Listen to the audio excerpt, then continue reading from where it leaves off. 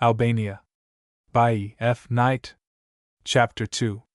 On board an Austrian Lloyd, voyage to Spalato, the coast of Istria and Dalmatia, old Venetian cities, our fellow passengers, Pola, a Turkish officer, the Morlax, why is England a triangle, Sebenico, arrival at Spalato.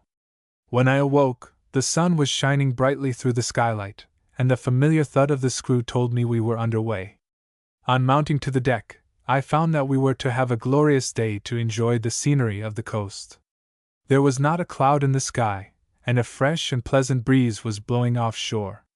As our vessel was to touch at nearly every harbor of Istria and Dalmatia, we were never more than 1 or 2 miles distant from some coast, either of the continent or of the innumerable islands which stud the eastern Adriatic from Fiume to Cattaro.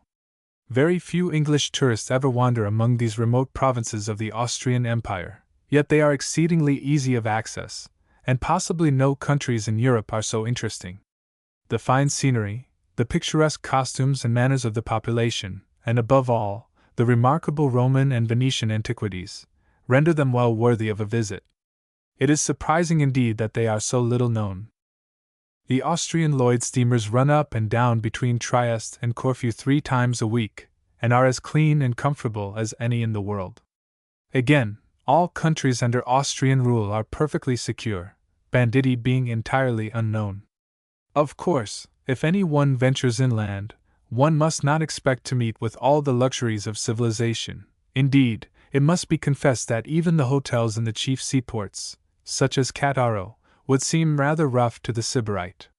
We met with universal kindness and civility, and even honesty throughout Dalmatia, from the Austrian officers and officials, as well as from the Slav and Italian population. We found every one anxious to go out of their way to point out to us the lions of the district. The tariff at the hotels is very low, as it is, by the way, on the Austrian Lloyds, where the 2 really excellent meals provided daily at 1 and 8 cost 1 and 1.5 florins, paper, respectively. In short, one lives luxuriously for about 5 shillings a day. The officers are gentlemanly and well-educated men, Dalmatians or Italians, as a rule, and very glad to fraternize with jovially disposed English passengers. One is almost sure to find one or more who speak English. We took our tickets for Spalato, at which very interesting town we determined to stay for a few days. This is but a 200 miles run from Trieste, but 42 hours are spent in the passage.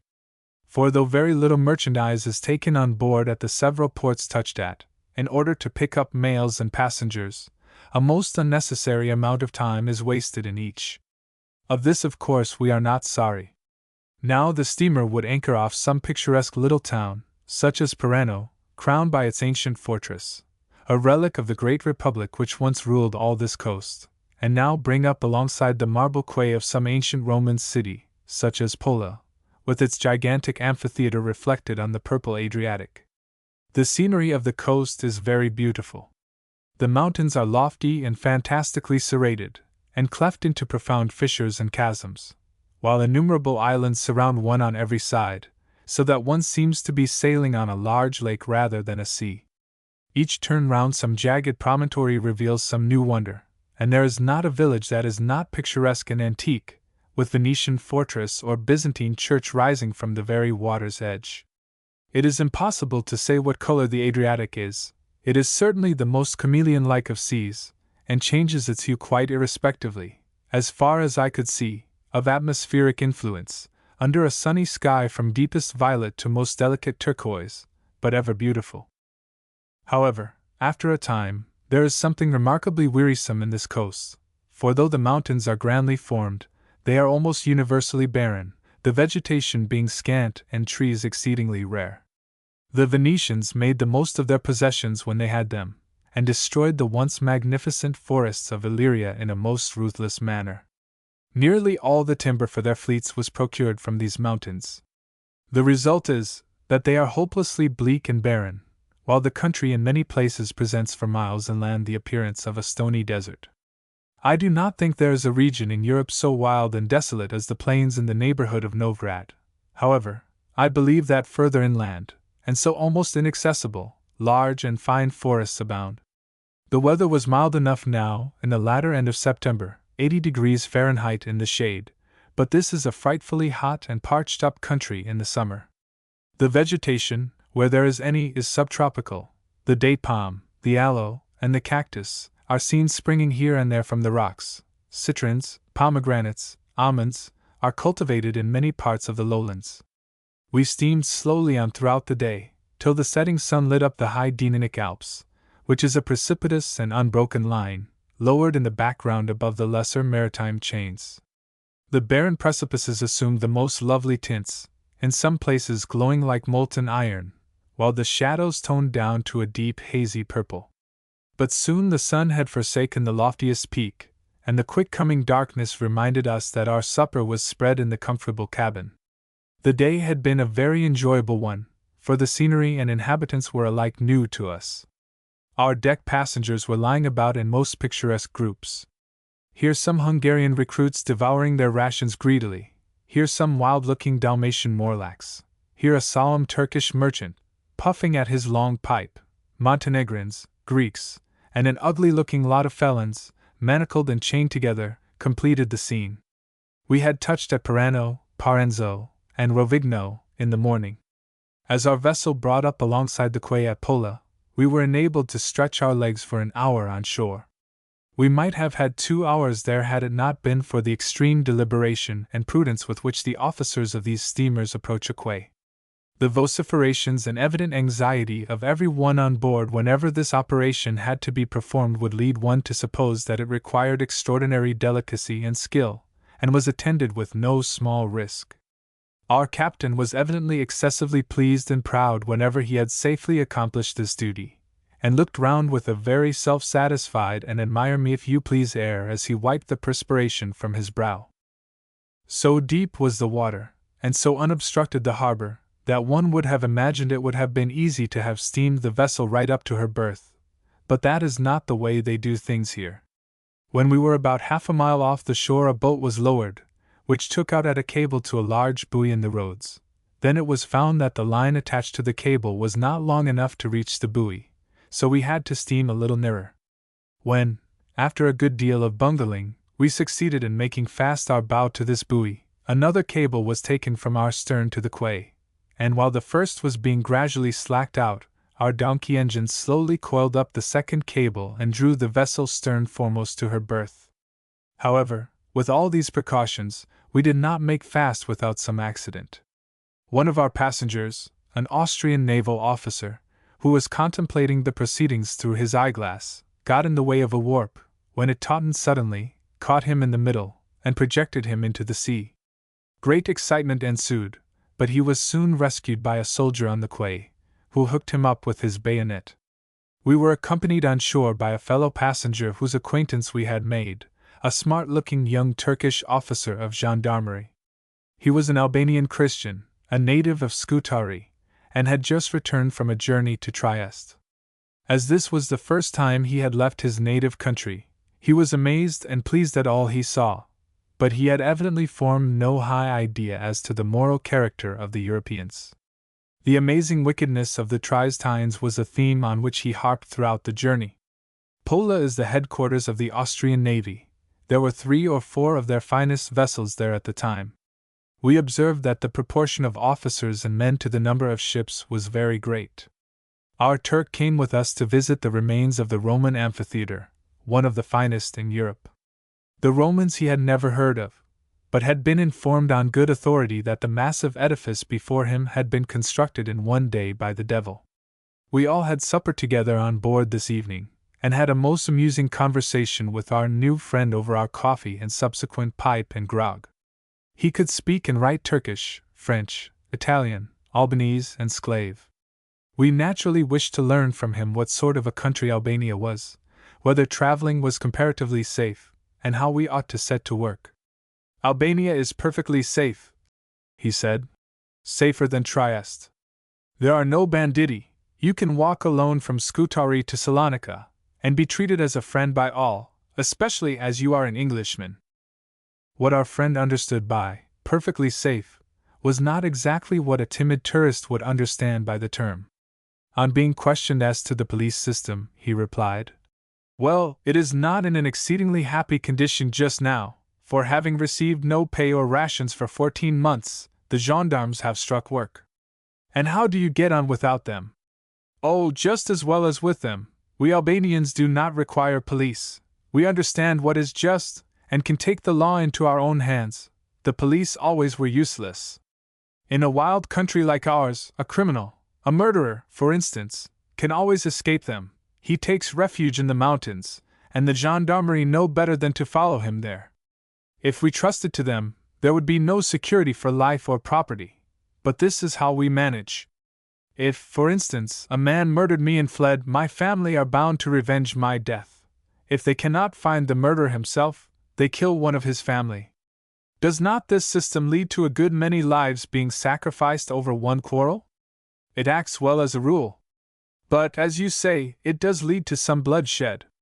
Just before I left Scutari, a man shot another's pig, which had strayed into his field. The owner of the pig immediately walked over to the other man's house and blew his brains out, which he was bound to do as a man of honor. Then a relation of the slain man shot a relation of the other behind his back as he strolled into the bazaar, totally unaware of the existence of any quarrel between the families. Was that looked upon as fair play? Everything is fair in our blood feuds. This very man was himself shot a few days afterwards as he was coming out of a mosque, by the brother of the man he had killed, who was waiting for him behind a wall. Several others on both sides were killed in this pig dispute, till at last the two families met and settled the matter amicably, and without dishonor to either party, for it was shown that an equal amount of damage had been inflicted on both families, 10 men of one having been slain, 9 men, 1 woman, and a pig of the other. Our friend told us that he himself had a blood feud on hand, and had to keep a very sharp lookout. I noticed that his hand was bandaged, and inquired how he had hurt it. Oh, he said, I scratched it with my saber, and so poisoned it. I have enemies at Scutari, and some months ago expected to be murdered any day, but determining to kill some of them first, when the time came poisoned my saber with a strong animal poison. I accidentally scratched myself with it one day. Luckily the poison was nearly rubbed off by that time, but as it was, it very nearly took me out of this world. Many other little anecdotes we extracted from our friend, all illustrative of the extreme security of Albania. Among other things, we were warned never to allow people to walk close behind us, not to pay excessive attention to the lady portion of the population, that being the most frightful crime that one can be guilty of in that country. We played at dominoes, drank grog, and discoursed on various topics till a late hour, then retired for the night, during which the old vessel steadily steamed her 8 knots an hour. The Austrian Lloyd Company are bound, by their contract with the government, not to run their vessels at a higher speed. Why, no one could inform us. On awakening the next morning, we found ourselves moored to the quay of the fine old town of Zara. We went on shore with our new friend, who, by the way, was saluted by the Austrian officers and soldiers when they observed his uniform, an honor which we afterwards found was rarely paid him by his own men in Scutari, in the present discontented condition of the half-starved Turkish soldiery. We had time to visit the monuments of this interesting old Venetian fortress, the fine churches, and the magnificent cathedral, built by Doge Dandolo. The streets are narrow, sewerless, and malodorous, but would be the delight of artists. The natives wear a particularly picturesque costume, but are exceedingly dirty, and not prepossessing in features. I had somehow or another formed an idea that as we advanced southwards into the more uncivilized countries of Herzegovina, Montenegro, and Albania, we should find that the population, as it became more and more artistic in appearance, would at the same time become more and more dirty and villainous looking. Seeing how very nasty these Dalmatians were, I expected to come across something very horrible indeed later on. In this I must say that I was agreeably disappointed, for all these reputedly barbarous races are far more intelligent, clean, and handsome than the dull and in every way objectionable Morlack of southern Austria, who much resembles his brother the Bulgarian. One of the natives of this district writes thus of his countrymen: For every article of necessity and comfort Dalmatia is dependent on other countries. There is clay, but no potter, quartz, but no glass work, timber, but no carpenter, lime, but no kiln, coal, but no mine, iron, but no furnace, rags, plenty of them, but no paper mill. These words, written some years ago, are almost true of the present day. The wretched condition of the country is partly due to the regime of the Venetians, who got what they could out of it, but did little for the improvement of the people. The greater portion of the territory was acquired by Austria from Venice in 1798. But though the government has established schools and a university at Zara, and done much in many ways to ameliorate the condition of things, Dalmatia is still in a very backward condition. The natives look with suspicion on, and are far from grateful for, the benefits they receive from the state. The Austrians are cordially hated by both the Sclavs and the Italians. These two latter, again, are very jealous of each other. So great is the mutual dislike, that it is rare to find even two fellow townsmen of the different races on anything like friendly terms. To a casual observer, at any rate, it seems that Austria has no very secure footing in this country, and has effected a mere military occupation of it. The government does its best to conciliate the people. They are lightly taxed, and have been allowed to retain many important rights and privileges. The population has been disarmed by the Austrians, who are now carrying out the same policy in the Herzegovina and Bosnia, their lately acquired possessions. Thus the Morlachs, who, like their neighbors in the Turkish provinces, were wont to stalk about bristling with pistols and knives, even in the towns, are now obliged to be contented with enormous red ginghams, which have become quite a feature in the national costume. Luckily for Austria, 3/4 of the population are Roman Catholics, those of the Greek Church being the minority. Thus Russian intrigue, though it is carried on by numerous agents, does not effect much harm among the Sclavs of these districts. After having visited the many objects of interest in this old Venetian city, and having tried and highly approved of the rosolio and maraschino, for the manufacture of which it is now celebrated, we returned to our vessel, and were soon once more steaming down the ever-changing coast to the southwards. The sky was obscured by clouds and the wind was strong, but there was little sea, for the islands were so frequent that we but rarely caught a glimpse of the open Adriatic. The shores, both of continent and island, were very stony and barren. There seemed to be no cultivation or any sign of life for miles. I should say that there must be thousands of uninhabited islands along this coast. We had for some time been silently smoking our cigarettes on the bridge, observing the desolate panorama as it swept by us, when our Turk suddenly broke in with, "Why do not you English, who are so strong, and take a part so often in other people's quarrels, fight for yourselves and recover what Bonaparte took from you?" I was obliged to confess that I did not quite understand to what he was alluding. "Ah, your countrymen never confess to a defeat. But tell me, is not England a triangle in shape?" "It is true. So I have been told." "Now how long is it since she has been of that form?" Not being able to give any reply to this difficult query, he enlightened my ignorance. "I have been told that when Bonaparte made an alliance with the Russians and the Italians, he beat England, and each of the three powers took from her a slice, thus leaving her triangular in shape. Is it not so?" While he spoke, he drew an imaginary diagram in the air with his saber, illustrative of this unfortunate episode in our history. Our friend was utterly unaware that England was surrounded by the seas. His idea was that our empire consisted of an extensive region bordering on Russia, of which India was a province. He was very anxious to learn if there were Sclavs in England, whether Queen Victoria was a Sclav, whether the English did not assume a blackish-brown complexion in the winter, in consequence of the perpetual fog. I tried to enlighten him on some of these matters, but I do not think he placed any credence in a word I said, though he was too polite to exhibit his incredulity. With the assistance of the donkey engine we brought up alongside the quay of Sebenico, and there remained for about half an hour. I find in my diary this one note: "Sebenico does not smell nice." This was a first impression. On my return journey I visited this town, and well worthy of a visit it is. It is built on the slope of a steep mountain, and rises from the water's edge in an amphitheater of quaint old buildings, a colossal Venetian fortress dominating all. The approach to it from the sea is remarkable. A labyrinth of narrow channels between rocky islands affords a difficult access to the shipping. The Canale de St. Antonio, the one by which the steamer enters the port, is in one place so shut in by the precipitous islands that it seems as if one could touch either side of it from the deck with outstretched arm. The streets are narrow, dirty, and steep, but some of the houses are very lofty and quaint, and all are impressed with the solemn and grandiose character of the Venetian style. We steamed on through the afternoon, which was wild and stormy.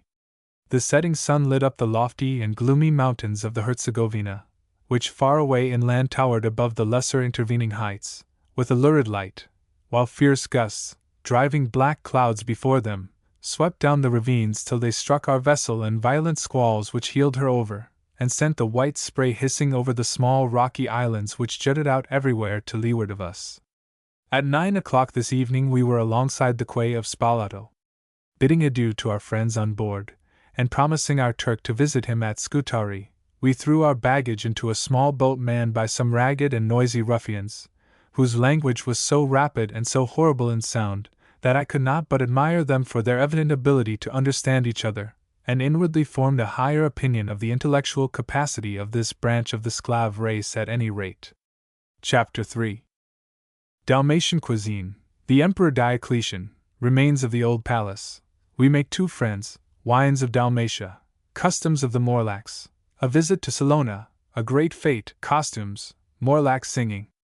On landing we were at once pounced upon by the custom-house officers, who could not quite make out our semi-military appearance. Our baggage, however, was not examined, so our cartridges once more escaped. Reshouldering our guns, and handing over our blankets and saddlebags to a quayloafer, we marched off to the Hotel de Ville, which we were told is the best inn in the town. A very fair one it turned out to be, consisting of the first and second floor of a portion of a large desolate-looking colonnaded square, recently built by a company, whose shareholders I believe will willingly part with their shares at the price of issue, for they have not met with much encouragement to continuing their work. The telegraph and post offices, and the restaurant of the hotel, at present monopolize the completed portion of the square. On the other unbuilt side is a sulphur spring, not sufficiently appreciated by the faculty of Spalato. The restaurant adjoining the hotel is a fair one for this country, but the cuisine of Dalmatia can hardly be recommended. The dishes presented to the traveler are not exactly German, nor are they exactly Italian, but combine the worst properties of the two without any of the good. On the other hand, the rooms in this hotel are very clean and comfortable, and the charge at this, as at all other restaurants on this coast, is considerably lower than in most countries of Europe. Having dined, we strolled through the town, whose nightly aspect we did not think very much of. Instinct led us to the principal café. It is in the piazza in the center of the town, and is greatly frequented by the Austrian officers as well as by the local civil swells. The open-air part of the café is a pleasant arbor of subtropical creepers. Here we smoked our cigarettes, and sipped our iced coffee for an hour or so, amused with the quaint costumes of the people and the lofty houses around us, dating from the old Venetian days, as their elegant porticos and fine carvings plainly showed. On the wall of one house near the café there are some very curious religious carvings. Eve presenting the apple to Adam is very comic. Spalato is a town at which one could easily pass a considerable time in most enjoyable loafing. The old Venetian city is built within the extensive walls of the palace of Diocletian, but the modern town has spread considerably beyond their limits. These ancient walls formed a useful defense against the piratical hordes that infested this coast during the Middle Ages, till the strong arm of the Venetian Republic swept the Adriatic of these freebooters, whose detestable excesses were the terror of the whole maritime population. Spalato is built on a promontory formed by the deep inlet on whose shores is situate the old Roman city of Salona, while the large islands of Brazza and Bua shelter the harbor from onshore winds. It was to this pleasant spot that the Emperor Diocletian, himself a native of Salona, retired in the year 305, when, weary of empire, he resigned the imperial purple. On the seashore, a few miles from Salona, he built himself this magnificent palace, in which he passed the remainder of his life without care or regret, taking great pleasure in cultivating his garden with his own hands. The outer walls form a square, each side of which is nearly a mile in length. These to a great measure still exist, but the modern houses built against and into them have by no means improved their appearance. The Cathedral of Spalato was the pagan temple which Diocletian constructed in the center of the area, and is a very symmetrical building. Many of the columns, and also the Sphinx, which ornament the palace, were brought here from Constantinople and Egypt. We were awakened early the next morning by a knock at our door. On our replying to it, a pleasant-looking stout gentleman entered smiling, and introduced himself to us as Marco Bettoni, Capitaine de Long Corps. He had heard of the arrival of 2 Englishmen in the town, so as he spoke English himself, he had come to offer his services to us. A very useful and agreeable companion he proved to be. The Dalmatians are excellent sailors, and these retired Capitaines de Long Corps form a most respectable element in the population. Most of the podestas or mayors of the small villages are of this class. They are always men who have knocked about the world, and are happy to assist travelers in every way. After breakfast we visited some of the lions of Spalato, in the company of our new friend. The architecture of the narrow streets, with their lofty balconied houses, and the ever-occurring lion of St. Mark carved over the archways, constantly reminded one of the old republic. We went to the Porta Aurea, the Golden Gate, which pierces the outer wall of Diocletian's palace from the north. I sat down under a blazing sun, and managed to make a sketch of it. During the process I was surrounded by a crowd of admiring Morlacks. When the marble columns which supported the arches were in their places, it must have been very beautiful. The ancient temple of Jupiter, now the Cathedral of Spalato, was within the precincts of the palace. It is now surmounted by an elegant campanile, which was constructed after its conversion into a Christian church. From the summit of this, 200 feet above the sea, there is a charming view over the town, the harbor, and the islands of the Adriatic beyond. The interesting remains of this town have been so well described by former travelers, that I will not here enter into them. Suffice to say that Spalato offers at every step some curious relic of early Christian as well as pagan days, not to mention the fine Venetian buildings.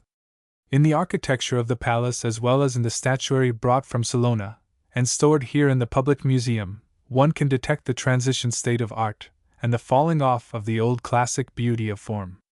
We were introduced by our new friend to a very pleasant French gentleman, who was of great service to us during our stay. M. Vigno was an enologue, a native of Bordeaux, and had come hither to be manager of a company recently started at Spalato, for the production of superior classes of wines. The natives of the country were quite ignorant of the science, their wines being rough and unpalatable, surcharged with tannin. But under the scientific and skillful direction of M. Vigno, it has been proved that Dalmatia is capable of producing excellent wines, emulating the finest vintages of his native land. Other companies have since his attempt been started for the like purpose, but as far as I could judge, the Société Enologue de Dalmatie, as the original Spalato undertaking is called, produces the largest variety and most excellent quality of wines. We visited the buildings of the company. It was the vintage season, and huge butts were brimming with the ripe fruit outside the door. In the yard 2 employees sat at a table purchasing the grapes, as picturesque Morlacks, men, women, and children, bore in the purple spoil in sacks and baskets of every size. These were weighed, and the little bundles of money were handed over to them in return. Now and then a basket would be refused, the quality of grape being inferior, when the wild people would enter into a fierce discussion with many gesticulations, but were peremptorily told to move on, as their noise was useless. The Morlacks are civilized enough to know some of the tricks of trade spoken of by the divine Artemis, as common among the American manufacturers of applesauce, the difference being that in the one case the bottom of the vessel is filled with sawdust, and in the other with stones. We indulged in a feast of grapes at M. Vigno's, and then adjourned to his spacious cellars to try his various wines. The huge casks, which contain enough of the rich fluid to drown the largest elephant, had been brought in sections from Bordeaux, the natives being incapable of constructing them. The wines we tasted were exceedingly good, and the different varieties might pass for the best Burgundies, sherries, and ports. There is also an excellent light wine. These wines are improved by a sea voyage. They are cheap, and need only to be introduced into England to be appreciated and widely consumed. Indeed, I am sure many of us have unknowingly drunk and enjoyed them, for M. Vigno told me that not only were large quantities exported to Italy, but, especially since the phylloxera plague had broken out, also to France, to the Bordeaux district itself, where doubtlessly they are blended with the native product and sent to us under many fair-sounding chateaux brands. The Sclav names which the Spalato wines bear are not musical. M. Vigno gave me all the details and prices. These wines could be sold in England, after paying all transport and custom expenses, at a very low rate indeed. The company is sufficiently old for us to have tasted and approved some choice vintages that had been 12 years or so in bottle, and very excellent they proved. M. Vigno had spent a few years in England, and speaks English very well. So between him and the kindly old sea captain, we did not feel ourselves at all abroad in Spalato. Without them we should not have got on, for our knowledge of Italian was limited, and of Sclav we knew but the names for bare necessaries.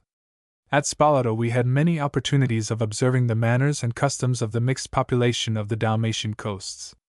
The native Italians and Sclavs keep very much to themselves. There is no society of any kind, and I cannot say I was in any way favorably impressed with them. The Austrian garrison, officers and men, on the other hand, created a very favorable impression. There is none of that swagger and bounce which is too often displayed by the troops of some nations we know of when in the midst of a subject alien and hostile race.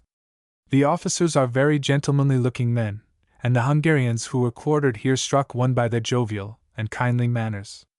The Austrian officers much dislike service in this province. It is the Siberia of Austria. The people do not speak their tongue, and will not mix with them, and the upper classes studiously insult them, as far as they dare. The Morlachs or Sclav peasantry are an interesting race, but not much to be admired. They are from all accounts great thieves and liars, and more backward, I should say, than any people in Europe. They have no desire for improvement. Any one who endeavors to introduce some new manufacture or industry among them is treated with suspicion. Every obstacle is studiously thrown in his way. The costumes of the male Morlachs are very picturesque, varying in different districts. They wear the baggy trousers coming to the knee, the embroidered vest and red sash of the East. In most parts the headdress is a skull cap, flat at the top, sometimes red. Generally the color is indistinguishable for the accumulated grease of years. They wear opunkas on their feet. These are sandals or slippers, with turned-up toe, made of rough thongs of oxhide. They are tied to the foot with straps of the same material. The Morlach is always accompanied by his long pipe with its red clay bowl. He is also addicted to smoking cigarettes through brightly painted wooden tubes fully 3 feet in length. The dress of the women differs so much in districts that it is impossible to give anything like a general description of it. It is not unlike that of the southern Italians. They, too, wear the opunka. The Morlachs have many strange superstitions and customs. To any one who wishes to see in the life the barbarous manners of the Middle Ages in all their picturesqueness, a voyage in these countries can be recommended. However, the Austrians have eliminated one of the most picturesque, if rather objectionable, features of the good old times. Hordes of brigands no longer overrun Dalmatia. The vendetta is now unknown, and traveling, if rough, is unattended with danger, and I may add that Morlachs, despite their other faults, are exceedingly hospitable, and will give up their one bed to the traveling stranger. The women of this race are treated in true Eastern fashion, that is, not much better than the beasts of burden. As in the East, those of the higher class rarely leave their houses, but sit lazily in their chamber acquiring a becoming pallor of countenance and fatness of limb. A Sclav will not allude to his wife in conversation without an apology for mentioning so low a thing. "My wife, excuse me, sir," is the common way of bringing her into a sentence. As in the East, too, the unchaste woman is regarded with great abhorrence. What vice there may be has to conceal itself in dark places, for the old punishment of the stoning is by no means unknown here. In the towns of Albania, this outward show of morality, for that is all it really is, just as in the old days, when the virtuous man to throw the first stone was not to be found, is still more ferociously demonstrative, cases of guilty parties of both sexes having been torn to pieces by the mob being of not unfrequent occurrence there. The following incident happened shortly before our arrival at Scutari. A Turkish officer of police, who had carried on a flirtation with the German servant of a foreign consul, was discovered, seized by several men, and beaten till he fainted with his wounds, and was left by them for dead. The next day was Sunday. Hiring a trap, we drove, with our two friends, along a good road, across a wine-producing country, commanding pleasant views of sea and mountain, to Salona, the old Roman city, the birthplace of Diocletian. It is but 4 miles from Spalato. As we approached it we saw, some miles off inland, on a precipitous buttress of the mountain, the ancient and impregnable fortress of Klissa, commanding the approach to Spalato from the Herzegovina. Salona is situated on the sloping ground at the head of the deep and beautiful inlet of the sea, which bears the same name. The ruins have been excavated, and there are no important remains to be seen, for the town was thoroughly sacked and destroyed by the Gothic hordes. It was from Salona, in 544, that Belisarius set out to rescue Italy from Totila and his Goths. The town had withstood several sieges. Attila himself is reported to have once captured it. Having for years enjoyed peace, lulled into a false and fatal sense of security, the Salonites, the historian tells us, gradually fell into a state of incredible luxury and sensuality. This was the Sybaris of the East. At last the day of trial came, and the Ephid citizens were found to be incapable of defending their homes against the hardier foe. The Avars overran Dalmatia in the year 639. Salona easily fell into the hands of the barbarians. The sinful city was plundered and burned to the ground, and where stood its stately theatres and temples, there is now but an uninhabited wilderness.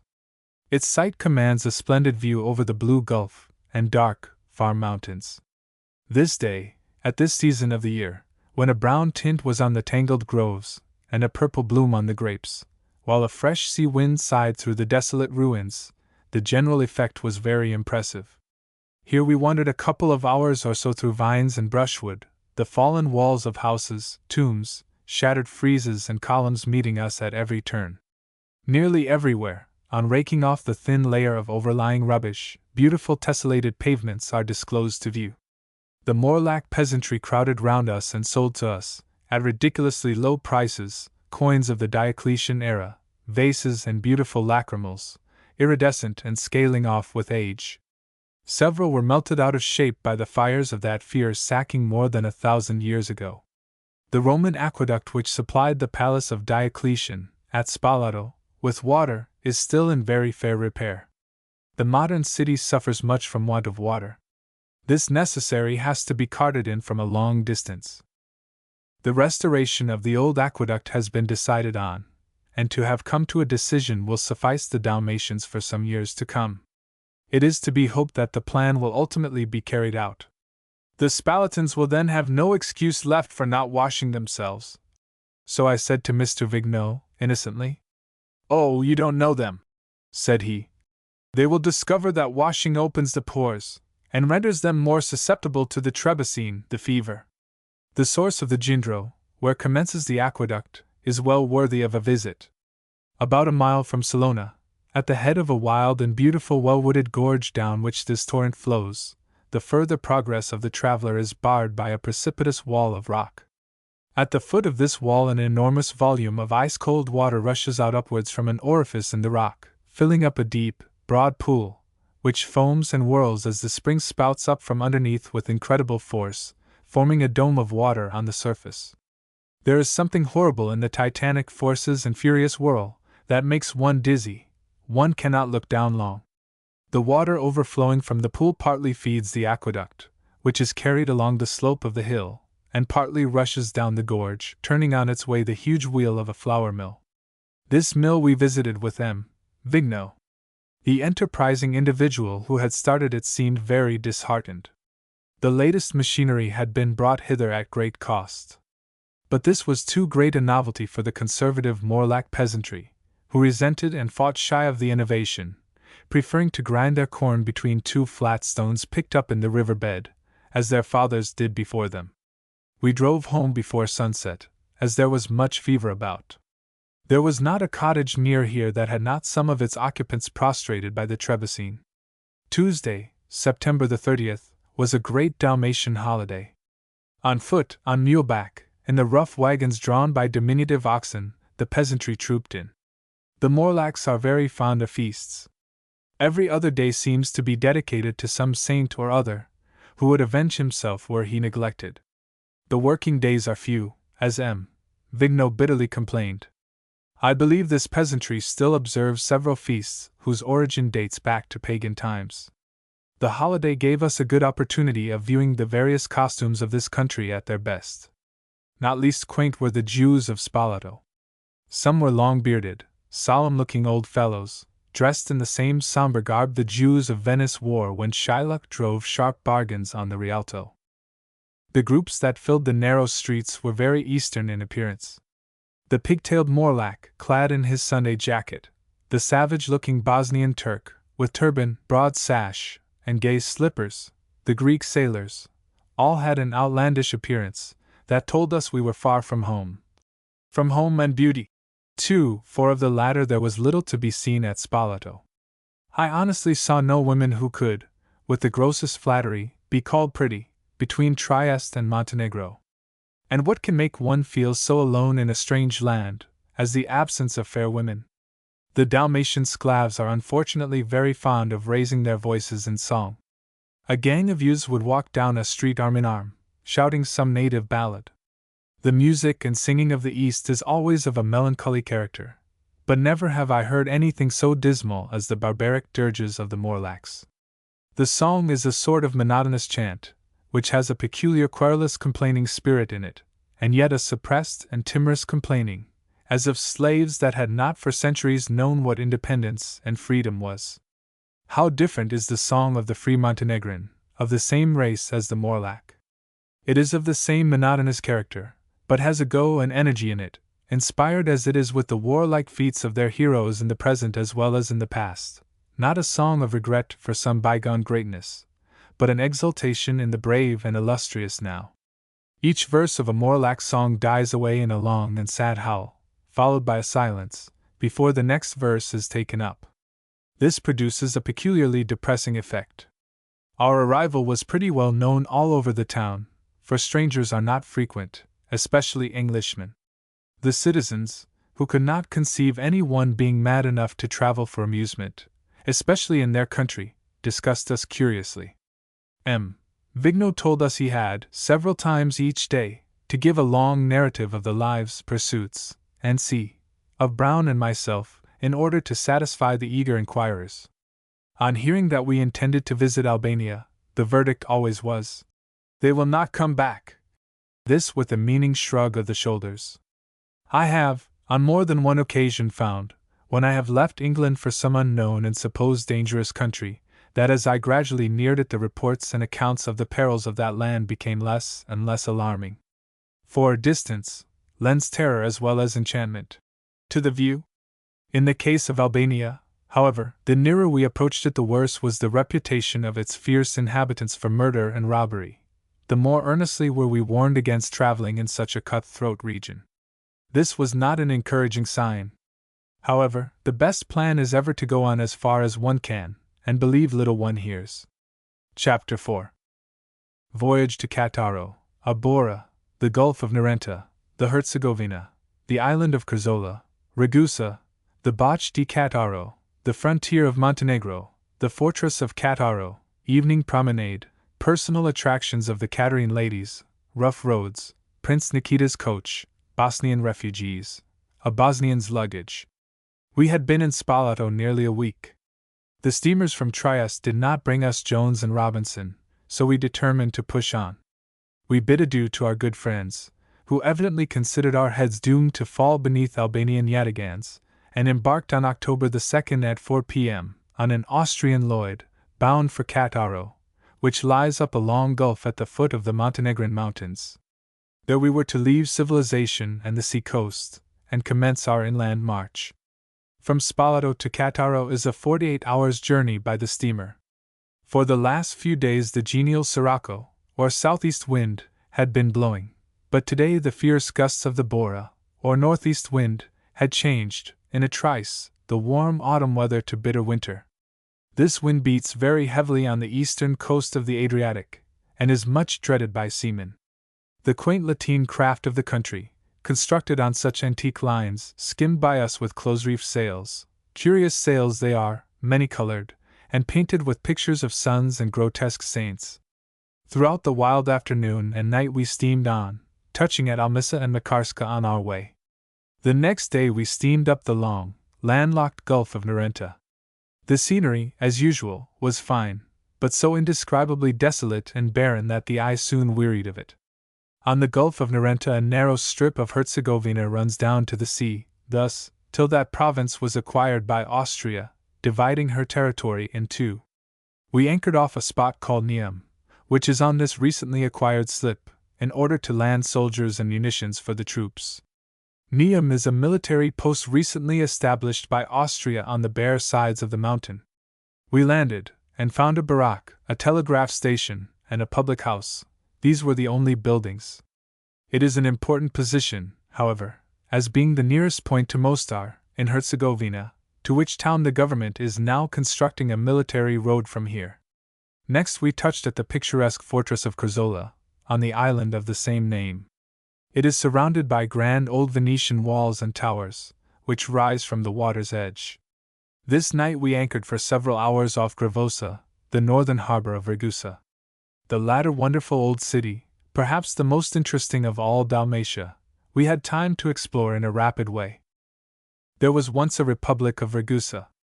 The fact that it successfully maintained its independence, when all the surrounding countries had been acquired by Venice, will testify to the strength of the little state.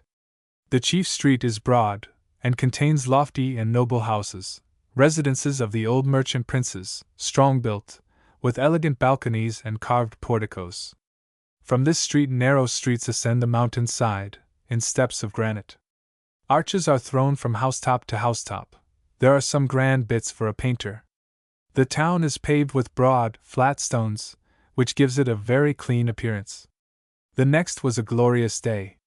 The gentle south wind once more brought summer back to us, and the lateen-rigged boats again shook out their reefs, and displayed all their gaudy canvas. It was early in the day when we steamed through the entrance of the Bach di Cattaro. This magnificent fjord has often been described. It certainly contains some of the finest scenery in Europe. The deep gulf winds into the heart of the wild Montenegrin mountains. At first it is quite 6 miles in width, then it narrows to a few hundred yards, then again widens into an extensive lake as the fantastically shaped, almost perpendicular masses of bleak rock jut far out into the deep clear water in rugged promontories, or retire from it in dark and profound chasms and ravines. Here and there houses and churches are seen perched on seemingly inaccessible ledges, thousands of feet above the blue water which reflects them. There are several small towns on the shores of the Bach. Castelnuovo and Parasto have beautiful situations.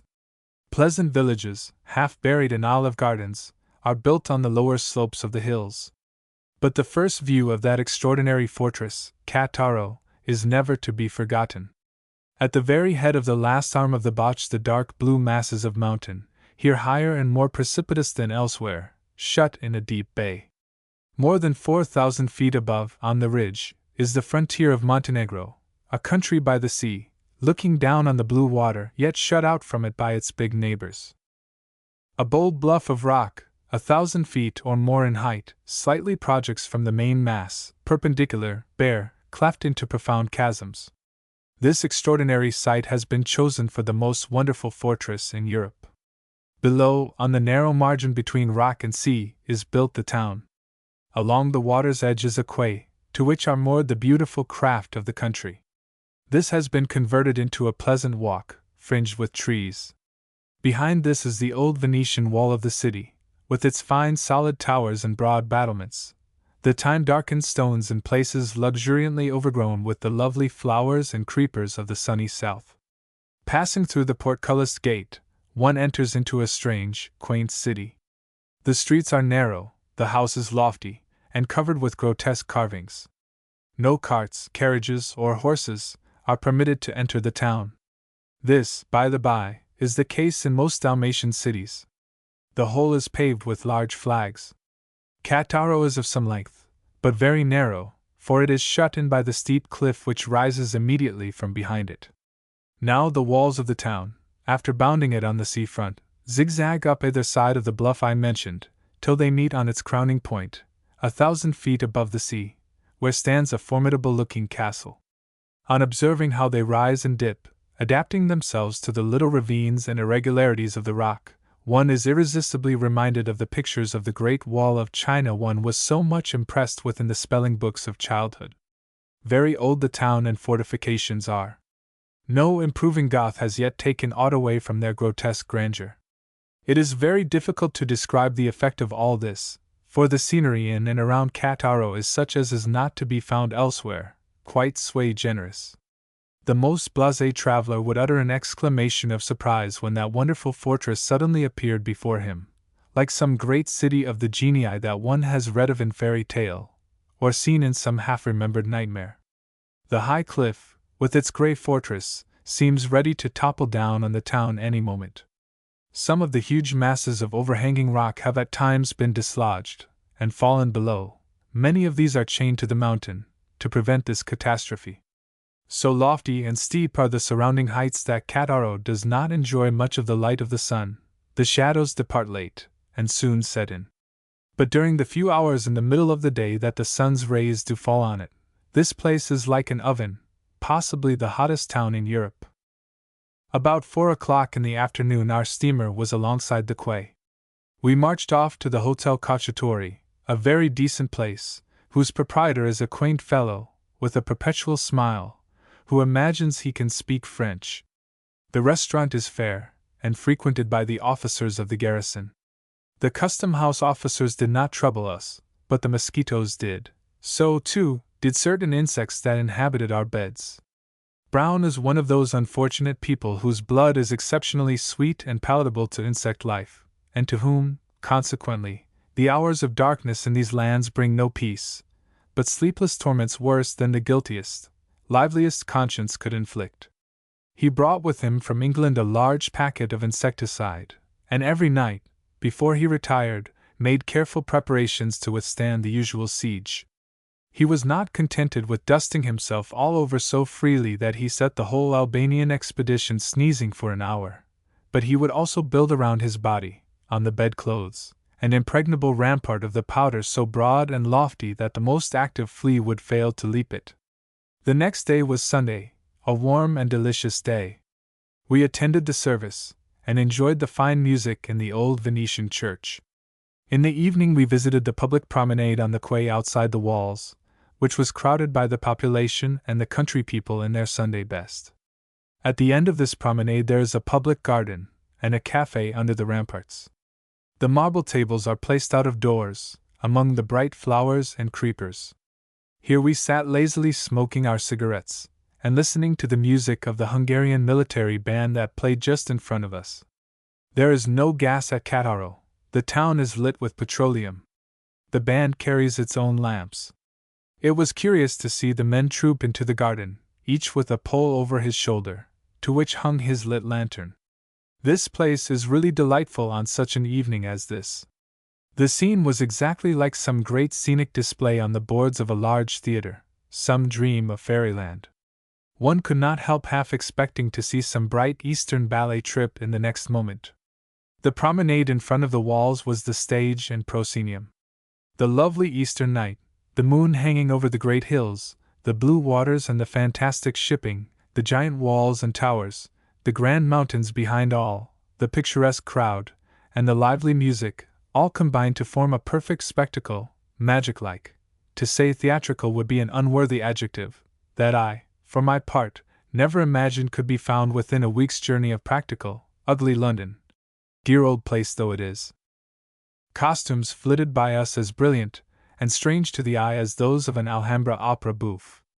The Morlac, the lithe and bright-eyed Greek, the turbaned Turk of Bosnia, with glowing robe, solemn and haughtily looking, the Montenegrin mountaineer, with his white coat tied on with silken sash, and richly embroidered vest, the Albanian in fez, snowy kilt, rough capote, and jacket stiff with gold, the Arnaut, with his manly tight-fitting dress, stalking through the crowd, looking the fierce and undaunted savage that he is. All these strolled or stood in groups, completing the picture with their richly colored and varied costume. The very Europeans, with their sadder-hued dress, formed no unpleasing foil to these. The ladies, with unbonnetted heads over which a shawl is gracefully thrown in Venetian fashion, their little feet silk-stocked and slippered, as in the East, above which, just peeping below the black silk dress, hung a mere suspicion of delicate white embroidered petticoat, were charming, if not seen too near, an ungallant verdict, reluctantly wrung from a veracious traveler. The Hungarian and other Austrian uniforms were also no unpleasing feature in the throng. I have just now, and I think on other occasions, used the term European in contradistinction to the term Dalmatian. I only follow the usage of the country. I found that Dalmatians and Albanians always spoke of Europe as if they were quite apart from it. "You Europeans, you in Europe," was a common phrase. The music ceases, the lights are extinguished. We must pass through the walls by the narrow gate into the city. By night the portcullis is half lowered, so we have to stoop to go through, as if to bow in obeisance to the winged lion of St. Mark that is carved in the old stone above. We walk through the quaint old streets, whose broad clean flags rang metallically under our feet. The town was now deserted and silent. As we approached the hotel we stood and listened to one remarkable noise which can be heard once every hour at Cattaro, and which produces a very curious and pleasing effect. This is the watchword of the sentries on the walls. First, the sentinel below at the gate tower commences, with the long wailing cry, then the next takes it up, then the next, and so on, right up the zigzag fortifications to the fortress up in the mountain, 1,000 feet above, each cry fainter than the last. Then, when the sentinel at the extreme summit has shouted out the word, his voice almost inaudible to us so far below, it is carried down the other side of the walls, distincter and distincter again, until it reaches the starting point again, and the man posted on the grim old tower just before us gives out in loud voice the last intimation that all is well. We loafed about the neighboring mountains and shores for some days, waiting to see if those dilatory travelers, Jones and Robinson, would turn up. We visited the new road now being constructed into Montenegro, a difficult undertaking to surmount these frightful rocks. The old road, which is carried in long zigzags from above Cattaro to the summit of the pass, is calculated to test the wind and muscles of the pedestrian. It is a very rough affair, and though much labor has been expended to clear away the larger rocks that obstruct the way, yet in some places one has to clamber over boulders of considerable height. The Montenegrins look upon this rough track as being a model highroad. It is far better than most of the so-called roads of Montenegro and Albania. But in these countries it is generally difficult to make out what is intended for road, and what is not. The roughest mule track of Switzerland is as good as a great highway here. The Prince of Montenegro recently paid a visit to the Emperor of Austria, at Vienna, where he was made very much of. When he was about to return to his native mountains, the Emperor was much puzzled to know what would be a fitting present to make to the semi-barbaric despot. At last he bethought him of a splendid state carriage, on whose panels were painted the arms of the principality, and 4 fine horses. The prince was much gratified, and the costly gift was taken by steam to Cattaro. Here an unexpected difficulty arose. The carriage could not be taken to Cetinje, for there was nothing that by the greatest stretch of compliment could be called a carriage road leading into the principality. So here, at Cattaro, in Austria, the coach has to remain until the new road be completed, which will not be for some time to come. Whether the coach was originally given in anticipation of the new road, or whether the new road is being constructed for the coach, I was not able to discover. On the next day the Duke of Wittenberg arrived here by steamer, on his way to Cetinje. A deputation of gorgeously clad Montenegrin notables, tall, handsome, and straight, armed to the teeth, was on the quay to receive him. These contrasted favorably with the municipal authorities, who were there for the same object. A German or Italian in swallowtail coat, black silk hat, and white kid gloves, in broad sunlight, is an uncomfortable and unpleasing object. In the afternoon the guns from the fort above the town fired twice, the signal that the Trieste steamer was in sight. This time we made certain that our friends were on board. So confident were we, that Brown and myself tossed up as to whether Jones or Robinson should be at the charge of a bottle of maraschino to be consumed by the quartet. We were again disappointed. We went on board.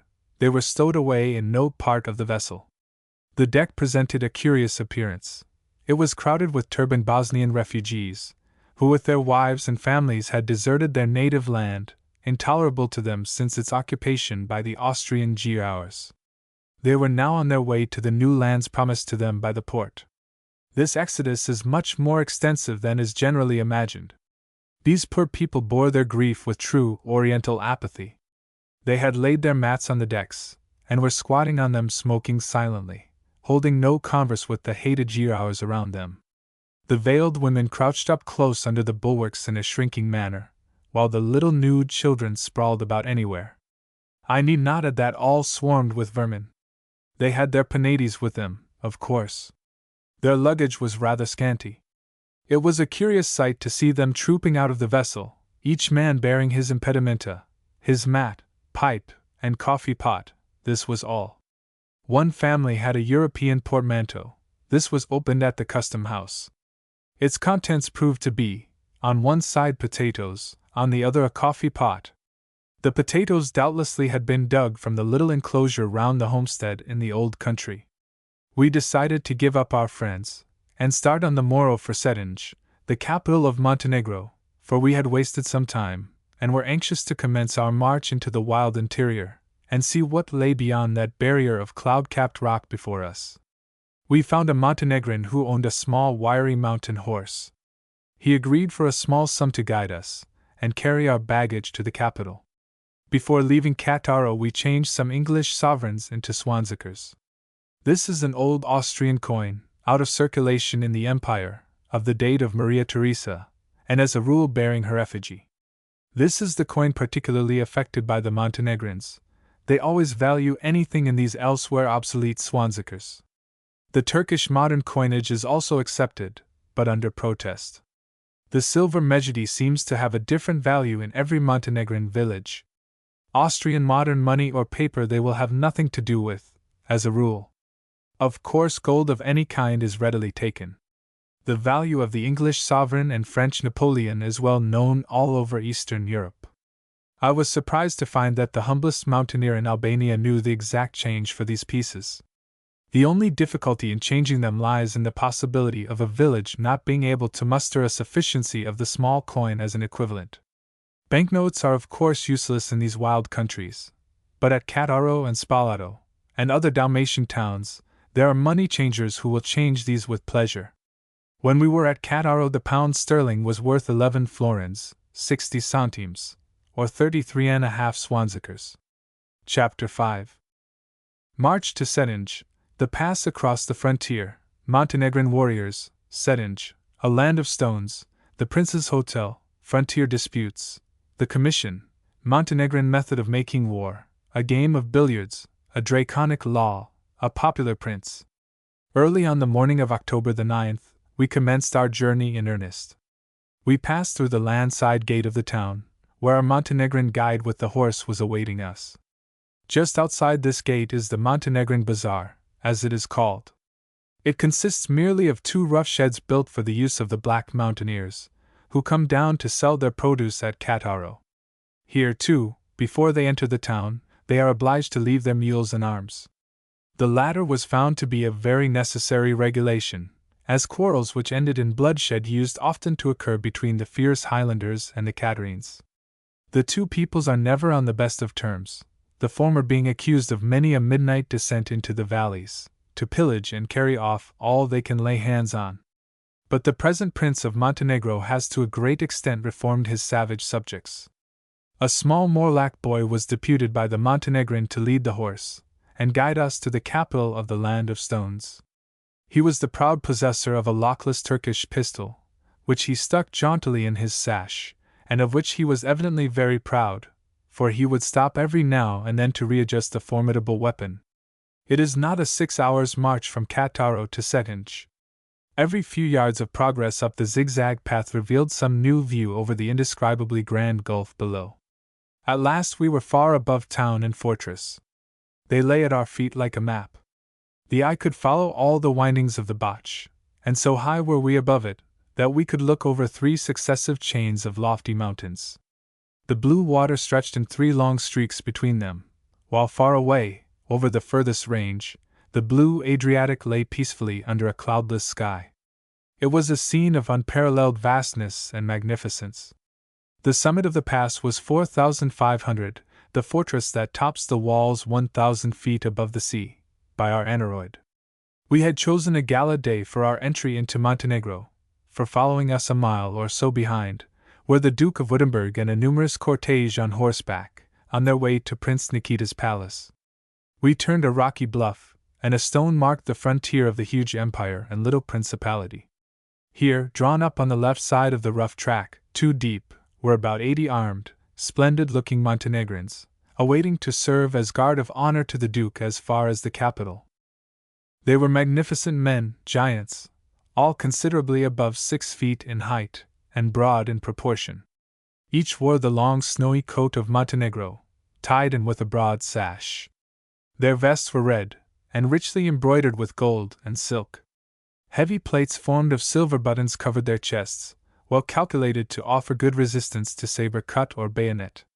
They wore the national headdress, which deserves a special description. It is a round flat-top cap of red cloth. Round its side, and just overlapping its upper surface, is stitched a black band. In a corner of the red circle thus left at the top is embroidered a semicircle, in gold thread, into which is also often worked the initial letters of Prince Nikita's name in Slav characters. This cap has a symbolical meaning.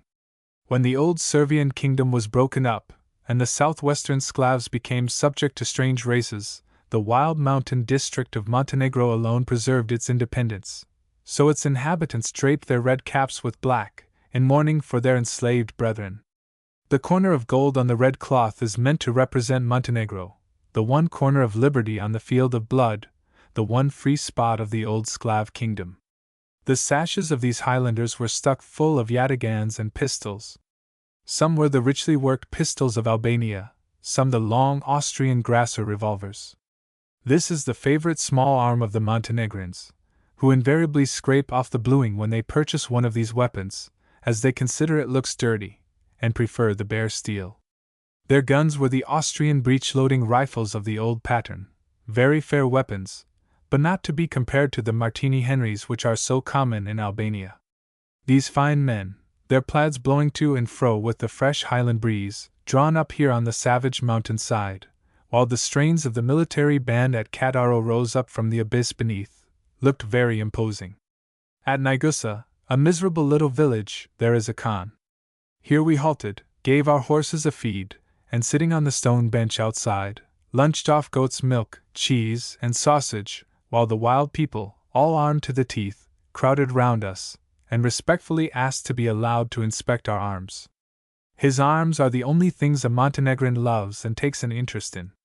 He spends half his time in cleaning and polishing them. Our guns and revolvers were always much admired, and their systems had to be carefully explained at every halt. My revolver was the new army weapon, with patent extractor. This was something entirely novel to them.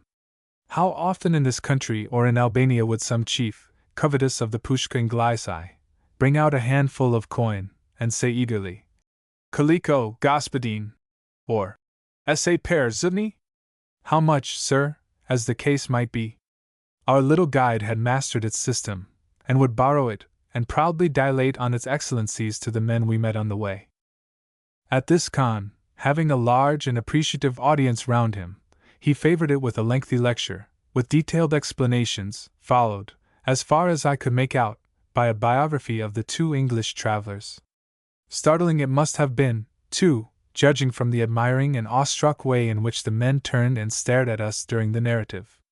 Early in the afternoon we marched down the high street, or rather the solitary street, of the smallest capital in Europe. Setinj is but a village of sordid huts, above which rises, imposing in contrast to the other buildings, the palace of Prince Nikita. My sketch represents the view from the hotel, for Setinj now possesses this luxury. The winged house in the center is the palace. On the right is the bishop's residence and cathedral, if this term can be applied in this case. In the background is the well-known tower on which the heads of slain Turks were wont to be stuck on spikes, exposed to the jeers of the populace.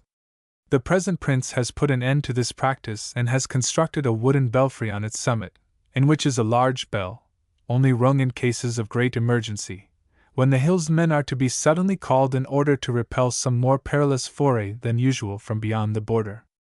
Cetinje is built in a broad plain, not over-fertile, surrounded by lofty hills. This is not the richest plain in Montenegro, but considering what a desert of stones this country for the most part is, it appears a very well-favored spot indeed to the mountaineers. The legend says that the Almighty, when he distributed stones over the earth, accidentally upset the bag which contained them over Montenegro. It truly looks like it. A more desolate and barren region it is difficult to find, a desert of broken masses of limestone piled one on the other in fantastic heaps. Its character is expressed in the names given it by its neighbors. Montenegro in Italian, Karatag in Turkish, Chernagora in Sclav, all have the same meaning, the Black Mountain. As a Montenegrin told me, "This is a poor, rocky country of ours. We produce but two things, fighting men and flea powder." This insecticide of Montenegro, made of a certain rock plant, is renowned all over the East, and is largely exported. It is very efficacious, and well bears out the dogma so impressed upon us in our youth, that bountiful Providence ever finds the antidote where she gives the evil. The nettle and the dock grow side by side. The hotel is the finest building in the capital after the palace. It belongs to the prince, who, observing that inquisitive tourists were beginning to visit his realm, bethought him of this good speculation. He has placed a sergeant of his army in it as manager. On entering it we were ushered into a comfortable room, not by a smiling chambermaid, but by a gigantic barbarian bristling with arms. We sat down and rested for an hour, discussing our plans.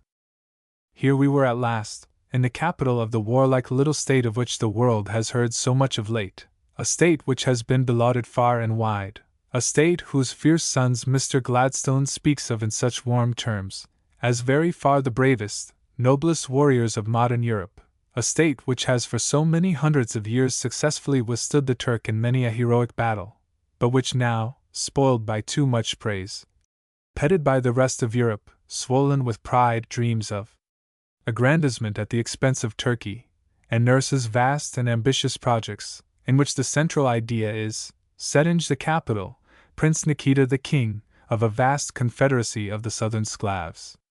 The Austrian occupation of Herzegovina and Bosnia was naturally very displeasing to the Montenegrins, crushing several of their grand hopes. That Montenegro for years carried on intrigues in the Herzegovina, incited the Christian population to revolt, and encouraged them to look forward to the day when they should be subjects of Prince Nikita, is notorious. The principality was ever a place of refuge for Herzegovinian fugitives, and, as my readers know, lent valuable assistance in that last insurrection which ended in a great European war. In the late war Montenegro was very successful, as we all know. Her troops on several occasions defeated the Turks with great slaughter. It is true that her foemen were not of the first line, but starving, shoeless, demoralized Radifs. However that may be, the representatives of the powers, at the Congress of Berlin, considering that the prowess and success of her armies merited some recompense, handed over to her a large slip of Turkish territory, giving her what she had so long coveted, a seaport, and Tavari. Her new territory has proved rather troublesome to her, a not unalloyed good. The inhabitants of it do not approve of being thus unceremoniously handed over to the hated Karatags, and offered, and are, I shall have to show by and by, still offering, a formidable resistance to the prince's troops. As I am on the subject, I may state that the wise men at Berlin made a very serious mistake when they drew a line across the map, to represent the new frontier.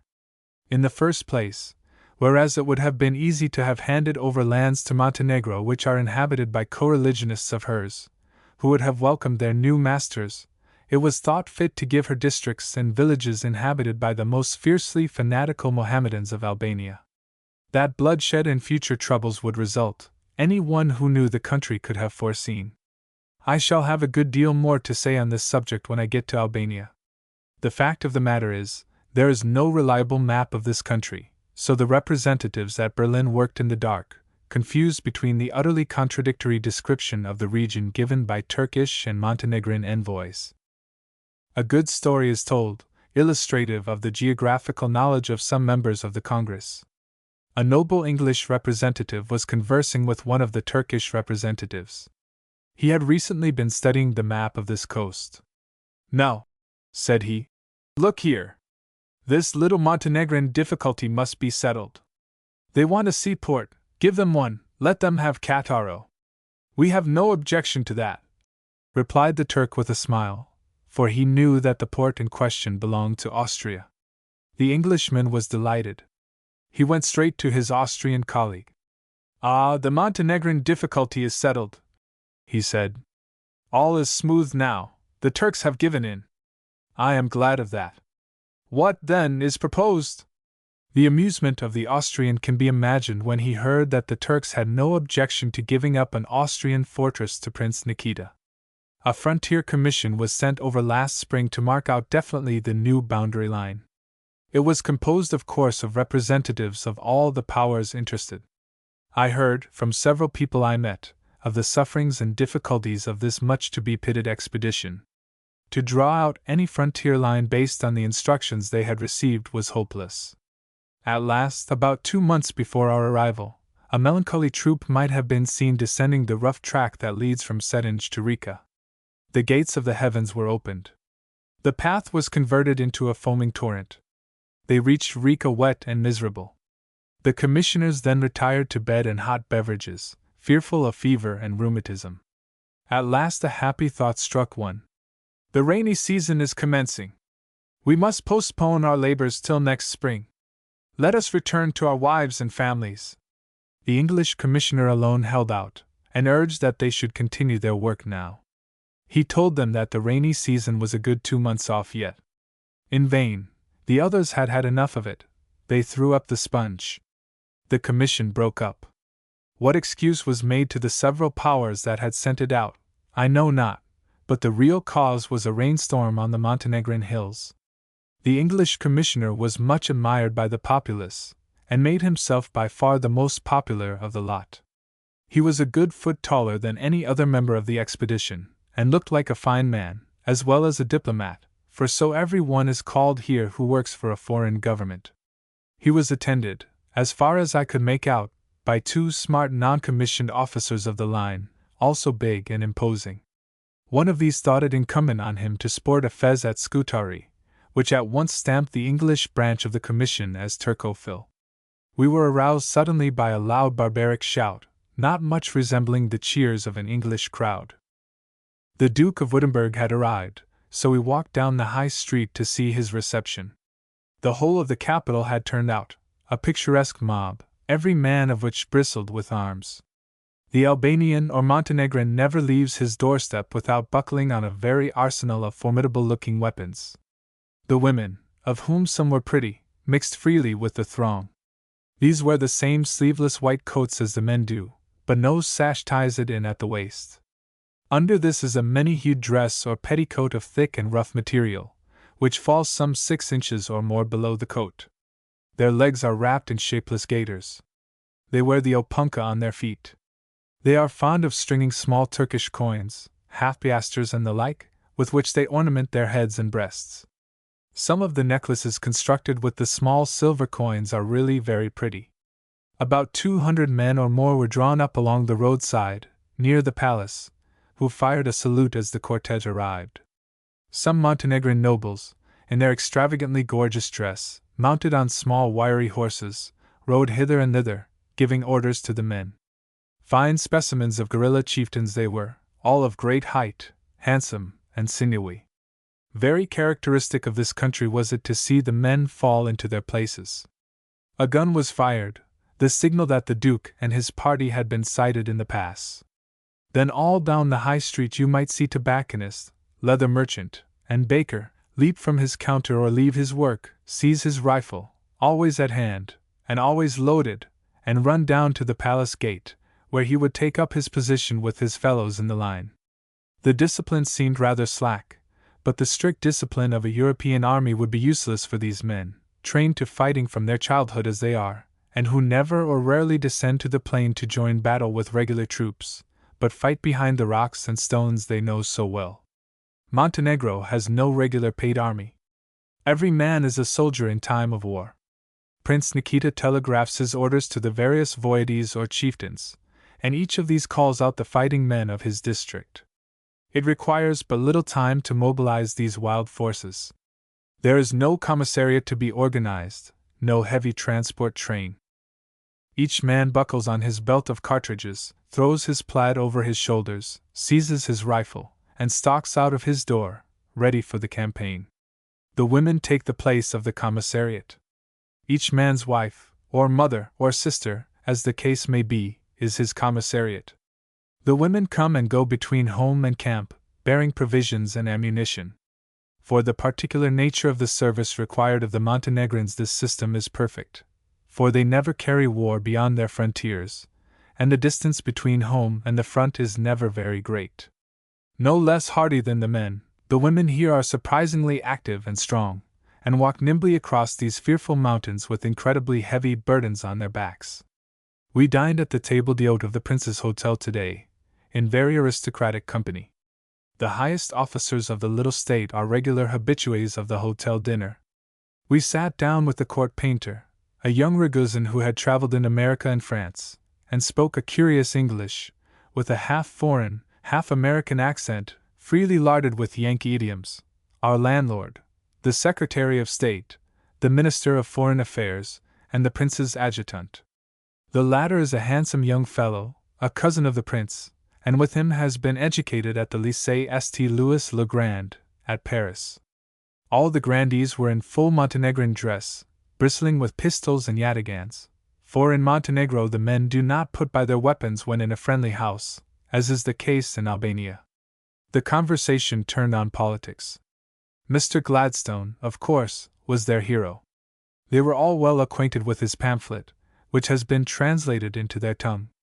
The hatred they expressed for Lord Beaconsfield was intense. They were by no means reserved in the terms of their abuse. There was one thing that excited their astonishment to a great degree. "You Englishmen," said one, "Christians, civilized, a great people, how comes it that you allow a Jew to govern you?" Seeing that we were not quite of one mind with them, and were not such great admirers of Holy Russia as were they politely turned the conversation. We then got on the subject of the perpetual wars on the Turkish frontier, which in ferocity and romantic incident excelled the old feuds of our northern borderland. A man happened to enter the room while we dined. Our landlord introduced him to us as a very brave fellow, who had cut off 23 heads in one battle of the late war, and who, in consideration of his prowess, had received a medal from the hands of the White Tsar. From cut-off heads and noses we got on the subject of Prince Nikita. His praises were loudly sung. This autocrat is greatly beloved by his people. He is a handsome man, tall and powerfully built, married to a very lovely Montenegrin. That the prince has done much for his country is certain. He has succeeded in abolishing many of the more barbarous customs of his subjects.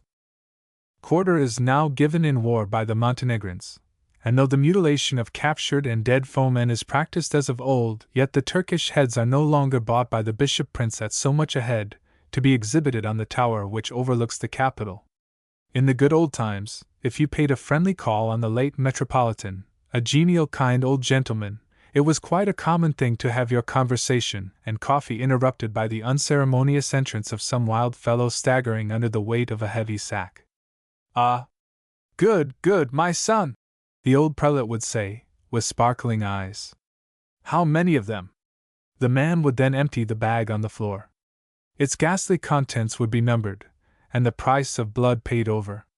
The heads would be raked up again and carried off to the tower, then the conversation would be quietly resumed where it left off.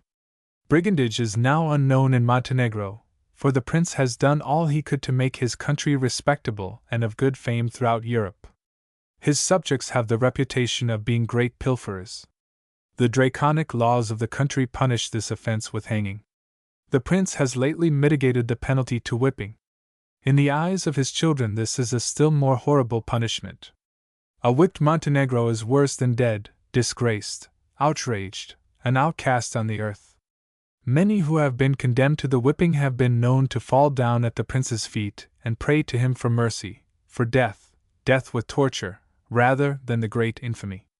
A Montenegrin whipping is no joke. So severe is it, that death often follows the punishment. I must say, in justice to this people, it is not on that account that the penalty is so dreaded. For like his neighbor the Albanian, the Montenegrin is indifferent to death or physical suffering. He is indeed perfectly brave. Dinner completed, a much better dinner, I may add, than any Dalmatian hotel can afford, we retired to the adjoining café, in which was a very inferior billiard table. The room was full of armed Montenegrins, smoking and raki drinking, a wild-looking crew. It is to be feared that so civilized a luxury as a café and billiard table must lead many young Montenegrin gentlemen into dissipated habits. Here, playing together for pots of Austrian beer, were the Minister of Finance, the Prince's adjutant, the innkeeper, the postman, and the potboy. In what metropolis, even of the most democratic republic, would one meet with such fraternizing equality as in this little absolute despotism of Montenegro? It was an exceedingly funny sight. All the players were terribly in earnest, quiet and stern over their game. Chapter 6. The occupation of a Montenegrin gentleman, the public library, Prince Nikita's prisoners, Albanian versus Montenegrin, a Montenegrin loan, the prince as a sportsman, the museum, the hospital. The next morning we rose betimes, to visit the lions of the Montenegrin capital. It struck us, as it strikes most travelers in this country, that the favorite occupation of a Montenegrin in time of peace is to swagger about in peacock fashion in conspicuous places where he is likely to be seen, proud of his fine dress and splendid weapons, which he sticks ostentatiously in his silken sash. The women do work hard here, but I have never seen a Montenegrin of the sterner sex demean himself by any labor. They are all gentlemen, in the good old sense of the word. They can't do any work, and wouldn't if they could. There is no industry of any kind in this country. Their embroidered robes, their metal work, their saddlery, all come from Albania, or are here worked by emigrants from that province. The black mountaineers have many virtues, but, pace Mr. Gladstone, industry is not one of them. How they manage to procure their expensive get-up often puzzled me. True, all the riches of the country are on the not over-clean backs of the inhabitants. Miserably poor the common people are. A bad season, as this one has been, equals in horror and suffering even what Ireland has just experienced. Yet a Montenegrin, be he starving, can always manage to be well armed, and often gay with gold embroidery. We met a string of women, some by no means ill-favored, bearing building materials, wood, bricks, and the like, on their broad shoulders. They had brought these all the way from Cattaro. As all the luxuries, and many of the necessities of life, have to be brought up that frightful path on the backs of the fair sex, Sedinge is by no means a cheap place to live in. It made my eyes open to learn the cost of a feed of hay for one's horse. We walked up the high street, till we reached an institution of which the natives are very proud, the public library. This was but a small room. The books were few in number, all in the Sclav tongue. I was surprised to find the chief Russian, German, French, and Italian journals lying on the table. There was a Standard and Illustrated London News of as recent a date as September the 27th. The prince, who of course is consulted as to what publications are to be admitted into his realm, has curiously enough selected from our daily papers the one that, above all others, takes a view of general European politics diametrically opposed to that of himself and his big ally in the north. The next object of interest we visited was the prison. Imagine a courtyard open on the street, generally, I believe, unguarded. Here all offenders against the law squat on the ground, or stroll about as they like. They are allowed to receive their friends, who bring them little luxuries. A most happy-go-lucky sort of a prison, and very characteristic of the country. These prisoners, were they so inclined, could escape in a moment. They never attempt such a thing. They are ordered to remain there and consider themselves prisoners for so many days, and there they stay, smoking patiently till their time is up. In so small a country as Montenegro, it is hardly an exaggeration to say that everybody knows everybody. The flight of a prisoner would be telegraphed to every village, he would soon be recaptured. For so great is the love and fear entertained by this people towards their prince, that none would venture to shelter or assist a runaway from his prison. Again, to fly across the frontier is a plan few would care to resort to. The Montenegrin loves his country too much to desert it, and is too much disliked by his neighbors to expect to be by them received with open arms. The prince had occasion to send an important message to Cattaro one winter. Heavy snow rendered the path dangerous, almost impracticable. So, as it was a pity to risk the life of an honest man, a criminal from the prison was called out, and ordered to carry the letter to the Austrian fortress, and return immediately. No one for a moment suspected that the man, having regained his liberty, would stay away for good. Indeed, he carried out his mission safely, and returned within 2 days. While we were lunching with the grandees in the hotel, several loud explosions, succeeding each other in rapid succession, shook the house to its foundation. We were told that the noise proceeded from the new road to Cattaro, where the rock is being blasted with dynamite. We went out to see the sight. The plain at the back of the hotel was crowded with groups of men, women, and children, who seemed pleased and excited at the spectacle. Every now and then from the rocky ridge, about half a mile off, would spout a huge volume of smoke and fragments of rock, which was followed shortly by a loud roar. The recklessness of the spectators was amazing. A fragment of rock would fall in the midst of them occasionally, which called forth peals of laughter.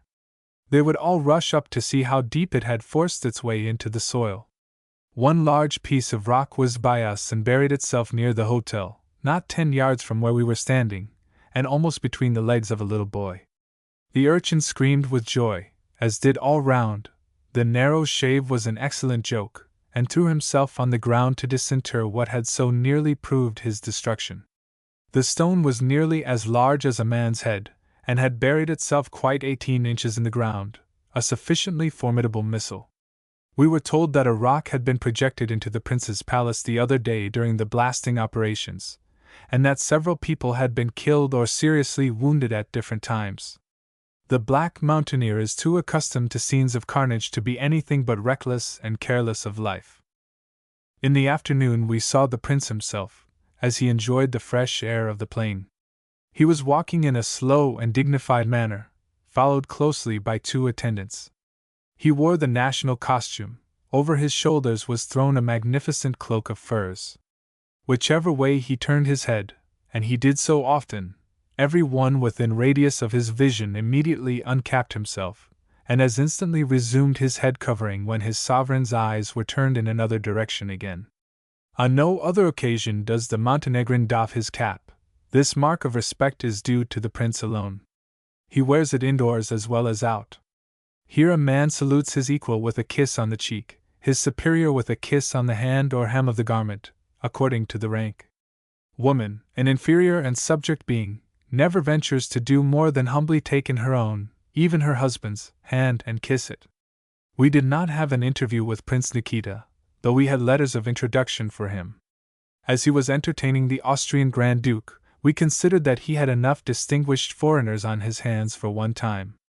Later on Robinson and Jones did interview him, and were much pleased with his frank and genial manner.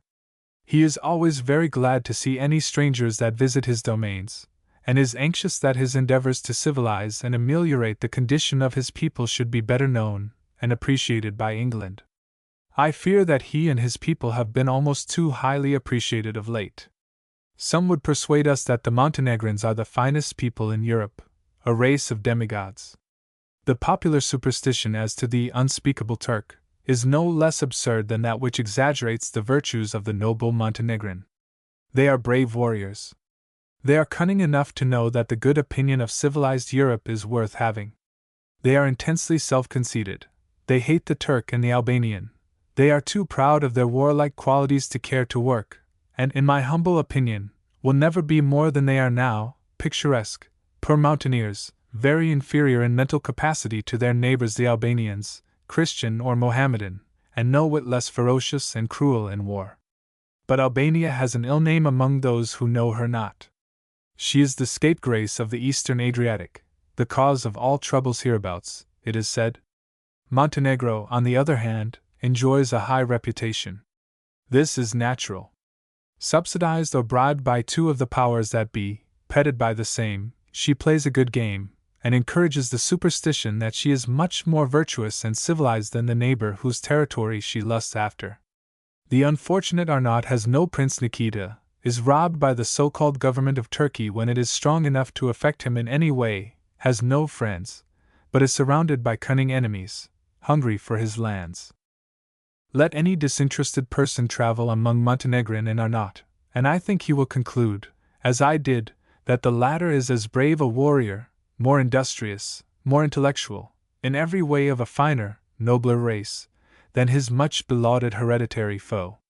The cares of state lie not heavily on the shoulders of Prince Nikita. The little work he does do he is very proud of. Europeans that have conversed with him have come away with the impression that he is the hardest working, most conscientious prince in Europe.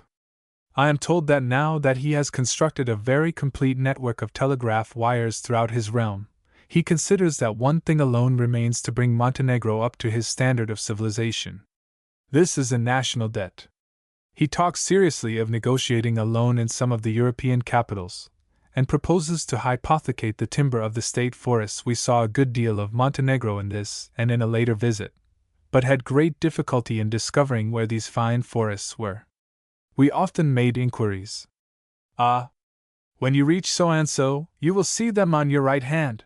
So-and-so reached, we could perceive nothing but the eternal stones of the Karatag, made further inquiries, and were referred to some further spot where we should find huge primeval forests darkening mountain and valley, the haunts of wild beasts, where the axe of the woodman had never been heard to resound, where 20 men linked hand in hand would fail to encircle the gigantic trunks. We pursued these phantom forests, but never found them, so we concluded that they existed only in the imaginations of the Montenegrin financiers. At last, it is true, on the frontier, near Clementi, we did come across what might be called forests, but the timber was not large, and growing where it did, in inaccessible haunts of the eagle, in the heart of the wild mountains, it was next to useless. I should say that if the principality endeavored to raise a loan on the security of her inexhaustible stones, she would be about as successful as she will be if she seriously tries to hypothecate her forests. A rather cynical person, a foreigner, who knows Cetinge well, gave me an amusing summary of Prince Nikita's method of passing his time. In the morning he sits in his palace, occasionally sends a message of little import to some village voyage, through the medium of his new toy, the electric telegraph.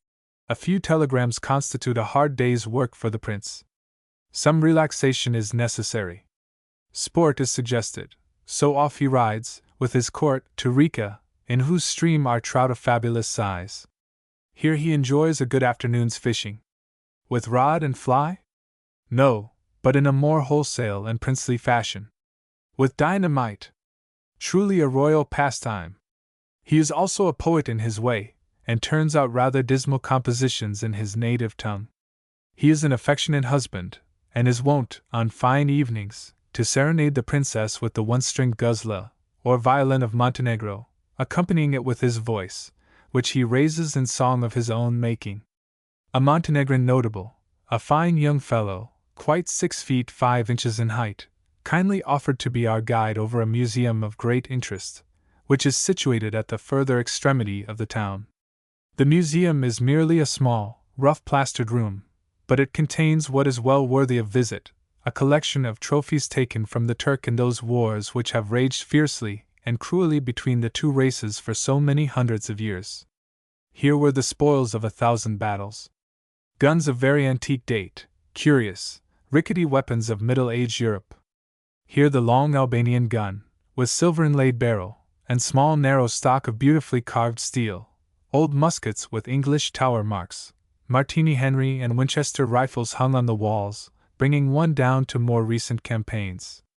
Sabres, blood-stained and broken, mountain howitzers, tattered standards, some falling to pieces with age, some rent with ball and shell, the richly inlaid cimeters of some old prince of Orient, lances, old chain armor, and I know not what besides, lay in confusion all around us.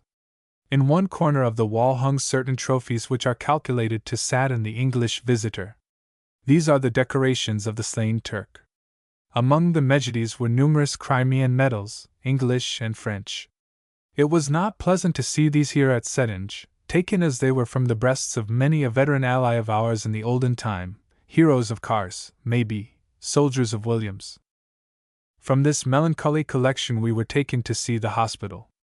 The surgeon, a Herzegovinian by birth, kindly showed us over the establishment. It was a rough place, but answered its purpose well enough. The beds were occupied chiefly by those who had been badly wounded in the late war. The patients were crowded together in a way that would have much astonished an English doctor. But these hardy, temperate people have marvelous constitutions, and the air of Sedinge is pure and bracing, so no ill has resulted so far from a system which would invite pyaemia and kill off half the inmates of a London hospital in a week. We stayed at Sedinge for 3 days. By that time we had seen enough of the metropolis, so held a council as to whither next we should bend our steps. As Albania, and not Montenegro, was the object of this expedition, we decided to cross the frontier to Scutari, the capital of North Albania, where resided an English and other consuls, who could give us useful information. We found the best, indeed the only, way of reaching Scutari from here was to go by land to Rika, a Montenegrin village on the river of the same name, and then hire a boat to take us down the Rika, and across the great lake of Scutari, to the Albanian capital, which is situated at its furthest extremity. Chapter 7. Journey to Scutari, Atrocities, a Runaway, the Vale of Rika, a Montenegrin Sailor, the Lions of Rika, the Perils of the Night. We left Sedinge early on a sunny, fresh October morning. Our baggage was strapped on the back of one of the sturdy little horses of the country, which was led by a diminutive native, not 12 years of age, yet armed with yataghan and loaded revolver. His father, a tall, fine fellow, who came to see us off, had been subjected to a horrible mutilation.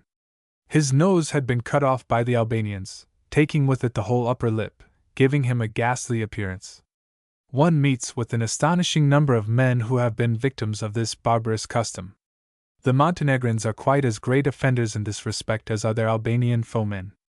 Indeed, I came across more mutilated men in Scutari alone than in all Montenegro. In the last war, a handsome young Montenegrin was taken prisoner by the Turks. As he was wounded, he was sent to the hospital at Scutari. Some of the ladies of the different consulates, who were doing all that lay in their power to alleviate the sufferings of the wounded, took great interest in this interesting young man. A curious and most offensive smell was noticed at his bedside. It increased, day by day, till it became quite unsupportable. At last its origin was discovered. Rolled up in his coat, which lay by his side, were 18 Turkish noses, the tokens of his valor in the field. Our Montenegrin friends were not pleased to hear that we were going to Albania. "Stay with us," they said. "Travel in our country. There is more to see than in Turkey. You will like us. Those beasts of Albanians will cut your throats of a certainty, devils that they are.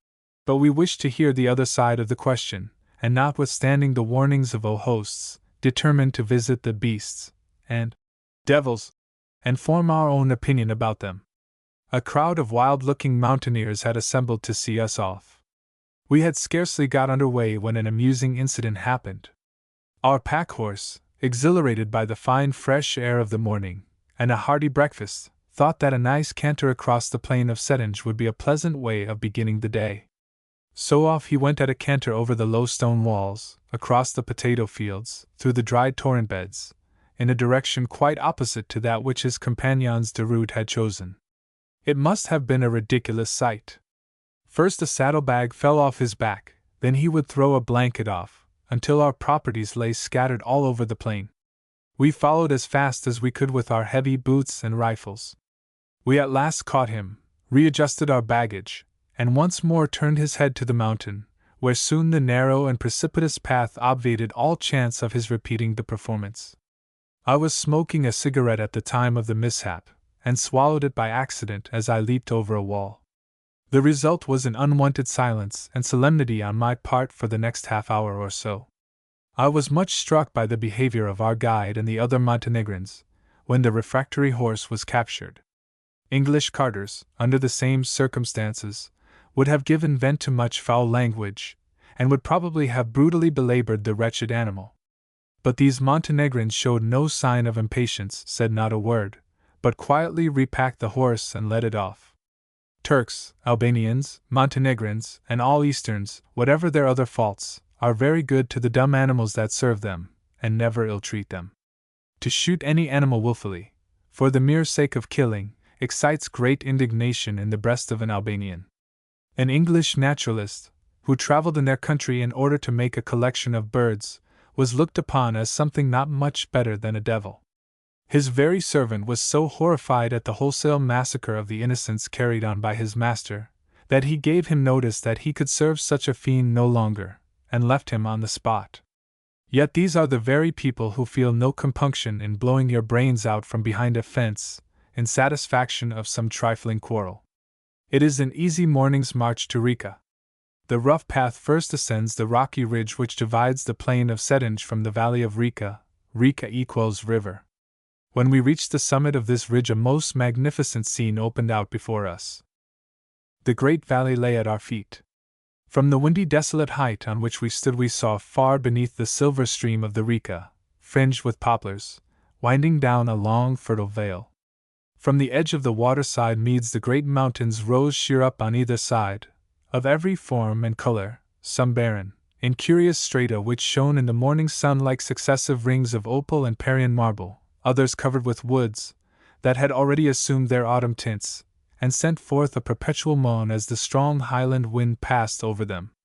From the lofty eminence on which we stood chain was seen rising over chain, valley behind valley, till, far away behind all, there gleamed a long broad sheet of water, the great lake of Scutari, backed by the fantastic-shaped rugged mountains of Albania, utterly barren, serrated and pinnacled like a gigantic Gothic cathedral, and through the medium of the clear southern atmosphere appearing of a delicate pinkish hue.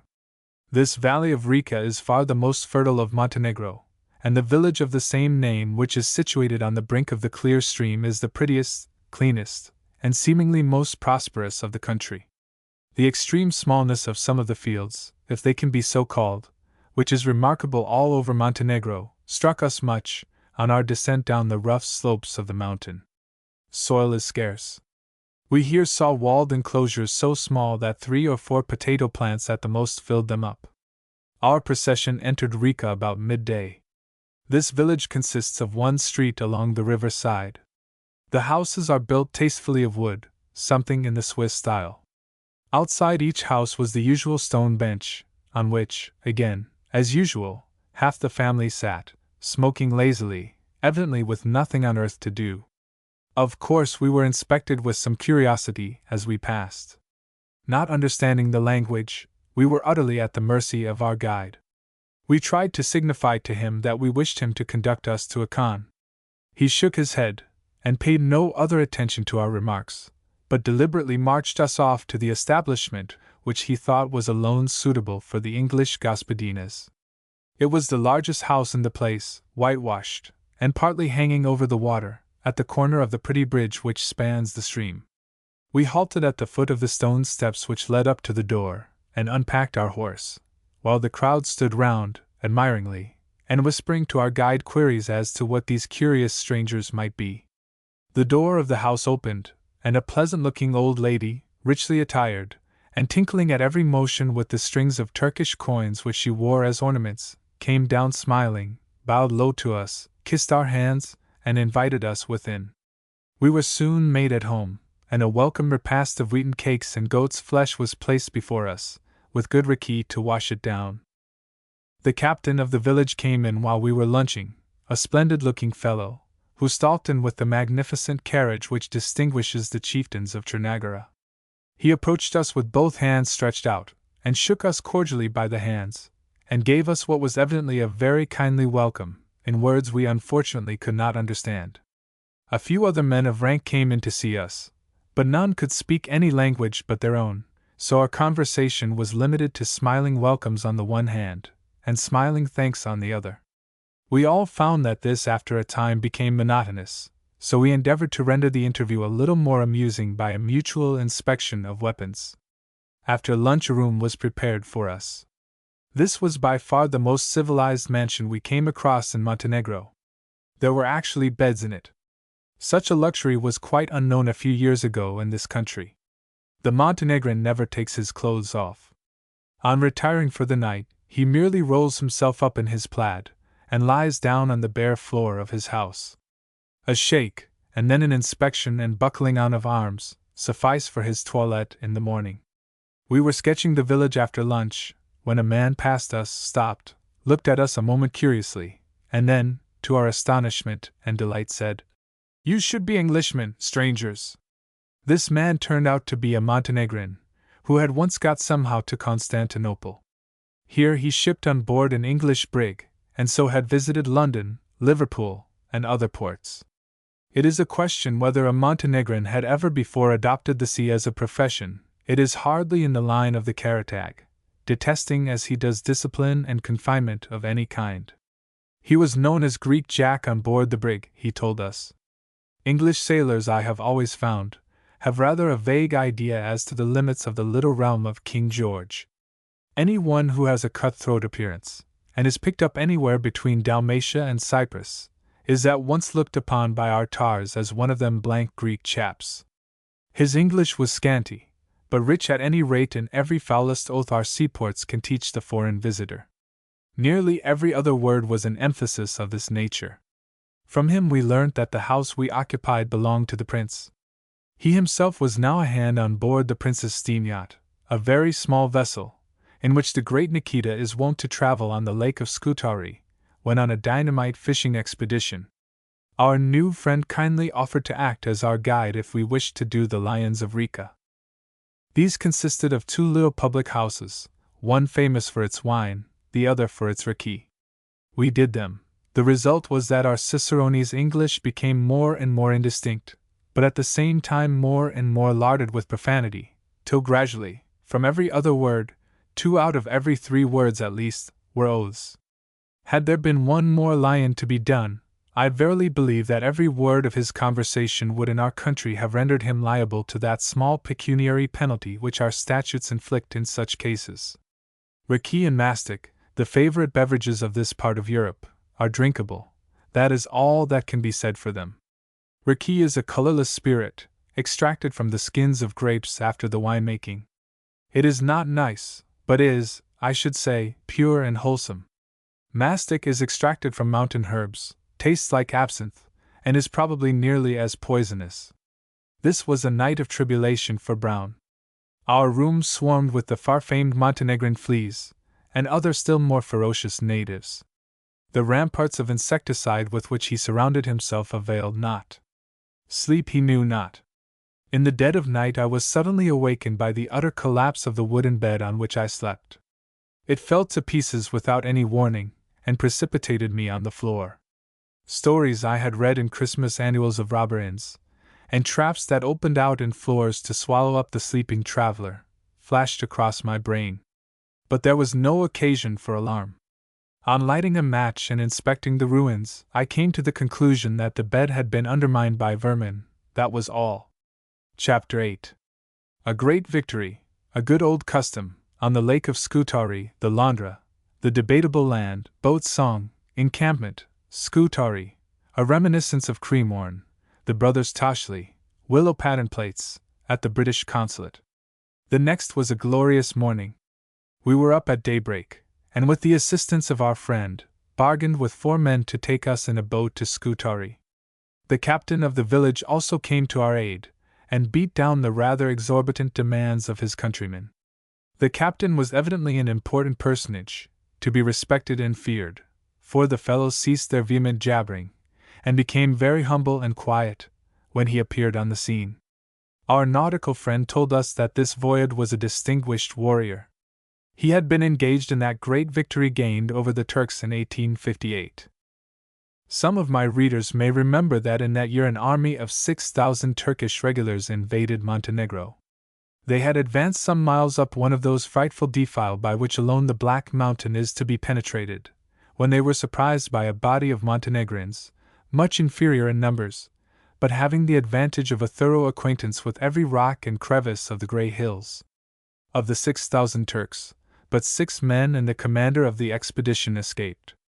It was only owing to the intercession of certain of the great powers that the prince did not follow up this great victory by an invasion of the Herzegovina, where, of course, all the Christians would have flocked to his standard. An international commission was sent out to definitely settle a frontier line between Montenegro and Turkey, as vain an undertaking as that of the present year will probably prove to be. As we knew not how long a voyage lay before us, we laid up a store of provisions in our vessel, the round wheaten cakes of the East. Bacon on the coals, probably similar to those the Shunammite placed before Elisha long ago, a gourd of wine with a strong smack of the goat's skin, goat's milk cheese, and an abundance of fine black grapes. Our boat awaited us some few hundred yards down the stream, where the water was sufficiently deep to float her, for the Rika is here but a shallow brook. Our boatman had a good deal of poling and waiting to do for the first mile or so, as we were constantly grounding on the shingle banks. Before leaving, a ceremony had to be observed which prevails all over these countries, and which, like many good old customs, has died out in more civilized countries. Our host tucked a bottle of raki under his arm, and taking a small glass in his hand, accompanied us to where we were to embark, and then handed round the final stirrup cups in most liberal manner. The Landra, as the boat of the country is called, is a roughly made, flat-bottomed affair, with prow and stern alike, sharp-pointed, and running up high out of the water, something like the Venetian gondola. These boats are of every size, from the small cranky tub propelled with one oar, to the lengthy 12-oared vessel. They have little beam, and must be exceedingly dangerous on the lake in choppy weather. Indeed, accidents often occur, but every one here is so happily careless, and trustful in Kismet, that these rickety coffins have not been superseded by any more seaworthy craft. The Landra is tarred inside and out. There are no benches. The passengers squat on their blankets at the bottom of the boat. The rowers stand up facing the bow, and force their long clumsy sweeps through the water in short, quick jerks. They do not make use of rowlocks, but twist vine or clematis branches into grommets, which run through holes made for the purpose in the gunwale. These grommets soon wear out, and have to be replaced 3 or 4 times in a day's journey. The Landra, notwithstanding its rough build, progresses at a very fair pace, so long as it does not meet with a strong headwind, when its little hold on the water is much against it. Having comfortably settled ourselves at the bottom of our vessel, among our blankets and saddlebags, we bid adieu to our sailor friend with an au revoir in London, when he should next visit that port, and got under way. Our crew consisted of 4 brigand-like Montenegrins, who were dirty and miserable, in all save their weapons, which were beautiful. One was the proud possessor of a long pistol, with a silver hilt inlaid with precious stones, the spoil of the Turk. Each had his gun with him, so we were a formidable-looking party. The banks of the Rika are exceedingly fine, rocks and dense foliage on either side, with occasional glimpses of the great mountain behind. Where the river broadened into the lake we rode through large fields of water lilies in full bloom. The country seemed altogether uninhabited. We passed 1 or 2 Landras, whose crews entered into animated discourse with our men, evidently anxious to know who the European travelers might be. At last we were on the great lake. On all sides it is shut in by lofty mountains, some, I should say, quite 10,000 feet in height. Its surface is studded with numerous bare rocky islands, uninhabited by man, but noisy with multitudes of wild fowl and pelicans. Egrets, divers, and ducks are very numerous on this water.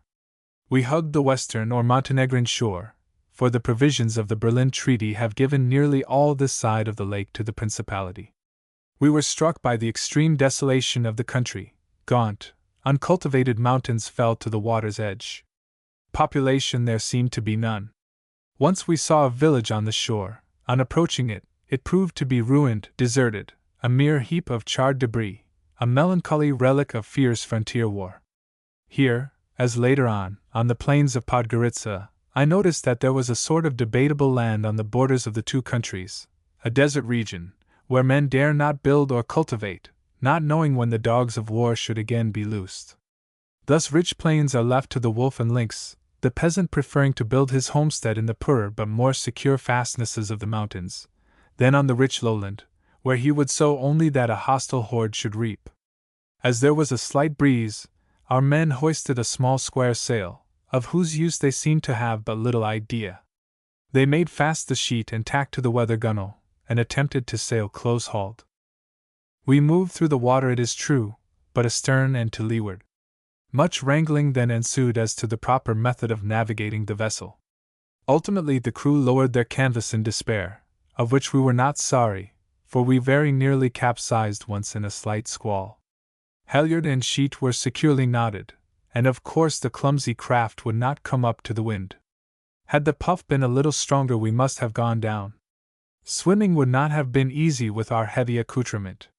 We could not converse much with the men, as our knowledge of Montenegrin was exceedingly limited. We had compiled a little dictionary, with the assistance of our friends at Sedinj. The usual program of handing tobacco round, examining each other's arms, was gone through. Brown rather astonished one of the crew.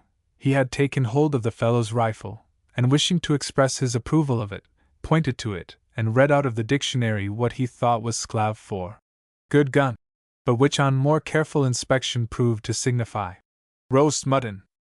All day we paddled along the lone shore, but no town was yet in sight. The evening brought with it one of the most magnificent sunset effects I have ever witnessed. The near mountains on our starboard hand assumed a cold, dark appearance, as the sun set behind them. Their deep, barren defile had a weird bleakness about them, such as one sees in lifeless Arctic landscapes. But far away on the port hand, across the water, the rays of the setting sun fell full on the great Albanian mountains, which towered behind the broad plain that fringes the eastern shore of the lake. Every detail of the fantastic peaks and fissures of the barren granite was sharp and distinct in this clear atmosphere. Where the rock jutted out it was lurid crimson, as of red-hot coal; elsewhere, of lovely rose and golden tints, while the darker shadows of the hollows were of a deep purple or violet. So utterly barren were these great offshoots of the Mount Scardus, that under this strange light the scenery was of a peculiarly unearthly and weird nature. One could almost imagine oneself to be gazing at a landscape of some lifeless star, a chaos of molten matter, silent but for the occasional roar of fire and volcanic action. But the blue shadows soon rose up from the water's edge, till the last highest peak lost its crown of fire, and the fine day was succeeded by a lovely starlit night. The day had been hot, but now it became intensely cold. The wind, which was right in our teeth, freshened. The ripple that broke on the shingle shore became louder, and soon the surface of the lake was broken into short, choppy waves capped with foam, that glistened in the starlight.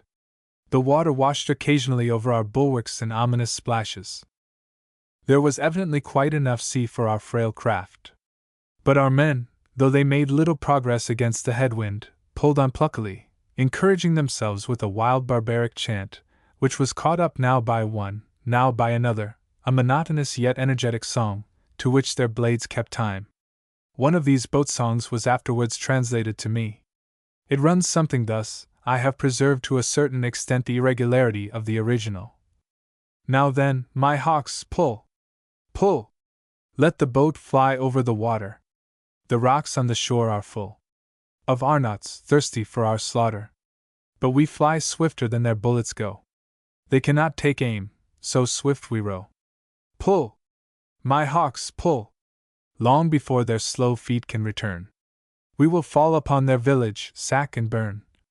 Tear up the smoking rafters of their homesteads into torches that shall light our homeward way, laden with rich spoil and foemen's heads. Now then, my hill hawks, pull away! Pull! My hawks, pull! We expected every moment to see the lights of Scutari burst upon us as we rounded some rugged promontory, but hour after hour of the night passed by, and still no sign of human habitations. Suddenly our boatmen rested on their oars, and entered into a short discussion. When they had come to a decision, they pointed to the shore, and endeavored to explain something to us. What, we could not make out. The dictionary we had compiled at Sedinj was a modest work, containing only words of greeting and the names of strict necessities. The next operation of our crew was to run the boat high and dry on the shingle beach. They then disembarked, and beckoned us to follow. A fire was soon made up with the brushwood and oleander that grew thickly on the bank. What next? we wondered. Was this merely a halt for a little rest and supper? Or had our crew struck work, and determined to camp here for the night? We soon found out that the latter was their intention, for after we had supped and smoked a few cigarettes, they one by one rolled themselves up in their cloaks and fell asleep, feet to the fire. We followed their example, and in consequence of our close proximity to the Montenegrins experienced the attacks of vast armies of fleas. At 4 in the morning we got under way. It was still dark, but the first faint streak of dawn was visible over the eastern hills. We discovered later on that we had encamped on the beach till daylight, because all boats are prohibited from approaching Scutari during the night. 3 Turkish gunboats are stationed off the town, by whom we should have been challenged and stopped, had we proceeded. At about 7 in the morning we reached Scutari. First we had to row through a curious fishing village, which is at the junction of the lake and the broad river that here flows into it. A large number of thatched huts, built on piles, form regular streets in the center of the stream. Then the town lay before us, with its old Venetian fortress perched on a lofty rock in the background. We were not much struck by the general appearance of the capital of North Albania, a dingy, dilapidated, bankrupt sort of a place it seemed to be. Scutari is built on the flat promontory formed by the river Bojana, which takes off the waters of the lake to the Adriatic, and another river, which flows into the lake after having crossed the spacious plain which lies between Scutari and the distant mountains of Biscassi. On landing, no custom house or custom house officers were anywhere visible. We paid off our ship, selected a ragged-looking ruffian to carry our luggage, shouldered our rifles, and marched off to the Hotel Toshli, at the other end of the straggling town, which had been recommended to us by the gendarme whose acquaintance we had made on the Austrian Lloyd steamer. Our first impressions of the city were not favorable. It had an appearance of melancholy decay, still trying to keep up an appearance. The mosques, and some of the better Turkish houses, were rather gaudily ornamented with wooden carvings and bright paint, but now the carvings were broken, and the paint half rubbed off. There was a tea garden in liquidation look about the place. I remember once seeing Cremorne by daylight. It was some time after outraged respectability had closed the gardens, the occasion being a patriotic meeting which was held there, during the Russo-Turkish War. It was a sad sight to one who had known the place in other days. The plaster statues were broken, the pagodas and the other gimcrack edifices were moldy, tumbling to pieces, and destitute of paint. This melancholy city of Scutari reminded me irresistibly of Cremorne that day. Everything had been allowed to fall into decay. Any repairing of public or private buildings had long been given up by government and people.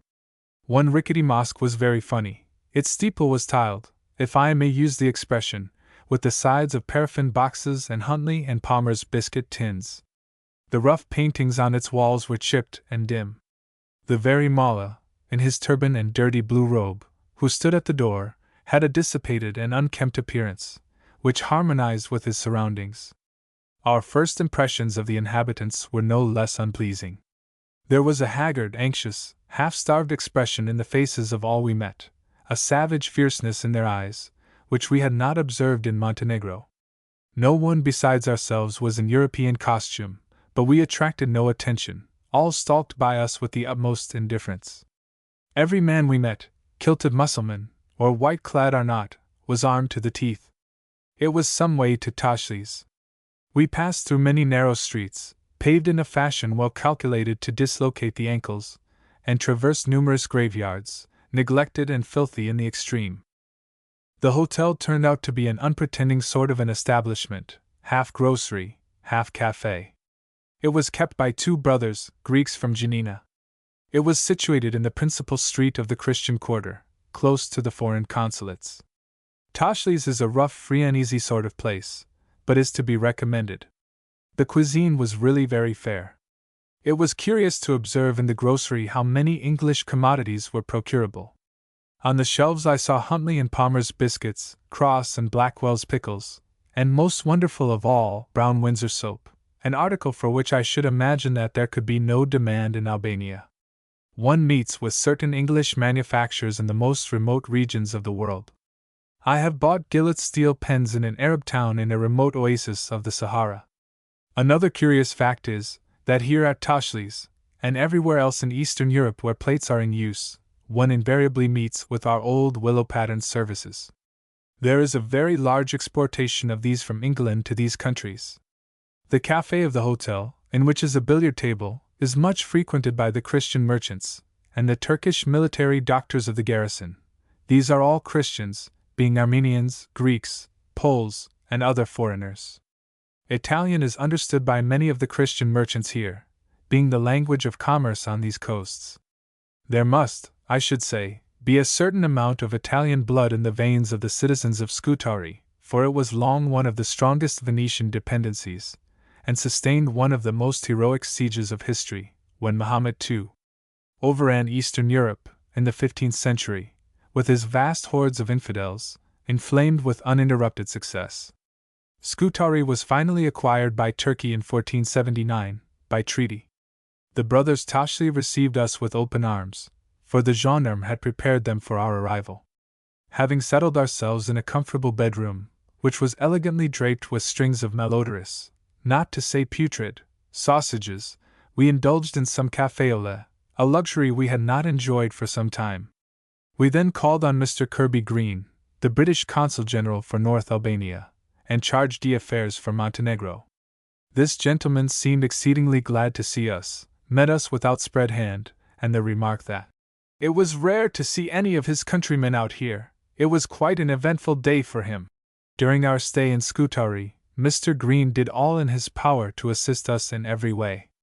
This gentleman, whose experience of Eastern character is very extensive, is emphatically the right man in the right place.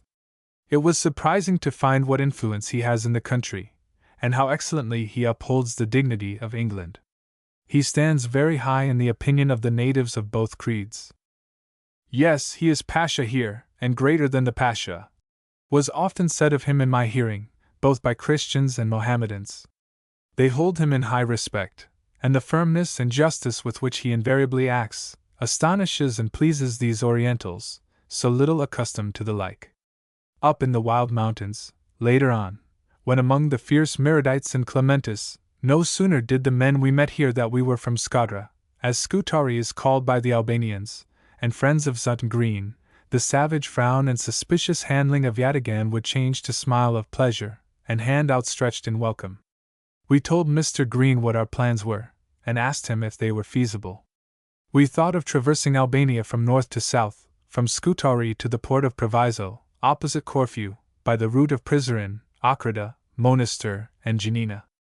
Mr. Green is not a man to discourage travelers without good cause, but said, Prizren, let me tell you, is the headquarters of the Albanian League, an organization of the most fanatical Mussulmen of the country, whose object is to resist the Austrian advance, and the Montenegrin claims, by force of arms.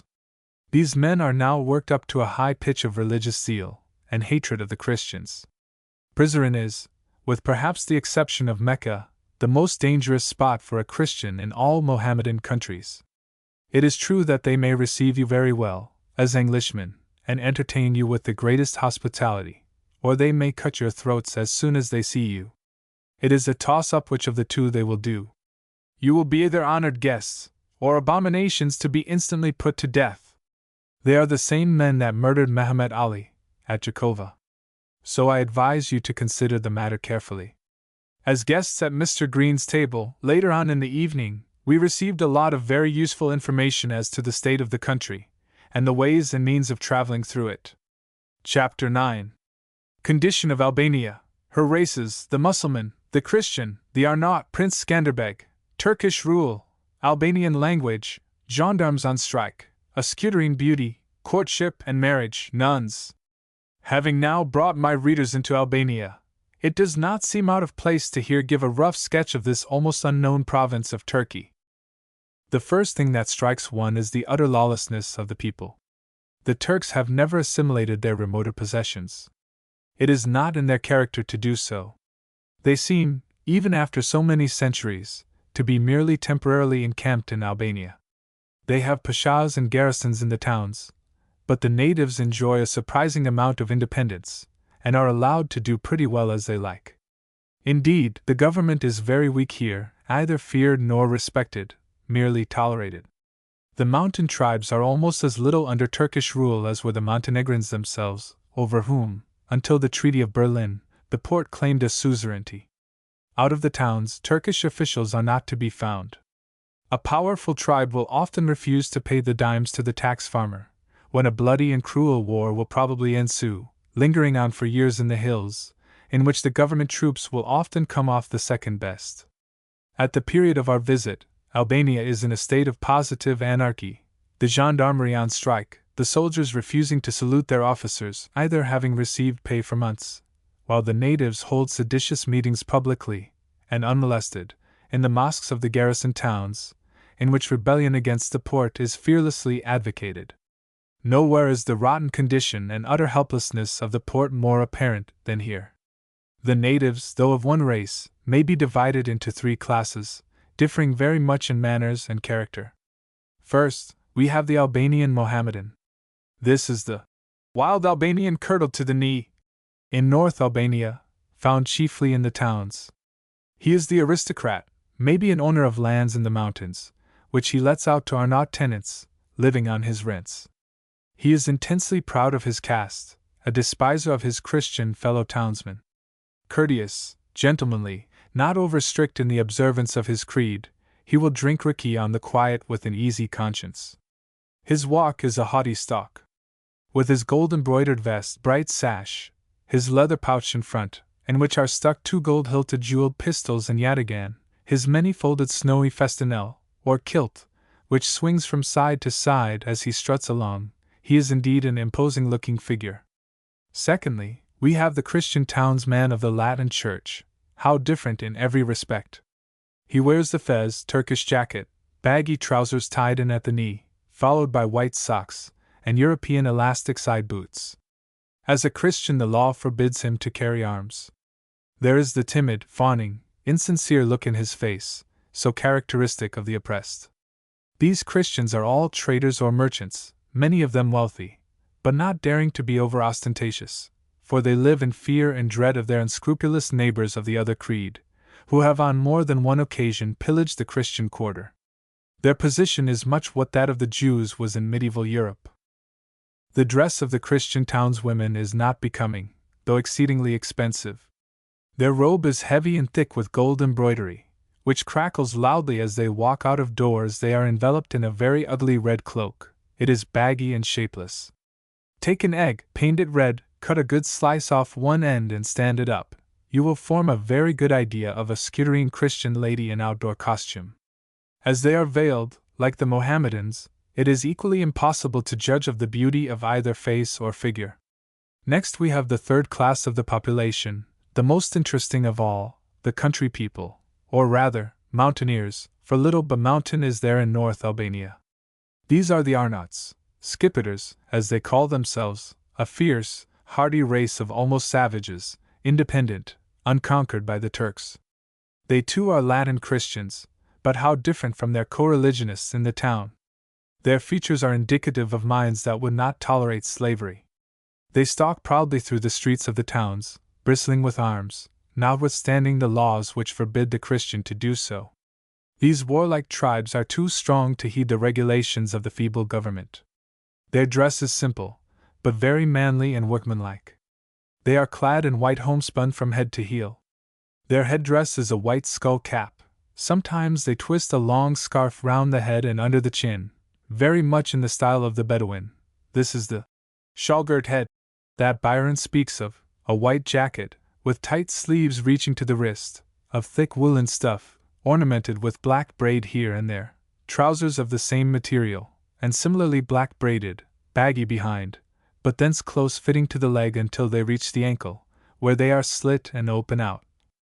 Exactly the cut indeed of the nether garments of the American Indian, except that the lower end is of thicker material, and has the appearance of a gaiter though it is of one piece with the rest of the garment, opunkas on the feet, a sash round the waist, of common red stuff or of silk, according to the wealth of the man, round the waist a belt, with leather pouch in front, in which the long beautifully worked pistols and yataghan are stuck, a belt of Martini Henry cartridges over the sash, if he own one of these rifles, if not a belt from which depend quaint, elegantly carved cartridge and orag boxes, of gold or brass, and long tassels of black silk. Such is the appearance of an Arnaut mountaineer, a grand costume, showing off the supple, erect frame, the very dress for a savage warrior. The Arnaut, like the Mussulman, shaves his head, leaving a little bunch of hair on the scalp. This gives him a very Indian-like and ferocious appearance. No one who has not seen it can form an idea how this shaving increases the savageness of the expression. The dress of the women is as hideous as that of the men is handsome. It is not unlike that of the Montenegrins. Their heads are swathed in richly hued shawls. Their dress is of very thick coarse material, and shapeless. They are fond of wearing leather bands round the waist, ornamented with pins, which are thrust through the leather, with their ends bent up, their heads thus forming elegant patterns on the outside. Round the neck and on the dress, the Arnaut belle wears strings of piastres, swanzakers, and other small coins. Her legs are swathed thickly with a sort of gaiter, which completely prevents one from forming any idea as to the shapeliness of her lower limbs. Most of the mountaineers still wear over their shoulders the curious little black cloak, not unlike the tippet which English ladies have recently copied from their coachmen, which was adopted in mourning for the death of the great Albanian hero Skanderbeg, whose exploits are still sung over the wintry fire by many a mountain bard, to the melancholy accompaniment of the mandolin. There is not an Albanian who is not acquainted with his history. Albania was once an independent Christian country, though paying tribute to the Porte. John Castrioti was prince of the mountain fortress of Croia and the surrounding country. In 1404 a son was born to him, who was christened George. This was the future hero and deliverer of Albania. The prince was persuaded to send this son to the court of Murad II, to be educated. Contrary to the promises made to the father, the boy was brought up in the Mohammedan faith, and when old enough he entered the Turkish army. On the death of Castrioti, Murad seized his dominion, and attempted with fire and sword to convert the people to the true faith. From that time Skanderbeg formed a design to expel the Turk and liberate his countrymen. He swore a great oath in secret, that never till he died would he cease to wage war on the Turk. The opportunity soon came. He entered into a secret agreement with the Hungarians, and with their assistance defeated the Turks at Nissa with great slaughter. A fierce war, in which no quarter was given, was then commenced between the Albanians and their oppressors. Driven at times into the fastnesses of the mountains, Skanderbeg ever renewed his brave, seemingly fruitless attempt, when occasion offered. Ultimately he succeeded in driving the Turks out of Albania. He renounced the Mohammedan faith, and established himself on the throne of his fathers. Even when he lived the deliverer was almost worshipped as a god. He died in 1467. Then the Albanians, deprived of his skillful generalship, were in time subjugated by the Turks. Prince George Castrioti was without doubt an extraordinary man. The name of Skanderbeg, Alexander, was given him by the Turks, in their admiration of his prowess. To say that the Turks have subjugated the Arnauts is not strictly correct. Their position is something like that of the French in the remoter parts of Algeria. They hold certain towns, the intervening country being occupied by independent tribes, governing themselves, having their own laws. Why, if a Turkish pasha wishes to traverse the mountains through the district of a certain tribe, he must consult the Bilimbashi, the town representative or consul of that tribe, obtain his permission, his safe conduct, ere he dare undertake the journey. The administration of criminal law is not a large item of the expenses incurred by the Turkish government in their rule of Albania. They leave all this to two unpaid judges, who have from time immemorial been the only two dispensers of justice tolerated by the free people, viz., Judge Lynch and Judge Vendetta. Of these I shall have more to say by and by. The Arnauts are divided into several powerful clans, of which the Clementes and the Miradites are the most important in this district. The tribes differ slightly in costume and language. Some tribes, like the Miradites, are in a wretched condition, starving in their mountains, the result of a long protracted war with the government, originating probably in some petty dispute with a tax collector. These wars hang on in a desultory way for years, until the wretched Highlanders, in order to support existence, are obliged to become bandits and cattle lifters, outlaws, the enemies of all men. A Miradite is now a wretched object generally. I have seen them crawl through the narrow alleys of the bazaar of Scutari, ragged, scowling at every one, haggard and weak with hunger, their arms sold for bread, the sign of extreme poverty. For it is a bitter thing for an Arnaut to part with his beloved weapons, heirlooms as a rule. The ramrod of his lost pistols alone dangles from his belt. This, curiously enough, no man ever seems to part with, probably because it is unsaleable. The Albanians are by some supposed to be the descendants of the ancient Pelasgi, and of a far purer race than are the modern Greeks. From the uniformly classic features of the people, I should be inclined to adopt this view. The men have splendid skulls, lofty broad brows, and small delicately molded features. The women are the most beautiful in Eastern Europe. The children are lovely. They have large solemn eyes and splendid mouths. This latter is their most striking feature, slightly turned down at the sides, which gives a singularly sweet and thoughtful expression. One cannot be long among the Arnauts before perceiving that they are evidently of a noble and ancient race, to which the Montenegrin and other Sclav races will bear no compare. The polite manners, the delicacy of perception and tact of these otherwise savage mountaineers is very pleasant. Fierce and cruel as foes, reckless of life, they yet are splendid friends, faithful, knowing not what treachery is, truthful, virtuous, hospitable, jovial companions, abstemious as a rule, yet not disinclined on grand occasions to pass freely round the cheering raki, a spirit extracted from grape skins after the wine is made, and the absinthe like mastic. The language of the Skipeters, as the Arnauts call themselves, varies much in different districts. Old Illyrian probably in origin, it contains Greek, Latin, and Sclavonian words, in almost equal proportion, at least, so it seemed to me, here in the north. For instance, here are the first 13 numerals in Albanian. The 3 tongues I mention are all traceable in these: na, du, tre, cater, pens, gyast, stat, tet, nan, deet, nimdeet, dumdeet, tremdeet. The Albanians do not write in Sclav characters as do their northern, nor in Greek as do their southern neighbors, but, unlike all other races hereabouts, use the Latin character. In addition to our 24 letters, they have 5 others, something like, yet differing in form and pronunciation from, certain of the Greek letters. Such are the inhabitants of the country, a country as wild as they. Well did Byron call Albania the rugged nurse of savage men. The Acroceronian mountains and the Mount Pindus send their branches across the whole province. Rugged rocks are heaped one upon the other, with summits hidden in the clouds. It is a region of tempests, which, like to Montenegro, is too poor and barren to produce aught but warriors, who seem ever to thrive best on poor soil, as the stately pines do. The products of the country are few.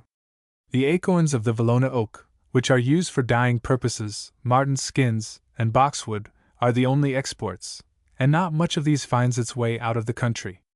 The history of Albania would afford much of interest to any one who would study it. Once included in the great Bulgarian kingdom, then divided into small principalities, Albania was at last, not without much bloodshed, absorbed by her 2 powerful neighbors, Venice on the north, Turkey on the east. All the valor of Prince Skanderbeg could only delay for one lifetime the subjugation of his beautiful native land. Our friend the officer of gendarmerie called on us on the following morning. With him we took a stroll through the town. He was rather melancholy. He had received no pay for 14 months, and was commencing to be disgusted with his profession. His men were in still more wretched plight. Their red uniforms were ragged and torn, many were barefooted. The poor fellows seemed to be all half-starved. At the present moment they were on strike. And grieve, as our friend rather mildly termed what we should call mutiny. I do not imagine the community loses much by their defection, for the gendarmerie in Albania is a miserable and almost useless body of men. It might fairly be asked what is the good of having police at all in a country where murder and every other crime are recognized institutions. Even rebellion and treason seem not to be punishable offenses, for, as I shall have to narrate further on, the Albanian League holds seditious meetings under the very nose of the pashas. What then have the police to do? With our friend as cicerone to explain all we saw, we traversed the Christian, and then the Mohammedan quarter of the town. The streets of the latter are dismal alleys, with lofty walls on either side, for the Mussulman is a person of retiring habits. He loves to build his house, and establish his harem, in the center of a pleasant garden, which he surrounds with such high walls that no prying eye can spy his conjugal bliss. A semi-detached villa would never suit him. A door in one of these walls was open, so Brown peeped through into the garden within, to the great horror of our companion, who told him if the jealous Turk saw him he would instantly send a bullet into him. This officer, who, as I believe I have already explained, is a Roman Catholic Christian, took us to his house, and introduced us to his sister, an exceedingly pretty woman. The indoor costume of the Albanian ladies is much more becoming than the ugly scarlet garment that completely conceals their beauty in the streets. This lady was the wife of a wealthy Christian, and her dress was exceedingly costly. The jacket was stiff with beautiful gold embroidery, and large gold coins hung from her neck and girdle. The manners of an Albanian lady are very pretty and gracious. She brought us coffee with her own hands, small and beautifully formed as are those of all her race, and sat by us on a heap of cushions, deftly made herself a cigarette, and commenced smoking. She conversed with us in broken Italian, which fell very prettily from her charming lips. The women of this country do not wither up into old hags by the time they are 30, as do most Orientals and Southerners, but preserve their peachy complexions and youthful beauty as long as do the women of our own island. It is true they often get over-corpulent, owing to their exceedingly sedentary lives. A woman of the higher orders but rarely leaves her house, and as she is perpetually squatting cross-kneed, in Turkish fashion, on a divan, or rug, her lower limbs become rather deformed, the result being that her walk is a very ungraceful waddle, rather like that of a well-fed duck. Our friend's sister had been but recently married. Courtship is curiously managed among the Scuderine Christians. The lover, if he can be so called, never sees his intended till the day of his marriage. A young girl is confined in her father's house for a few years before she arrives at a marriageable age. No men but her nearest relatives ever see her. When her parents consider she is old enough, they let it be known among their friends that they have a marriageable daughter on hand. Probably the young lady's brother will come up to you, if you are a good catch, some day in the street, and say, "You are just the man I wanted to see. My sister is now 14 years of age. You must marry her." It is an insult to refuse such an offer, for it is generally looked upon as a great honor. However, if the Benedict be rather doubtful as to the advantages of the match, and is desirous of ascertaining whether his proposed bride be endowed with personal attractions, he goes off to an old woman, whose profession it is to intervene in such cases. She calls on the bride, inspects her, and returns to give him an unbiased summing up of the young lady's qualities. If he is satisfied, the wedding day is fixed, but not till the last moment does he view his bride. After the marriage ceremony a very curious performance is gone through. The Albanians entertain peculiar ideas as regards women. To linger with, to be affectionate with, the fair sex, they consider to be degrading to a man's dignity, unfitting him for the sterner business of war. Thus the youth affects to despise the sex, is very shy of showing the slightest regard for it. His sentiments, indeed, are very much those of English boys of a certain age, who would blush to be seen playing with girls. Now, during the marriage feast the bride retires to a room.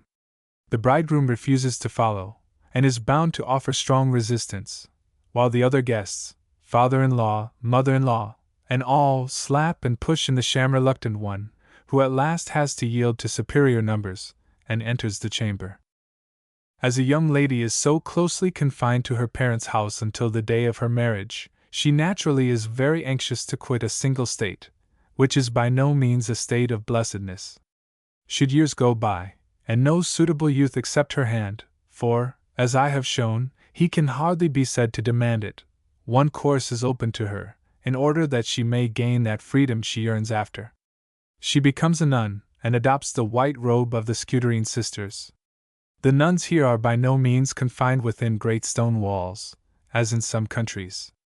They must attend certain services at the church, but at other times they wander about at their own sweet will, and enjoy an absolute liberty that none others of their sex ever acquire in the East. As a natural consequence, if scandal is to be believed, their lives are not entirely unbrightened with flirtations with the other sex. Chapter 10. The Bazaar, Turkish Gypsies, the Vendetta, an assassin, a way to pay debts, Bosnian refugees, a card party, paving stones, burglars, army doctors, change for a £10 note, our horses. After this we visited the bazaar. Imagine a labyrinth of narrow lanes, paved with large round blocks, polished by the feet of many generations, the open booths laden with every variety of European and Eastern goods, the roofs of every height and at every angle, projecting far over on either side, almost meeting in places, joined by festoons of vines, that keep out the glare of the midday sun, and a thick crowd of armed men and veiled women, some mounted, some on foot, in every variety of barbaric costume. Here is an armorer's shop, the owner, a sour-looking Mohammedan, in snowy festinel, jacket stiff with gold embroidery, sits cross-legged on his counter, surrounded with every sort of weapon. The Arnaut gun, with flintlock, narrow steel stock beautifully worked, and Damascene barrel fully 5 feet long, silver inlaid, and hooped with gilt bands, first attracts our attention.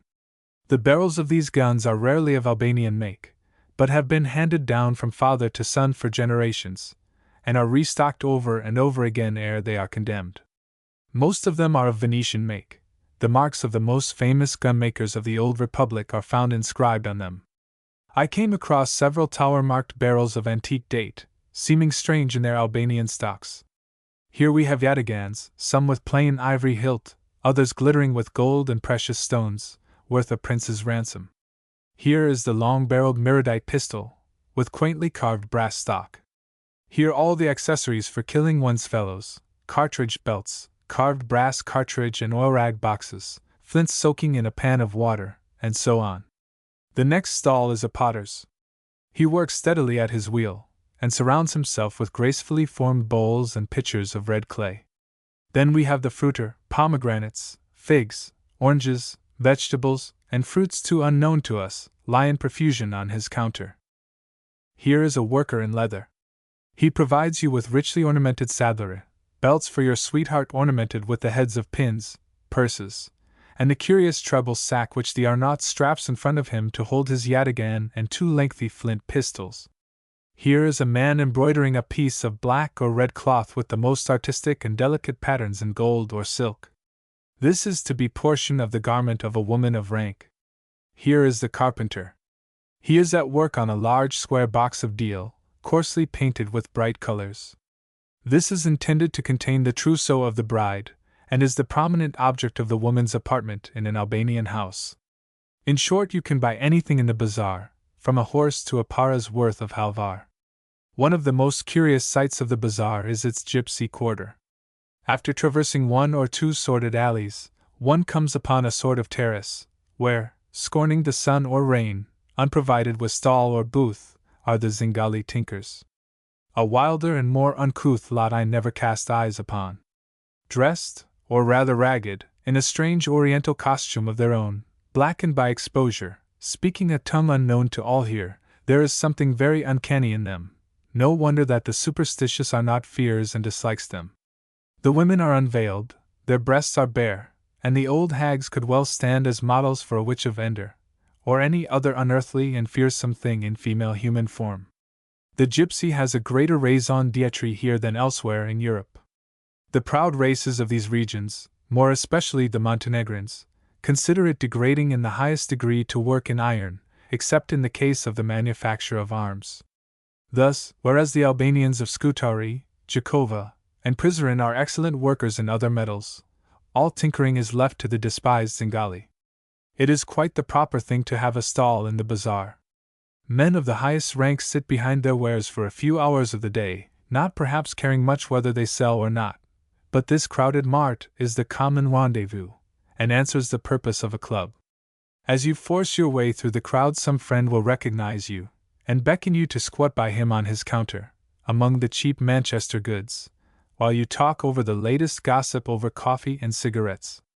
We soon had formed so many friendships, that a stroll through the bazaar meant for us the swallowing of prodigious quantities of the thick Eastern coffee, which, by the way, is the best of all, if properly made.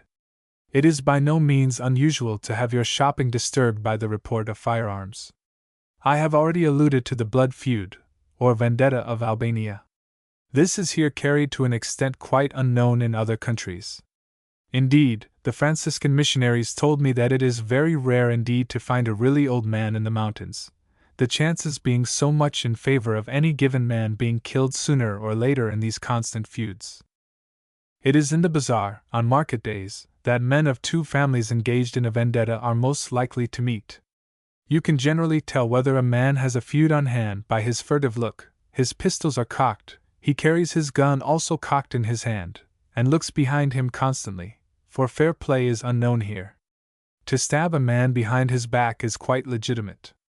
The Arnauts are Roman Catholics, and, as Christians, are by law forbidden to carry arms in the towns. But these powerful tribes are too strong to heed the government regulations. No Arnaut ever comes into the town without his arms, and no one dares interfere with him. Our friend the gendarme took us to the stall of a friend of his, a notable man, Bekçoch by name. He was an ill-featured Albanian Mussulman, about 40 years of age, dressed in a national costume that must have cost hundreds of pounds, so rich it was. The blade of his yataghan was inlaid with an elaborate gold device from point to hilt. Its handle was rough with large diamonds. His long Albanian pistols were gold-hilted, and beautifully carved. This fellow, a man of rank, does not seem to carry on any ostensible trade at his stall, but it was hung with a collection of weapons similar to those on his person. Our gendarme whispered to us, "This is a brave man, much respected, has killed more of his fellow townsmen than any other scuderine."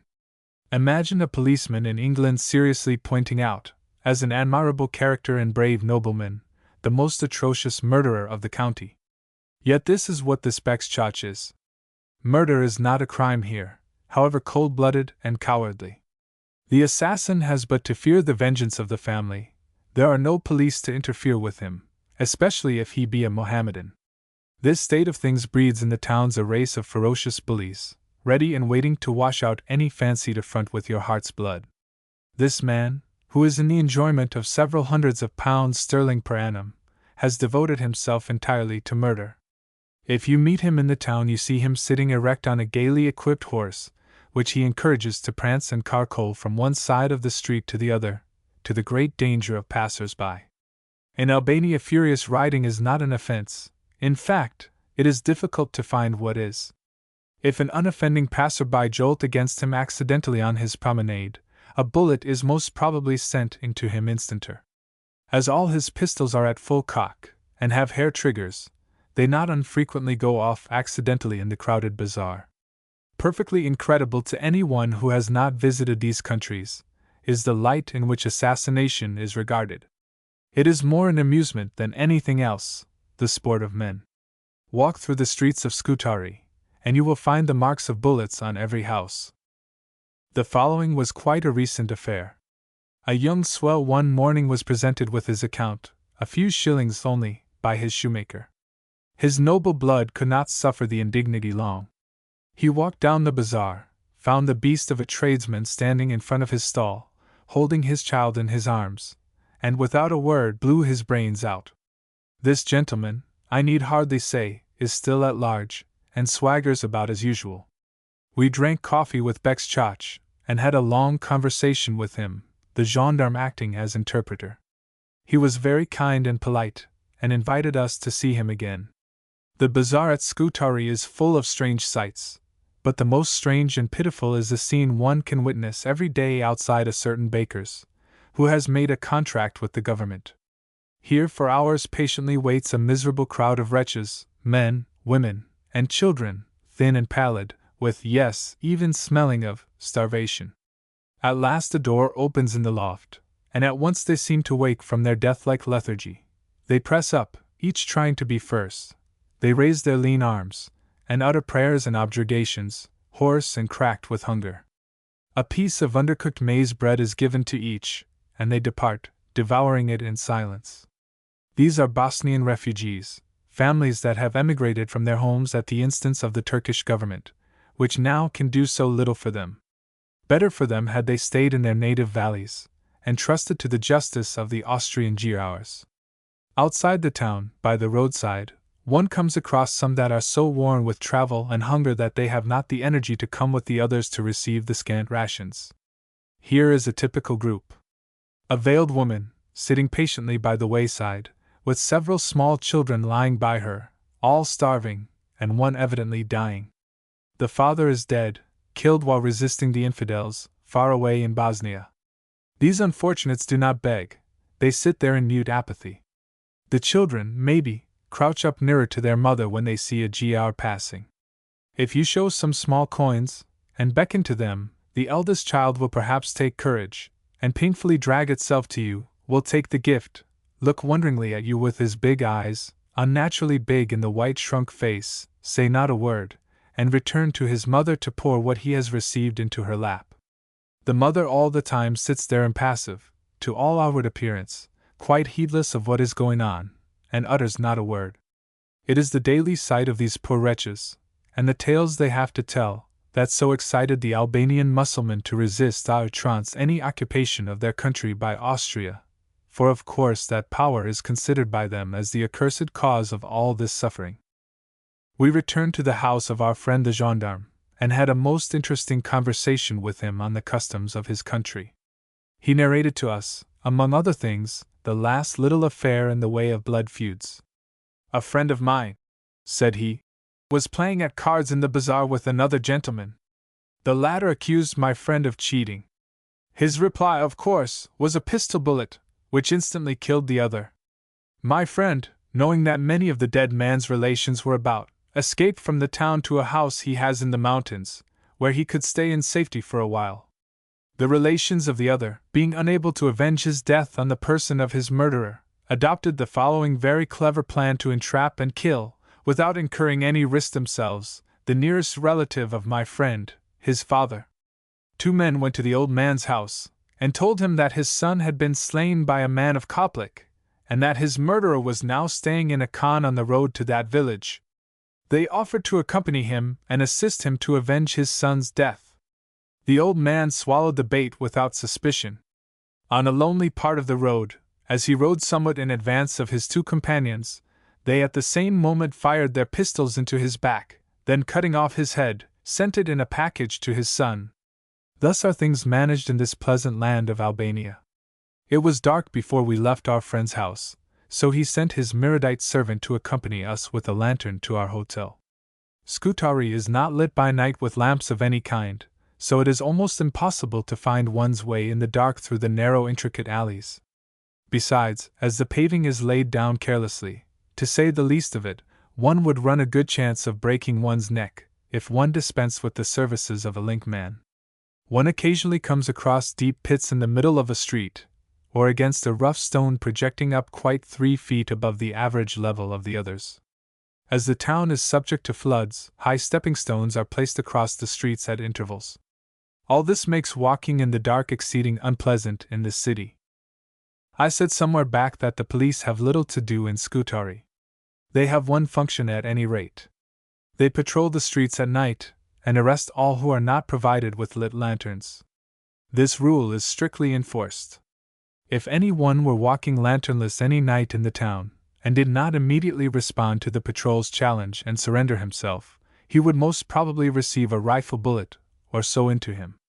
Burglars, provided they carry lamps, are, as far as I can make out, not interfered with by the police. An attempt to break into our consul's house was made not long ago. A watchful Kavass, body servant, saw the men in the garden, and opened fire on them with his gun from a window. The fire was returned, and kept up for half an hour or so between the 2 parties, simply by way of passing the time pleasantly, I suppose.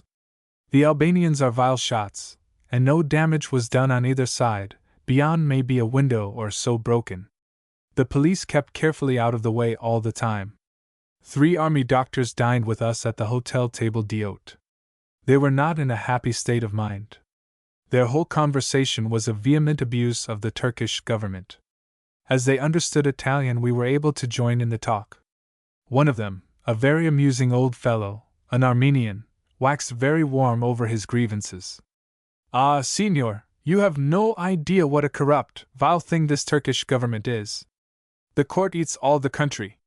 We who work, the employees of the state, the doctors, the soldiers, never receive any pay now. We are put off with excuses on excuses, lies on lies. As long as they think they can obtain our labor for nothing, not a para will they let slip through their fingers. Look at my case. I have been a doctor in the Turkish army for 40 years, I have been through the Crimea, over all Asia, in the service of the Porte. I am entitled to a good pension. I have been day after day to the office at Constantinople, and put my case before the authorities. They put me off with all sorts of fair promises, but I knew what that meant, so went to them day after day, and worried them so much that they decided to get rid of me in some way. There is a permanent hospital in Scutari, in Albania, they told me. In consideration of your long service, we appoint you as head doctor of it. Start at once to your post. Now that I have traveled all this way, at my own expense, mind you, what do I find? The permanent hospital no longer exists. It is a myth, and they knew it at Constantinople all the time, and no doubt chuckled merrily, when I had turned my back, at the clever way they had rid themselves of the importunate old nuisance. Our friend the gendarme called on us after dinner. He too had his grievance. He had just called on his commandant, in hopes of receiving some small portion of the arrears of pay due to him. The following brief conversation ensued. What do you want here, Lieutenant P? I want money. What? Money. What on earth for? To procure bread. Ah, bread, that is well. Do you know what there is in the caisse?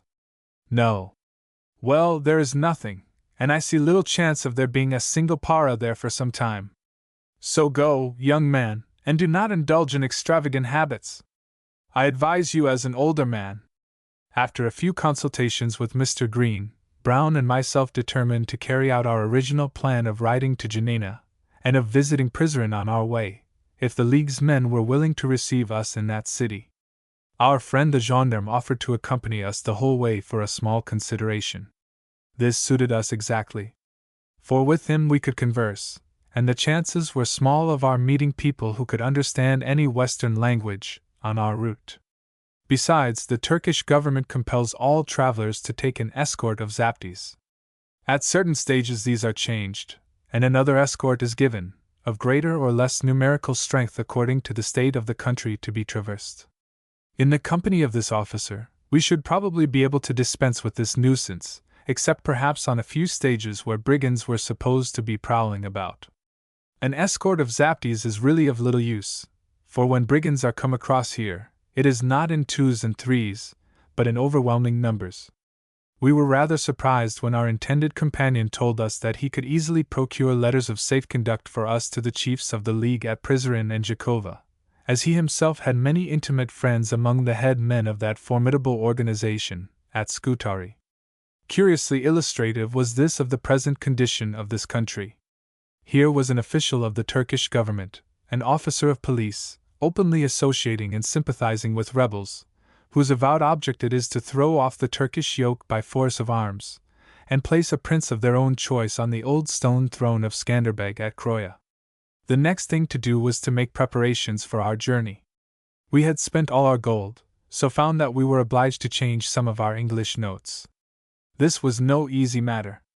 After some difficulty, with the assistance of Mr. Green, we found an old Christian merchant, Shoma by name, reputedly of great wealth. He might be able to manage the little affair for us. We called on him, and according to the custom of the country we indulged in coffee, sweetmeats, sherbet, and cigarettes before commencing to state our business. Very suspiciously he looked at the notes. Bills of exchange he would have discounted without hesitation. I believe our own promissory notes would have satisfied him. But in governments this wise man had no faith. He did not believe in a paper currency. He had observed how in his own country it had depreciated till at last it was absolutely valueless. He knew that even Austria's notes were worth considerably less than the sum they are supposed to represent.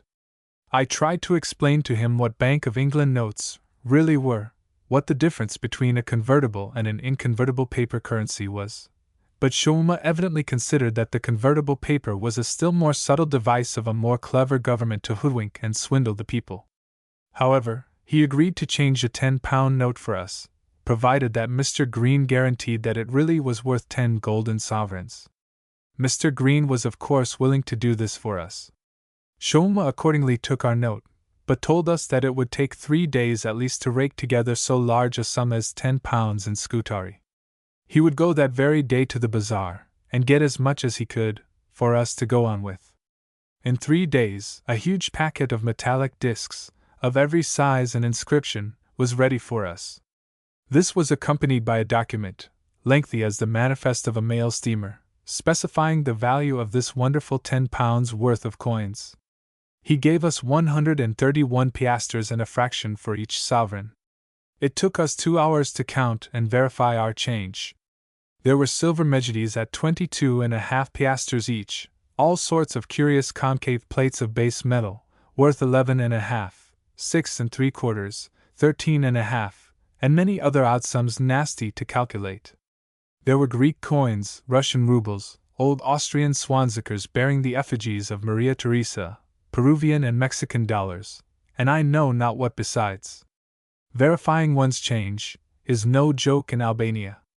To shop in the bazaar of Scutari is a maddening operation, unless one heroically resigns oneself to the certainty of being cheated twice over in every transaction, for not only must one bargain fiercely and cunningly, and beat down the price the merchant asks for an article in the first instance, but after one has come to terms, and is about to hand over his 50 piastres, say, another still warmer and more utterly confusing discussion is sure to ensue as to the value of the coins one presents to him.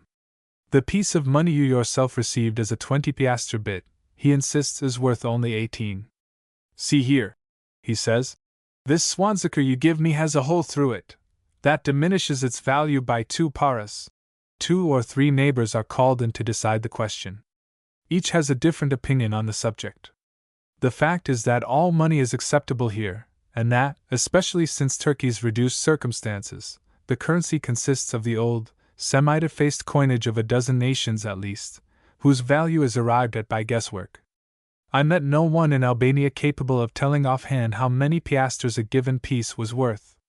We spent the 3 days Shouma had given us, in preparing for our journey, and seeing as much as we could of the habits and customs of the Scuderines. As we had made up our minds to ride, we paid a visit to the bazaar to purchase 2 horses. All sorts of extraordinary animals were produced, and refused. At last we came across one that struck our fancy, a long-legged, extremely lean creature, tall for the country, of a red brick color. Brown, who is a horsey man, proceeded to examine him in a scientific manner, to the admiration of the Arnaut stablemen. He pointed out the weak points of the animal by signs to the dealer, who was quite as sharp as any of his fraternity in England.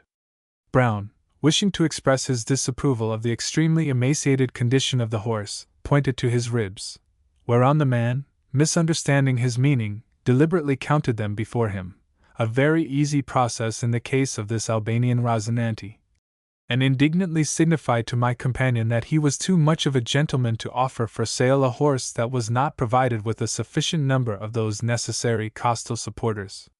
The animal was then trotted out, down one of the crowded alleys of the bazaar. He found favor in Brown's critical eye, so the bargaining commenced.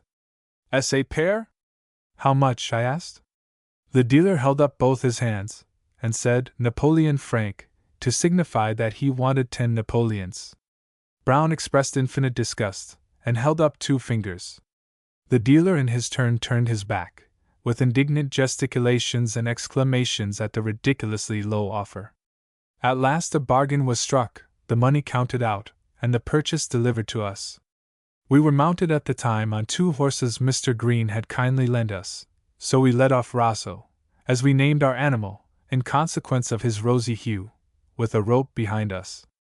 Through Mr. Green we managed to procure another steed, a younger animal, and of more robust habit than the lean and haggard Rosso.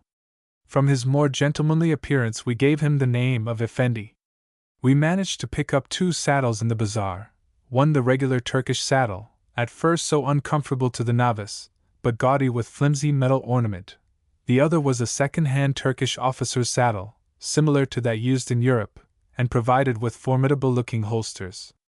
We felt very proud of our purchases, and took a long ride the same afternoon over the plain, to a very fine old Venetian bridge that spans a branch of the Bojano, Mr. Green's son accompanying us. Rosso and Effendi proved to be all that could be desired. Chapter 11. Our Lady of Scutari, a miracle, the fate, a funeral, a drunken Arnaut, our escort, 2 more Britons, warm discussion, war, Marco. The morrow, October 18th, was the great holiday of North Albania, the day of Our Lady of Scutari. Long ago all this country was Christian. In this city there then stood a beautiful wooden image of the Virgin Mary. Thousands of the faithful were wont to flock hither year by year to offer their devotions at her feet, and to be healed of their infirmities. For no sick man that had faith was ever known to kiss the white feet of the image and not depart whole. But it came to pass that a certain priest made himself very unpopular among the people. I do not quite know for what cause, but at any rate a large multitude came to the church one day, and declared that unless something that they desired was granted to them they would then and there abjure the religion of Christ and embrace Mohammedanism.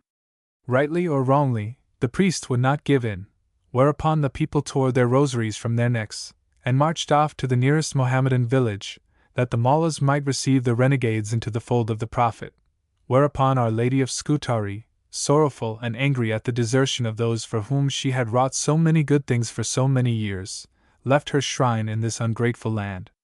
That night the wooden image disappeared. It was not heard of for months, when tidings came that on the very same night that this event happened, an image of the Virgin miraculously entered a church in a remote village of Italy, and there took up its abode. A loud voice was also heard, crying out over Scutari, that not till the last Turkey, Mohammedan, had left Albania would Our Lady of Scutari be appeased and forgive her children, then, and not till then, would she return to her old shrine. This day was the anniversary of the miraculous departure of the image, long ago, and an impressive service was held in the great ugly square church of the Christians in this city. The interior of this building is almost entirely devoid of any ornament whatever, and bears no resemblance to any church elsewhere. The priests that minister to the spiritual wants of the Albanians are Franciscans and Jesuits, all of whom are Italians. The Franciscan monks have a convent and schools. The Jesuits have tried their best to monopolize the education of the people, but are not much liked. It was difficult, standing in this bleak building, in the midst of so wild and outlandish though very devout a congregation, to imagine oneself attending a Christian service. The fierce-eyed shaven-headed Arnaut mountaineer jostled with the mild-looking Scutarian Christian and kilted Mussulman, for those of the other faith, curiously enough, offer their devotions on this day to the Mother of the Christ whom they despise. Indeed, though one half the Albanians call themselves Christians, and the other half profess to be Mohammedans, there is really little distinction between them. The Mohammedans worship the Virgin Mary, the Christians make pilgrimages to the sepulchres of Mussulman saints, and mingle all sorts of grotesque alien superstitions with their Christianity, which the priesthood in vain strive to eradicate. I was told that even some relics of the old Greek paganism linger in these mountains.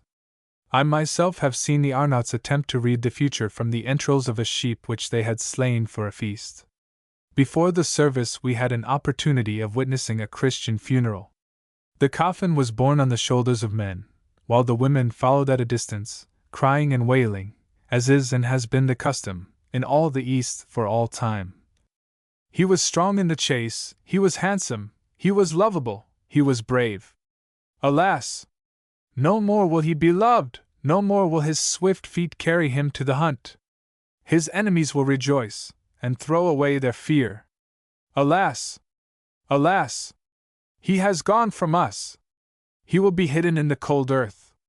In the evening a band played outside the church, and the jolly Franciscan monks tucked up their gowns, and proceeded to amuse the crowd with several balloons, which they filled with hot air and liberated, to the great delight of all. It was a good-humored though savage-looking mob, and would set a good example to many a gathering of Western civilization. The streets were gaily lit with many-colored Chinese lanterns. As we walked home after the termination of the proceedings, I noticed that there were 1 or 2 cases of drunkenness. There was one man, an Arnaut, pretty far gone. As I considered the different effects of alcohol on the brains of different races to be a very interesting and curious study, I stood and watched the mountaineer for some time, at a safe distance, for he bristled with arms, of course, and if a drunken man, carrying with him 2 loaded pistols, a gun, and yataghan, should run amok, or conceive a sudden dislike to the English foreigners, the consequences might be unpleasant. However, he did nothing of the kind. The sole effect of the recce was to make him exceedingly devotional. He knelt down, raised his hands, and prayed in a loud voice, and with a most intense and passionate earnestness. He swung backwards and forwards, wrung his hands, as he worked himself into a frenzy of religious excitement. Then he kissed the muddy ground over and over again with fervor, under the impression perhaps that he was still at the foot of the empty shrine of the Madonna.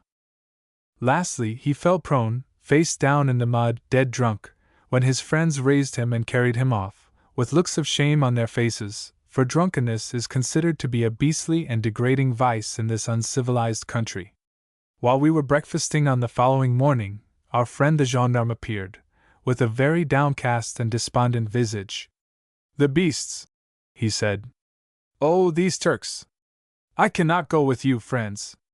I had obtained leave, as you know, to accompany you on your journey through Albania. Well, late last night I was sent for, and told that I must stay at Scutari. They had seen me often in your company, and, as is their custom, became jealous and suspicious, so they have got up some idle excuse to prevent my going with you. This is the way they treat us. They give us no pay, and when we do get a chance of making a little money, do their best to get in our way." Our poor friend was very cut up, and naturally so, for to be guard of a party of Inglesi was a rare windfall for him, and very acceptable in these hard times. The authorities sent us a passport, and a very strange-looking being, who was to be our escort on the morrow, one man being deemed a sufficient protection, for the first stage at any rate. He was a tall, miserable-looking Zaptia, in very ragged uniform. His face was of extraordinary length, and lantern-jawed. He was almost skeleton-like in his extreme thinness. He had evidently not known what a good meal meant for a very long time. We discovered him to be an intensely stupid and unintelligent being. This did not promise well. Here we were, 2 Englishmen, utterly ignorant of Turkish or Albanian, about to ride right across the country in the company of a man who would not be of the slightest use to us in any way. We gave him a good feed, in hopes that this might develop some traces of intelligence in his dense skull. All in vain. The only effect was, that after having thoroughly gorged himself, he closed his eyes, gave vent to a sort of choking sound, and fell fast asleep. Everything was ready. We had bid adieu to our Scutari friends, left orders that our horses should be brought round early on the morrow, then we retired to our beds among the sausages. It was scarce dawn. There was a loud knock at our door, a rather violent knock. The door opened. We expected to see the smiling face of Toshli, who had come to announce the arrival of our ghostly Zaptia and our brave steeds, but to our astonishment there entered boisterously 2 bronzed and travel-stained Britons, in short, the long-lost Jones and Robinson, whom we had given up long ago. They stood laughing before us, but Brown and myself considered it incumbent upon us to receive them in a slightly distant and dignified manner as we sat up in our beds. We asked them to give an explanation of their great dilatoriness in catching us up. We found that they had started from England a fortnight after us, but had been delayed at Cattaro and other ports, in consequence of some extremely ingenious arrangement Robinson, the inventor, had made for receiving money at different places on the route. They had followed in our footsteps exactly, had taken boat from Trieste to Cattaro, and thence walked, via Cetinge, to Rica, where they had taken a landra for Scutari. We inquired where the White Elephant and other Robinsoniana were.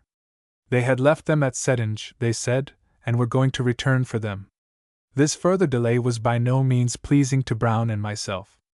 We laid our program before them, and expected that they would fall in with it at once. A very warm discussion ensued, very nearly resulting in a reseparation of our forces. They had been very well received, it seems, by the Montenegrins, and had promised some of the chieftains at Cetinge that they would return to that capital as soon as they had seen Scutari. The war between the Principality and the Albanians, so long talked of, was, they said, now but a question of a few days. They had been invited to accompany the army of Prince Nikita, which was on the point of advancing on Gusinj, as the honored guests of the general in command. There are certainly two sides to every question. From the little we had seen of the two countries, Brown and myself had formed a decided preference for the Albanians over the Montenegrins. But we found that our two friends were full of praises of the Black Mountaineers, and abuse of the Skipeters. The Montenegrins have rather a knack of wheedling over strangers to their own views of the question. Jones and Robinson, however, to a great extent modified their opinions later on, when we had seen a little more of both sides. The discussion progressed with considerable warmth. Our recently found friends insisted on returning to Montenegro. Brown and myself were very loath to give up our projected ride across the little-known countries of North Albania. We often wandered from the point into hot dispute as to the virtues or the reverse of the respective races. Ultimately a compromise was effected. We decided to convert Rosso and Effendi into baggage animals, and walk from Scutari to Podgorica, an important town, acquired by Montenegro from Turkey during the late war, and which was but 2 days' march from Gusinj. Here the Montenegrin forces were to concentrate, before advancing against the enemy. If we found that war was really intended, we agreed to carry out the program of our friends. If we found that it was being indefinitely delayed, we would return to Scutari, and march to Proviso by the route Brown and myself had decided on. Brown and myself gave in with great reluctance, feeling that our friends, after delaying us so long, were now about to take us on a wild goose chase after a phantom war. I do not think either of us recovered that sweetness of temper which distinguishes us until after the dinner we partook of that evening at the hospitable board of the British Consulate. During the above discussion our ghostly subtia was announced. With the aid of our landlord we tried to explain to him that his services were no longer needed by us. This man, as I have said, was the incarnation of stupidity. As a Turkish soldier, he was also a model of obedience to those who were put in authority over him. He had been ordered to conduct us to Prizren, so much had got into his head, and conduct us to Prizren he would, notwithstanding our insistence that we had now altered our intentions. "The Pasha told me to take you to Prizren," was all we could get out of him. He would have attempted to take us there by force, I believe, had we not quieted him with another full meal, which had the same soporific effect as that of the previous day. When we told Mr. Green of our altered plans, in the evening, he remarked that at any rate our throats would be safe in Montenegro, which is more than they would be in this country. "But," he added, "if you visit Podgorica you will not be able to return here and visit Prizren. They will have heard of your friendship with the Montenegrin general, and will inevitably take you as spies, and treat you as such in a very summary manner. If you return here and wish to travel to Janina, you must do so by the other route, which takes you through the cities of Tirana, Elbasan, and Berat." The next day we made preparations for our journey. As it was a doubtful question whether we should find food on the road to Podgorica, an unfrequented track, with rather a bad reputation for Arnauts, we purchased a horsehair saddlebag, and laid up a good stock of rice bread, mutton, raki, and other necessaries. Robinson had brought his cooking apparatus with him to Scutari, and was very anxious to bring it into use on the earliest occasion. The evening before our start we very luckily came across a man who had served as groom to Captain Sale, of the late Frontier Commission. He seemed to understand a word or two of English and Italian, and had a very good character from the consulate. So we hired him for a month. A very useful fellow he turned out to be. He was dressed in full Arnaut costume, which never left his back during the whole of his stay with us, 5 weeks, and yet, in some mysterious manner, it ever appeared snowy and new. Indeed, his appearance did us credit. He was a young fellow of pleasing countenance, the chief characteristic of which was a perpetual grin. Like all I met of his race, he was faithful and honest, and soon became attached to his masters. His preparations for the journey did not require much time, for his luggage consisted simply of a large gingham umbrella. Chapter 12. March to Podgorica, an Albanian Khan, our cook, the fund, across the lake, night visitors, the frontier, Podgorica the armorer, the war minister, Dobra Pushka. Over our last glass of grog before turning in for the night, we had determined to start at daybreak this morning. So abominable was the weather, however, that we preferred to indulge in the comfort of our beds a little longer. An unbroken mass of cloud covered the whole sky, from which poured down a steady deluge, which had a deliberate look about it, as if it had no intention of ceasing for a month at least. Jones looked out of the window, scanned the horizon mournfully, and remarking that he thought the rainy season would soon begin, got into bed again. At last we mustered courage enough to rise, ordered a substantial breakfast, and sent the faithful Marco to saddle Rosso and Effendi. When Rosso was brought in front of the hotel, he evidently objected to standing out there in the rain while we breakfasted in comfort within, so he walked into the room in which we sat, and made a very fair meal off a deal box that stood in the corner. Our saddlebags and blankets were placed on the horses' backs, and the expedition started. Our gendarme and landlord saw us well out of the town, where a stirrup cup was indulged in. We must have looked very imposing, first Marco in his Arnaut dress, sheltering himself with a huge umbrella, the only article of luggage he brought with him, then the 2 horses, and lastly, our 4 selves. All in top boots, Jones brown, and myself well protected with hooded military mackintoshes we had bought in Turkey, while Robinson was enveloped in a ponderous English yeomanry greatcoat, which must have weighed something when it was thoroughly soaked. Our rifles were slung to our shoulders. Jones was the proud bearer of an Arnaut gun, of which I shall have to say more anon. He also carried a pocket filter, slung to his shoulders. This day's journey was certainly not a pleasant one. The road from Scutari to Podgorica is not much of a road at the best of times, it is a mere track. For the first day's march it traverses the plain which borders the east shore of the lake. This day it was difficult to know what was intended for lake, what for road. It was all the same. The lake had the advantage, if anything, of being the less muddy of the two. We were up to our knees in water all day. I endeavored to enter into conversation with Marco, and was grieved to find he was a fraud.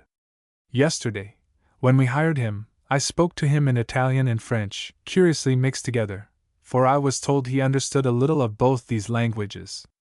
To everything I said he replied briskly, "C'est bon, monsieur, c'est bon." "This is the man for us," I said. "He understands all I say." "Then he must, indeed, be a wonderful man," my friends replied. "Let us have him." But alas! I now discovered that Marco's linguistic powers were very limited. Give him an order. He never confessed to his absolute ignorance of what you were talking about, but blithely came out with his perpetual "c'est bon," as if that was all that was required of him. However, by degrees I discovered what words he knew of French, what of Italian, and what of English, for he had even picked up some words of our tongue when in the service of the commissioners. With the addition of a few words of Sclav and Albanian, I then manufactured a mongrel tongue, which was common to Marco and myself, and utter gibberish to any one else. About midday we halted for lunch.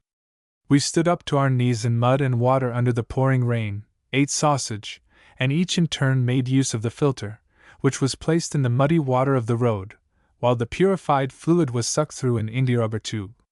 Marco was much astonished and pleased at this proceeding.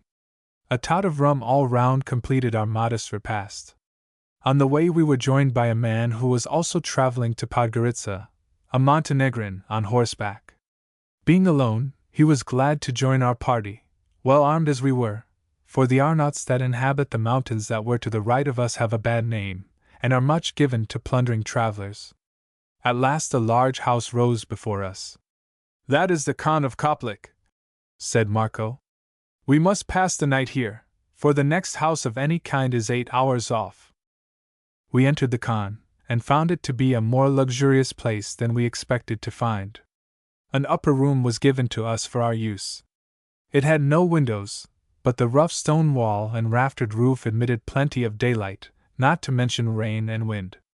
The floor was also well ventilated, as was the door that opened on the wooden gallery outside. As Jones remarked, Our chamber combined the comforts of a home with the sanitary advantages of a hydropathic establishment. There was no furniture of any kind, and the whole of the elegant chamber was blackened with smoke. We soon spread our blankets, and made ourselves very comfortable. We had brought some provisions with us, but Marco was sent out in search of any dainty there might be in the establishment. In a Turkish khan you are supplied with shelter and firing. Bedding and provisions you are supposed to bring with you. The landlord, a grim-looking Arnaut, came in with Marco, and said he could let us have 2 fowls, but would be pleased if we came out and shot them. He evidently wished to see our weapons in use, so we gratified him. Our Nimrod, Robinson, blew one rooster to pieces. Brown was satisfied with knocking off the head of the other with a Winchester bullet. We were charged 5d, each for them. A brazier of charcoal was brought up to our room, and a large pot, whereupon Brown, taking upon himself the office of cook, commenced to prepare our meal, and very successful he was. He cut up the fowls, and boiled them up with slices of sausage, macaroni, grease meal, salt, pepper, all from our commissariat bag.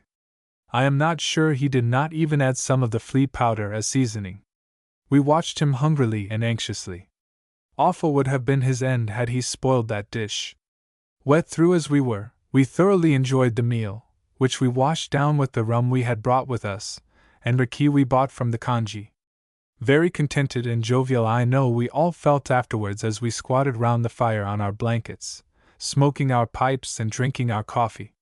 Marco too seemed to thoroughly appreciate our cookery, and grinned happily for the rest of the day. Our retiring for the night did not involve much preparation. To take off one's boots and roll oneself up in one's blanket sufficed. Robinson suggested that the door should be left open, as the fumes of the charcoal fire might suffocate us in the night. Considering the number and size of the orifices in roof and wall, we thought this would be excess of caution. The prudent Robinson had also heard many awful tales of Eastern khans, and suggested that someone should remain awake. In England, before starting on this expedition, we had determined to station regular watches every night. Here was a good opportunity to begin, but somehow no one seemed quite to see it. I think we were too sleepy. One good and useful suggestion was, however, made.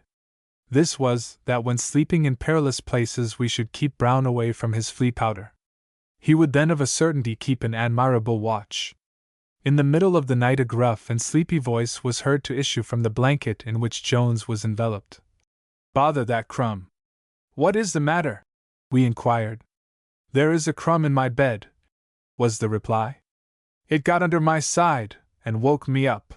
On searching for the crumb, Jones found it was his Colt revolver that had thus troubled his sleep. We slept very well in spite of rain, wind, and insects, and were up at daybreak, packing our baggage for the day's march. As we gradually discovered each other's talents, we apportioned to each his particular duty on the march or in the camp. Brown had displayed such great culinary skill that we unanimously elected him chef to the expedition. As a branch of this important office, it was his province to decide what vegetables and other comestibles should be purchased when the commissariat bag was light. He was also a capital muleteer, and would urge on our steeds, when lazily inclined, with considerable results.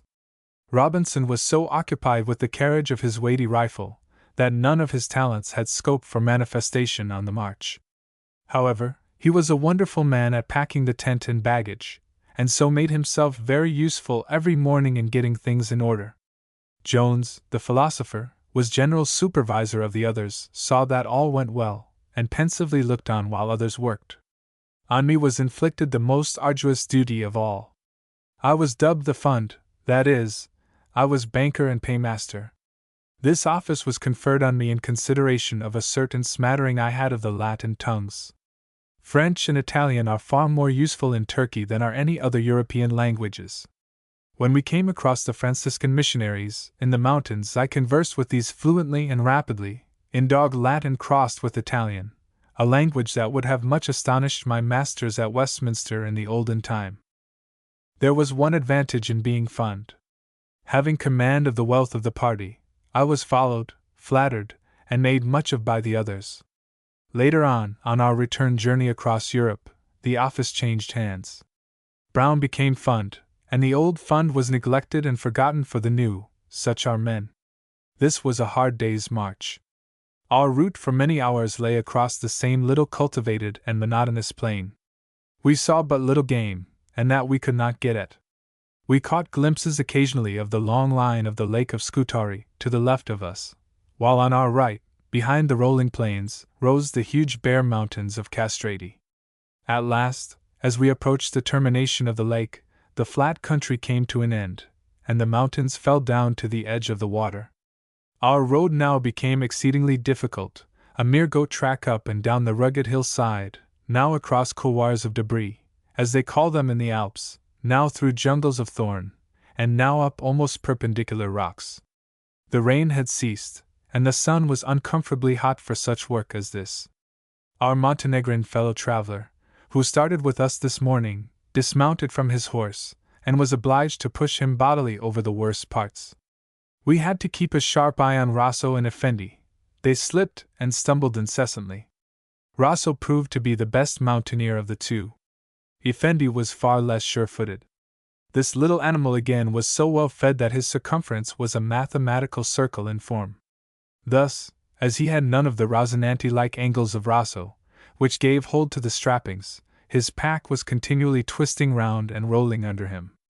At last, hot and thirsty, we reached a little plateau just over the lake, where were pitched 3 or 4 tents, the quarters of a small party of the most utterly miserable-looking Turkish soldiers I had ever cast eyes upon. All were in rags. Their uniforms were supplemented with some garments of the country. They were barefooted, or wore the native punkoa. "What important garrison town may this be, Marco?" said Jones. "Ciebon, Monsieur Ciebon," replied our grinning domestic. "I don't know whether the place has a name. I should say it had, being in this country, where 3 houses constitute a town. There were 3 officers here, who shared one miserable tent. The poor fellows had not seen pay for a very long time. One, a Crimean medalist, a defender of Kars, was down with fever badly. They invited us into their wretched quarters, and ordered coffee for us. They had no sugar, but this we were able to provide them with. We also had some cakes of chocolate, which we presented to them, and which they seemed very glad to get. They were fine-looking fellows, but all had that sad look which true Turks wear in these latter days. With the aid of Marco as interpreter, we were able to converse with them on various subjects. They seemed to despair of their country, and, like all I met, put all the blame on the evil system of government. They told us that Alondra would be here soon, bearing provisions from the fortress of Helm for this post. The Alondra would then return, and we could go with it, thus saving ourselves a 5 hours' very rough march.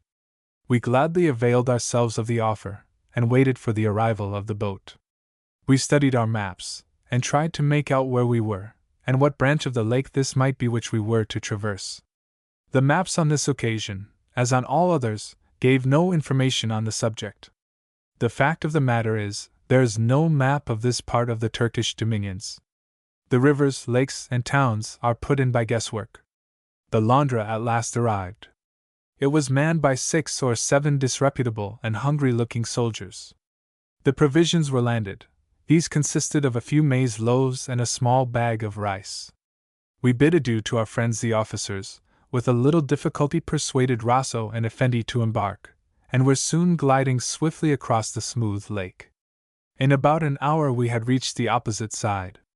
Here were 3 or 4 houses, occupied by Turkish officers, while the men were camped out on the edge of the lake in tents, so ragged and torn that they must have been next to useless. In the background, a few miles from the lake, there was a steep mountain, on whose summit was a large fortress. This place we found is called Helm. We landed, and at once resumed our march, which lay under the mountain, and across a broad and lengthy plain which lies between Podgorica and the lake. There was no sign of cultivation anywhere. The plain was a pebbly desert, scanty grass and a sort of prickly thorn being the sole vegetation. The heavy rain had once more set in, and before we had marched very far, the waters, rushing down from the distant mountains, converted the plain into a lake, across which we waded, the muddy compound rising above our top boots. Darkness at length came on, So as we should certainly have lost ourselves had we gone much further, we entered a khan, which turned up before us just in time. It was a rougher and less civilized khan than that of the previous evening. There was but one room in it, the floor was of clay, the walls, as usual, black with the smoke of ages, and the ventilation almost too perfect. They had some goat's flesh here, so we were enabled to make an excellent meal. Being tired after our long march, we then retired to our beds. Just by the bar, as we chose to call the corner of the room where the raki and wine were stored, there was a broad wooden slab against the wall, supported on logs, and sloping down outward at a slight angle. This was to serve as our bed for the night.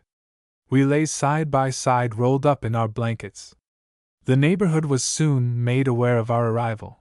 The khan was filled with armed Arnauts, who came and stared at us inquisitively, while they whispered to each other in a mysterious manner. There was something very comic in the situation. There we lay, stretched out in a row on that deal board, for all the world like the corpses lying side by side, in similar fashion, on the marble slab of the Paris morgue. However, enveloped as we were in our voluminous blankets, nothing could be seen of us but 4 projecting nasal organs. But this was quite enough for our friends. Throughout the night they came and went through the open door. There were never less than a dozen admiring us at a time. Towards the morning the bard of the district came in, tuned up his ghazla, and favored us with a dismal selection from his repertoire. His voice was high and cracked, but he sang fiercely and energetically, while all the natives listened, spellbound and silent. I presume he was singing our praises. He was evidently chanting the doings of some great warriors.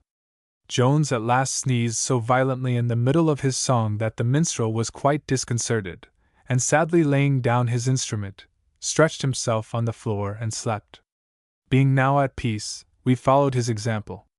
I might as well mention the fact that I have never seen a Montenegrin or Albanian take off his clothes before retiring for the night.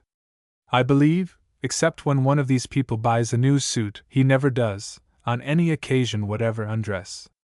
The poorer people, who never do indulge in new suits, merely patch up the old while on them. The next morning, at daybreak, we swallowed some boiling coffee, and prepared for the march.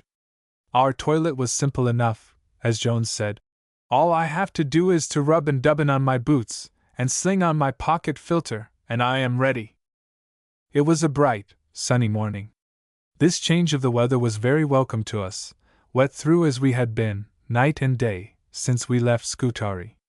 Halfway between Helm and Podgorica a river crosses the plain. The rapid water has eaten for itself a deep, narrow channel with perpendicular sides.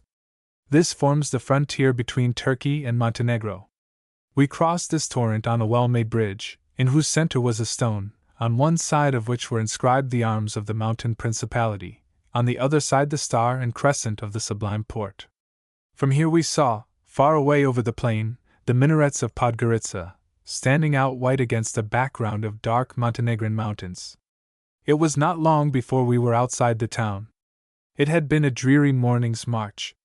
The plain, which with care might return much to the agriculturist, was left bare and uncultivated. One need not search far for a reason. We were on the frontier, on the scene of perpetual border frays. He who sowed here would sow for the whirlwind only. Close to the town was a rough sentry box. Out stepped a Montenegrin sentry, quite a boy, and challenged us. We amused him by showing him our passports, which he gravely considered, first upside down, then sideways. Then he held one up to the sun, then shook his head and returned them. He questioned Marco as to what we were. "These are consuls in Glaci," replied the faithful one. "English consuls on the spree." This was sufficient. We were saluted and allowed to pass. I believe that throughout our stay in Montenegro we were invariably taken for English consuls, on a sort of happy-go-lucky holiday. Anyhow, we were highly appreciated by all the natives we came across. It was very amusing to hear Marco explain us to inquisitive people. Some passers-by would stalk by us, too polite and proud to stare or show any surprise at our appearance. But having passed us, they would stop Marco, and whisper to him, "What are these men?" "Great diplomatists," would reply Marco, with dignity. "Consuls in Glaci." That one in the spectacles is the head diplomatist. All great diplomatists wear spectacles, you know. We passed through the ruined walls which surround Podgorica, and marched down several badly paved streets to the chief khan of the place. Podgorica is a considerable town, with a population, I should say, of 8,000 at least. It is picturesquely situated on the east bank of the Moracha, a turbulent stream, and one of the chief feeders of the lake of Scutari. A large proportion of the inhabitants are Mohammedans. The Treaty of Berlin handed over this important Albanian fortress to Montenegro. The Black Mountaineers had only occupied the place a short time before our arrival. But all seemed to be going on peaceably. The inhabitants appeared quite reconciled to their new government. Our Khan had been recently the house of a wealthy Mohammedan, and was quite an imposing building. An archway led through to a courtyard, surrounded by stables. Above the stables ran a wooden gallery, on to which opened the various apartments.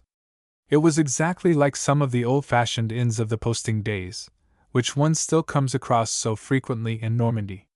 We had a very pleasant chamber handed over to us for our use. A window filled one side of it. As this window was unglazed, this was rather a chilly residence at this time of the year, when the Bora blew strong and fresh from the snow-capped mountains. In our honor, one half of the window was glazed. I suppose this exhausted all the glass in the town, for no effort was made to complete the work, though we were here for several days. A divan ran round the wall, on which we were to sleep. They cooked for us at this hotel, but there was little variety in the cuisine.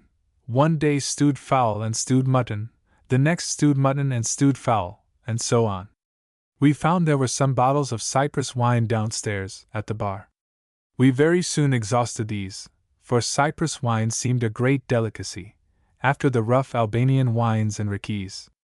After breakfast Robinson and Marco rode off to Cetinje, 15 hours from here, to fetch the tent and the rest of their baggage. While they were away we explored the town, and made the acquaintance of a very good fellow, Gospodina Milash, the government armorer, who was now very occupied in putting into order the rifles which the mountaineers brought down to him, anticipating the invasion of Albanian territory, the orders to march being daily expected. This gentleman had been sent to Vienna to learn his trade, and spoke German well, so was a useful interpreter for us during our stay. There was a large building adjoining our hotel, which was occupied by the Minister of War for Montenegro. It was he who led the Highlanders in those successful battles they fought with the Turks on the Herzegovinian frontier during the last war. His name I have forgotten. Every morning we saw him and a dozen chiefs, and others, stalk up and down the riverside in front of our window, for it was out of doors he transacted his business, received his dispatches, gave his orders, and formed plans for the investment of Gusinj. The next morning we went outside the town with our landlord, who by the way was a sergeant in the army, as the metal eagle in his cap betokened, for a little practice with our rifles.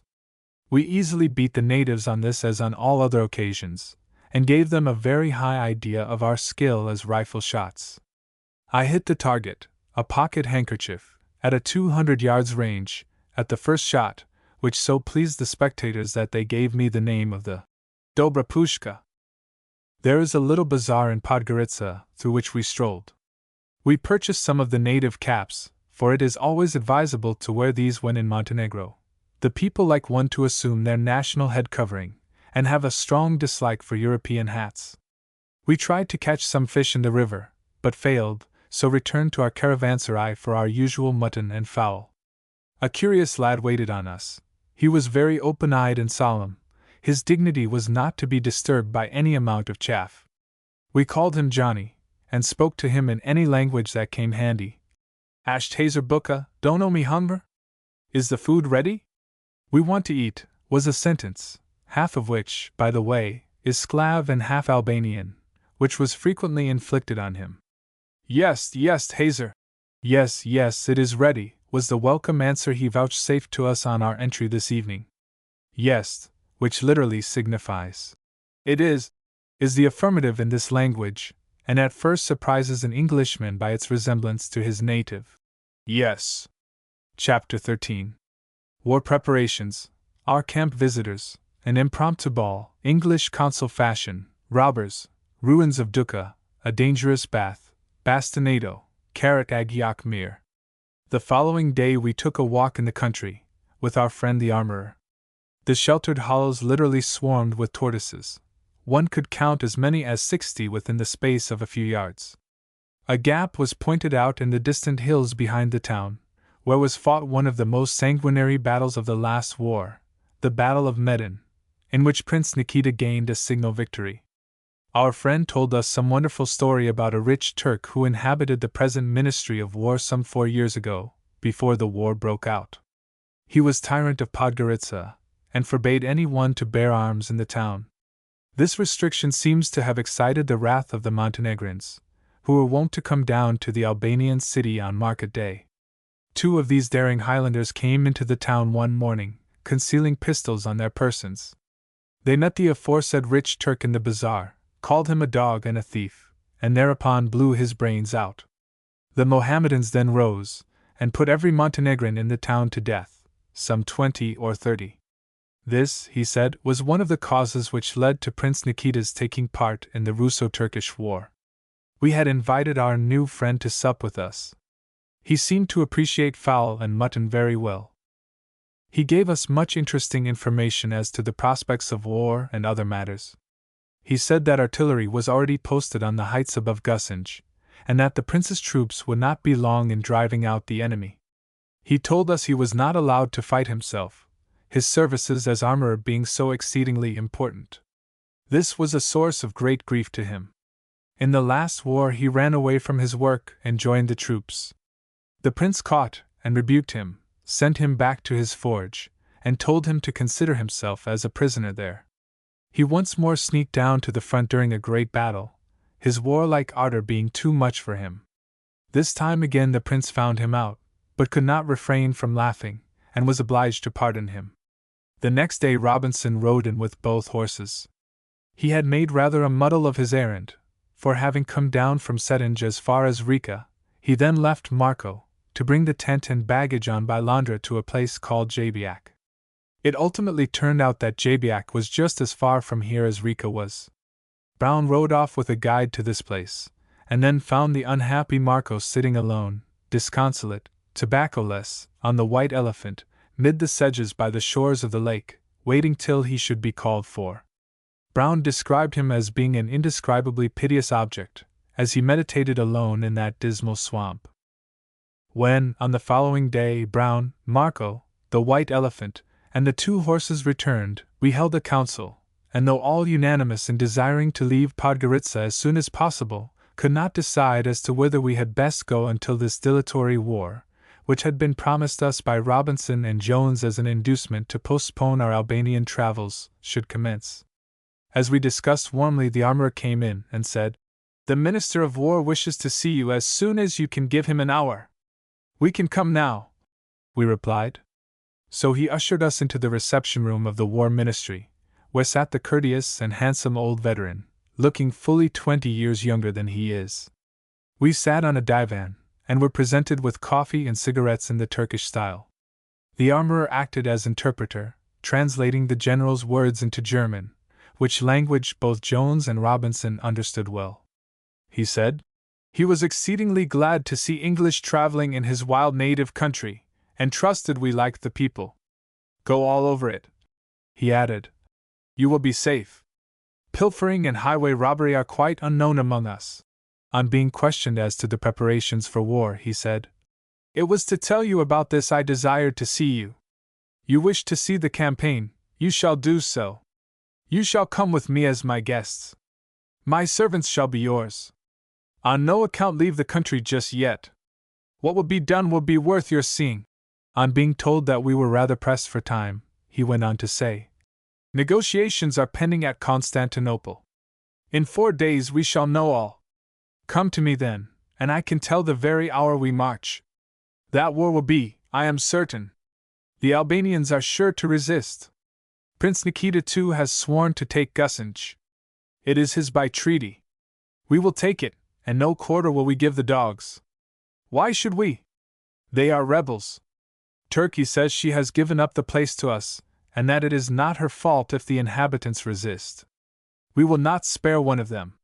If you wish to see something of the country before you see me again, go to Duca, where the great ruins are, they are worth visiting, then you can return here. This proposal pleased us, so the commissariat was sent out to procure a large quantity of raki, mutton, flour, and other necessaries. Robinson was anxious to try the white elephant as soon as possible, so it was determined to take one of our horses to bear our impedimenta, and march out to as near Duca as we could manage this afternoon, and then camp for the night. Duca is situated on the right bank of the river Moricha, some miles above Podgorica. Our landlord came with us, for as the sun was setting we did not expect to march for more than an hour, and he wished to see us comfortably settled for the night. Marco we left behind. We marched on the left bank of the Moricha, thus cutting off a long loop which the stream formed here, and by sunset had arrived at a spot just opposite to the ruins of Duca, the broad and foaming river dividing us from it. We pitched our tent in the plain not far from the precipitous edge of the river. The white elephant certainly looked very imposing, and was very comfortable. We unpacked the horse, and arranged all our property in an orderly manner in our new home. Then our landlord rode back to Podgorica. The sun was now setting over the western hills, so we lost no time in cutting down some of the brushwood, and making a large fire some 10 yards from the entrance of the tent. The pot was then put on, and a tasty stew prepared of mutton, grease meal, onions, pepper, and salt. I do not know whether, in Montenegro, to pitch a tent and light a fire signifies a general invitation to the countryside to come and make merry and carouse, but that was the result on this occasion. As night set in, first one and then another armed Highlander would drop in, walk into our tent in the calmest manner, quite sans gene, shake us by the hand, with a "Dobro jutro gospodina," then sit down, roll himself a cigarette, and commence smoking. At first we thought these people rather cool, but they were so polite that it was evident they did not imagine their conduct to be in any way extraordinary. At last a large crowd had assembled round our tent, a very curious people. Where they came from we could not imagine. Houses there were none in sight. They seemed to have no homes, no occupation. It was a matter of utter indifference to them where they were at any time, or where they slept. We were at this encampment for 2 days. All the time they remained outside the tent in a most contented manner. They were just as well there as anywhere else. After dinner we provided coffee and raki for our visitors. Then an impromptu entertainment followed. Robinson and myself gave a conjuring entertainment for the amusement of the wild people. We sat at the remote end of the tent. About 17 of the audience sat inside in a double row. These were the swells in the stalls. The gods outside filled up the open door and looked over each other's shoulders, in a compact and surging mass. The conjuring was much appreciated by our audience. When we had exhausted our repertoire of tricks, all cleared out of the tent, which had become very stuffy. It was a magnificent night.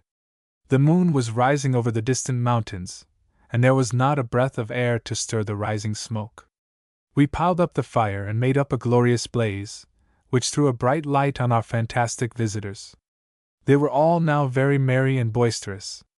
They wrestled, sang, and ran, like a lot of children. "Why not get up a ball?" proposed someone. It was a happy idea. Every one fell into it with delight. With loud shouts and wild gestures they whirled round the fire hand in hand, treading energetically, almost fiercely, a measure of their own. There were 2 charming young ladies in the crowd, who were the decided belles of the ball, Nada and Zakitsa. Zakitsa made a great impression on Robinson's sensitive heart. She was a powerful young lady, for once she disagreed with one of her partners about something, and caught him a resounding slap, which felled him to the ground. She also wrestled with another youth, and easily laid him low. It was a curious scene. Not the least curious object was the gallant Jones handing round refreshments, raw raki in a saucepan, which girls and all partook of freely. Verily, the Montenegrins must have thought, "These are consuls Inglesi, and they do things in right good English consul fashion." It was rather difficult to get rid of our guests when we wished to turn in for the night. That any one should like privacy at times is incomprehensible to Montenegrin or Albanian Highlanders. They walk into each other's huts, uninvited, at every hour of the night, to chat and drink coffee. They seemed to need a very small amount of sleep. I found, in the cabins and khans we visited, it was the rule to turn in about 12 and be up again at 2, jabbering and coffee drinking, for it is not that they have any work to do that these people are so early in rising. After all, when you have no dressing or washing to get through, getting up early becomes easier than when the complicated toilets and tubbings of the Anglo-Saxon are before you.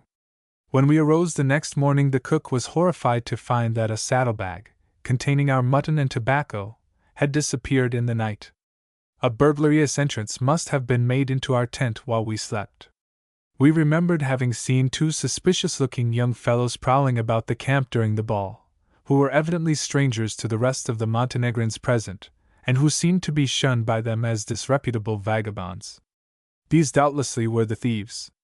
One of our visitors, seeing us searching for something, understood the state of affairs, and told us by signs he would soon recover our property.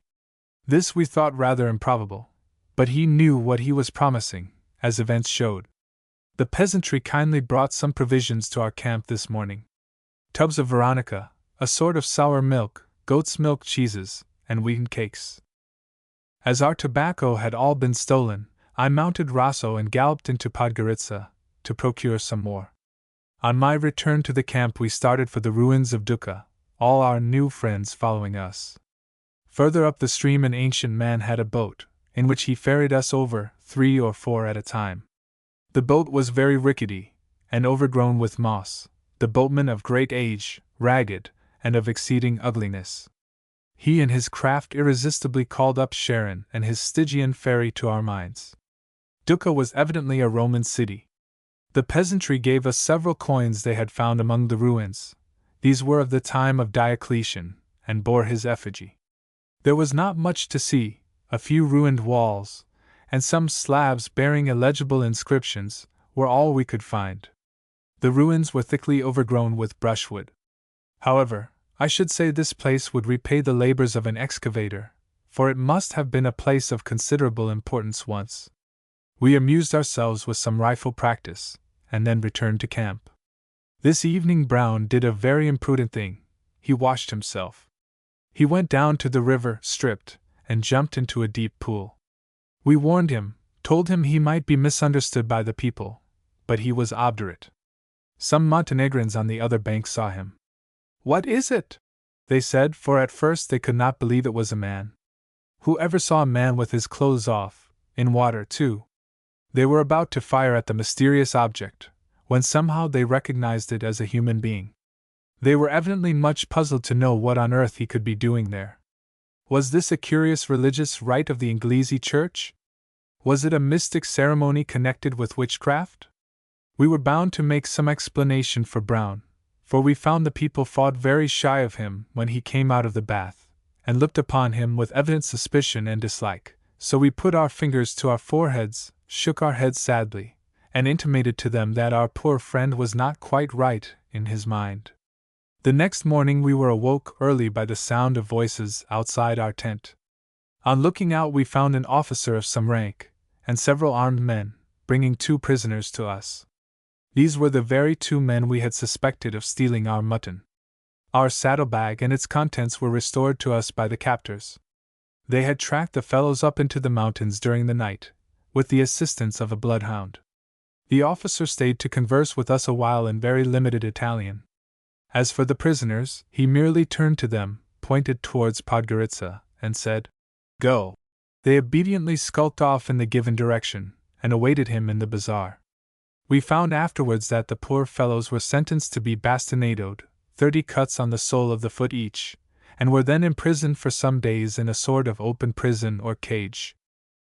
We had exhausted the charms of Duka, so packed our baggage, and marched back to Podgorica. Robinson superintended the lowering of the tent. This was the sole occasion during the whole tour on which the white elephant was brought into use. It was afterwards mildly suggested to its inventor that it might be a question whether all the tribulation and expense attending its carriage was made up for by these 2 nights' encampment on the plains of the Moricha. He was silent on the subject. On arriving at Podgorica we at once called on the Minister of War, to learn the latest news of the war. He had heard of our little adventure with the mutton pilferers. He was much amused at our account of it. "Ah," he said, "and I had only just told you that robbers were unknown in Montenegro. As to the war, he had no news to tell us. Orders to advance might come today, might not come for a month. He knew no more than we did." We left him, and retired to our chamber at the Khan. After dinner we were smoking silently and sulkily, when Brown, addressing Jones and Robinson, sternly said, "This war of yours is a fraud. You have brought us out here under false pretenses." I joined in to assist my ally, and laid stress on the delights of Brown's and my own projected march to Janina, which we had put off to hunt this phantom war all over this uninteresting country. After a warm discussion, it was decided to march back to Scutari on the morrow. I communicated our design to Marco. The worthy fellow's face broke into broad smiles, as he whispered hoarsely, "Good, Monsieur, good, Karatag Yakmir. Montenegro no bon, no bon." He evidently did not feel comfortable among his hereditary enemies. Chapter 14. An escort, a Turkish dinner party, brigands, our sportsmen, a chief of the League, objects of the rebels, Ahmed Aga, a meeting of the League, the Bulimbashi of Clementi, an Arnaut chieftain. The next day, Saturday, November 1st, after our black coffee, and the usual bustle attending the packing of our animals, we shouldered our rifles, and made a start. Our landlord insisted on our pouring down numerous glasses of raki in his house, and according to the general custom over here, accompanied us to about half a mile or more from the town, when a halt was called. Then he produced a glass, and a large bottle of mastic, which had to be finished by us ere bidding a final adieu. We all highly approved of this good old custom. It began to rain soon after we commenced our march, and the plain assumed very quickly that lake-like appearance which we had observed the last time we crossed it. On arriving at the Khan where we had slept on our march to Podgorica, we found in front of it a large encampment of Turkish soldiers. We entered the house to get some coffee, and were then pounced upon by some of the officers, who wished to see our passports, and learn who we were, and whither we were bound. They insisted on sending an escort of 4 men with us as far as Helm, for, as they told us, we were breaking through all the regulations laid down by the government for the security of travelers in journeying thus without zapties. That travelers should be thus escorted we knew to be the rule throughout Turkey, but we evaded it whenever we could. In Albania such an escort is worse than useless. In the first place, the zapties will not venture to go with you into the mountains, where the Arnauts would probably attack them for the sake of their arms, and on the other hand, their company is sure to make you very unpopular in every village you go through, for these defenders of the peace consider they have a legal right to requisition provisions, and all they want, without paying for them. On reaching Helm we found that the provision boat had left, thus we were obliged to pass the night here. Robinson proposed that we should pitch our tent. While we were discussing the point, a Turkish officer came up, and spoke to us in French. He pointed out a dismal stone house by the lake side, and told us that the commandant of the troops stationed here resided in it, and would be very glad if we would accept his hospitality for the night. We were all delighted, with the exception of Robinson, who sighed deeply. His beloved tent was not to be pitched after all. We were shown into a rough, unfurnished room, and dinner was soon announced. We dined with the commandant and the French-speaking officer, Marco, and a Negro soldier waiting on us. It was a regular Turkish dinner, no chairs, no knives and forks. We had to squat down in Eastern fashion, and eat the savory pilaf with our fingers. After dinner we entered into a lengthy conversation with the commandant, the other officer acting as interpreter. He hated Albania, and the Albanians. "Why," he said, "these dogs of Arnauts should be smoked out of their fastnesses. My soldiers dare not leave the camp. If a few of them stray a mile or 2 away, ping, ping, a dozen bullets hiss about their ears. The beasts murder them for their rifles. We might as well be in an enemy's country at once. I advise you to be cautious in traveling among these mountains. It is really very unsafe." The conversation turned on politics. The old soldier seemed very excited. "Aye," he said, "all our friends have forsaken us. You English even are no longer allies of the Turk. And this being so, why should we do anything for you? Why assist you? Why listen any more to your counsels? I will tell you, by Allah! There is but one stick left that Turkey may lean on. Her only hope is in an alliance with the strong, with Russia. That is what it will come to, you will see. I am afraid you will find that Russia devours her allies. The commandant laughed. There is something in that, he said. The truth is, that poor Turkey has no friends and no hope. We shall have to leave Europe, I fear, but I do not think you will find that Turkey, overrun by Sclavs, will be so much better than it is now. The next morning our host ordered a special launder for us, and ordered his men to row us down to a point on the lake, whence we could march to Scutari before nightfall. Our crew of ragged soldiers, grim, half-starved, some of Negro, some of Arab blood, brought us, in about 2 hours, to a sheltered little bay on the east shore of the lake.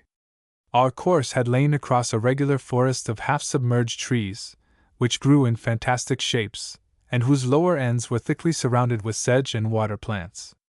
The effect was curious, not unlike those tropical swamps where vegetable life is so profuse and varied.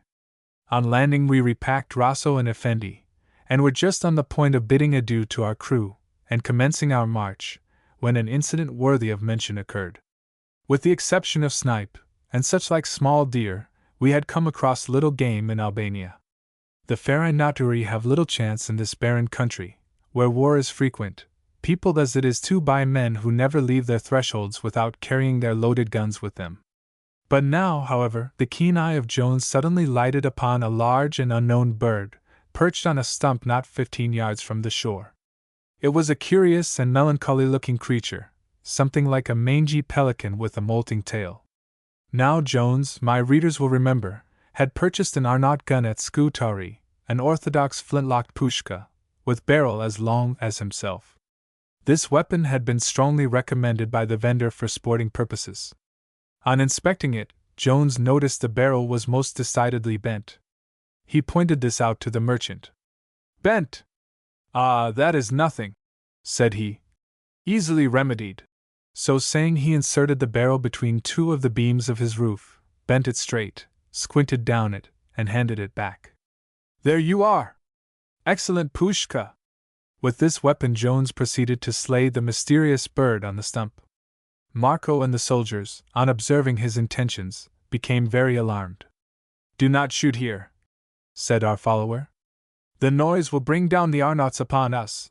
They will kill us. But the sporting instinct of the Englishman was up. Slowly and warily, with the lengthy pushka held out at full cock, with finger on the trigger, Jones crept nearer and nearer to the lake's edge. His reputation as a mighty Nimrod in the stubble of his native land was at stake. All our reputations were at stake as Inglesi, and therefore of a race of sportsmen. Silently, yet excitedly, the soldiers watched. The eyes of Marco gleamed as he looked round. He was proud of us. Now you look out, you watch, he whispered to the men. He nodded his head with a knowing nod that unmistakably said, You will see. And, I told you so, was ready to jump from his lips as soon as the report of the gun awoke the echoes of the wilderness. Our Nimrod crouched down. There was a pause, a great suspense. Then his finger pulled the trigger. The lock snapped. There was a fizzing sound, as of those devils the schoolboy makes of damp powder. With the fizzing there rose a pale blue smoke from the pan. The bird heard the sound, looked round at the stranger and his fizzing instrument curiously for a time, then, having satisfied his curiosity, he deliberately shook himself, spread his rickety wings, and flew slowly and majestically over the lake. It was nearly out of sight when there was a report. The pushka went off with an imposing bang that awoke the echoes of the mountains. A roar of Homeric laughter burst from the assembly. In the rainy season of Albania it becomes very difficult to preserve the powder in the pan of one's gun in a properly dry condition. After a few days it becomes a slow fuse. But Jones soon mastered the ways of his mighty pushka, and was fairly successful in his future sporting expeditions, for having carefully timed the fuse, his method was to take aim and fire at least 10 minutes ere the game was even in sight. It was pitch dark when we reached Scutari, and walked through the abominably roughly paved streets to the Hotel Toshli, where the brothers received us with open arms. The next morning we held a council, to decide whether we should wander next. We came to no immediate conclusion, as there was great diversity of opinion. As Robinson was expecting a remittance from London, we should most probably have to remain a few days at Scutari. Having nothing better to do, we persuaded our friend the gendarme to introduce us to a chief of the Albanian League, who was a friend of his. The interview had to be arranged with caution, for, as our friend said, they know here you have been to Montenegro, and may suspect your motives in wishing to question a member of the League. It was settled that we should go to the gendarme's house in the afternoon. There the chief in question would meet us. In the afternoon Jones and myself were shown by the gendarme's Miradite servant into a room, where, squatting on mats, coffee drinking, were our friend and a shrewd-looking old Albanian Mussulman, with deeply lined face, an anxious and restless eye. After the customary salutations I entered into conversation with him, the gendarme, as usual, acting as interpreter. I told him the English wished to know what were the objects of the League. Our object, he said, is to defend our countries against the enemies that surround us. The dogs of Montenegrin, the Servian and Greek swine, all wish to steal a portion of Albania, but praise be to Allah, we are strong. The Albanians are brave, and guns and ammunition are not wanting. He tried to sound me as to the views of England, for he thought this frontier dispute was absorbing all the attention of our countrymen. He said, England is our friend. They all say here she has supplied the League with weapons and money. That some power, most probably Turkey, has assisted the League in this way, is certain. But it is curious that all the Albanians I met were positive as to England being the friend in question. The government of Turkey does not find favor in the eyes of the Albanians. The Turks, cried out the chief angrily. What do they do for us? Tax us, rob us, that is all. These effeminate pashas, these farmers of customs, do nothing for us in return for what they steal. Can they defend us? Protect us? No! They have sold us to the cursed Giaours of the Karatag. I tell you we will have the Turk no more. The chiefs of the League have sworn it. Independence has been given to Montenegro, to Bulgaria. Albania shall have her independence, and the great powers shall recognize us. If not, we care not. Leave us alone, that is enough for us. He had now worked himself up into a furious rage, and was almost choking with it, so he stopped, drank some sherbet, then turning suddenly to me said, What do you English think of Midhat Pasha? He is much liked by us. I replied. He is looked upon as one of the few honest and worthy Turkish officials. He seemed very pleased at hearing this, and said, What we wish is to create an independent Albanian principality, with this Midhat Pasha as our prince, a principality under the protectorate of England. You will see we shall have it. I asked him whether this league was a purely patriotic movement, or whether it was a religious one, confined to Mohammedans only. We are fighting for our independence, he replied.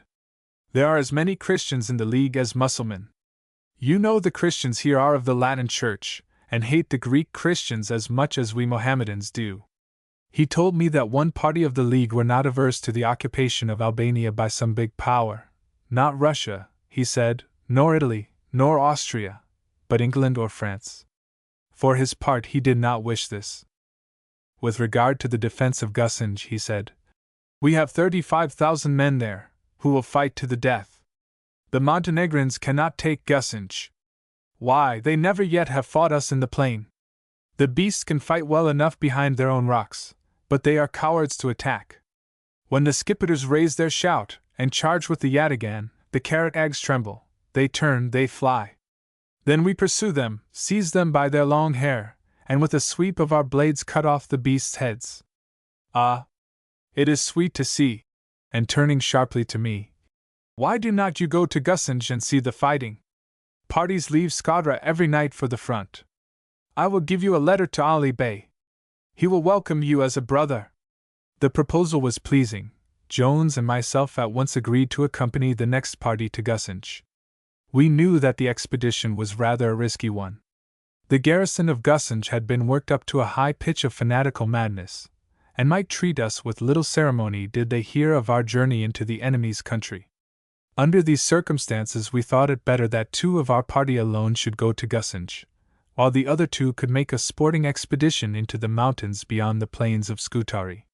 The next morning, accordingly, Brown and Robinson, taking Marco with them, shouldered their rifles, strapped their blankets on their shoulders, and marched off towards the Miradite Mountains, a lofty and wild range, inhabited by the tribe of the same name, the most savage and desperate of all the Christian Highland class, a race that has waged a perpetual war with the Turk for centuries.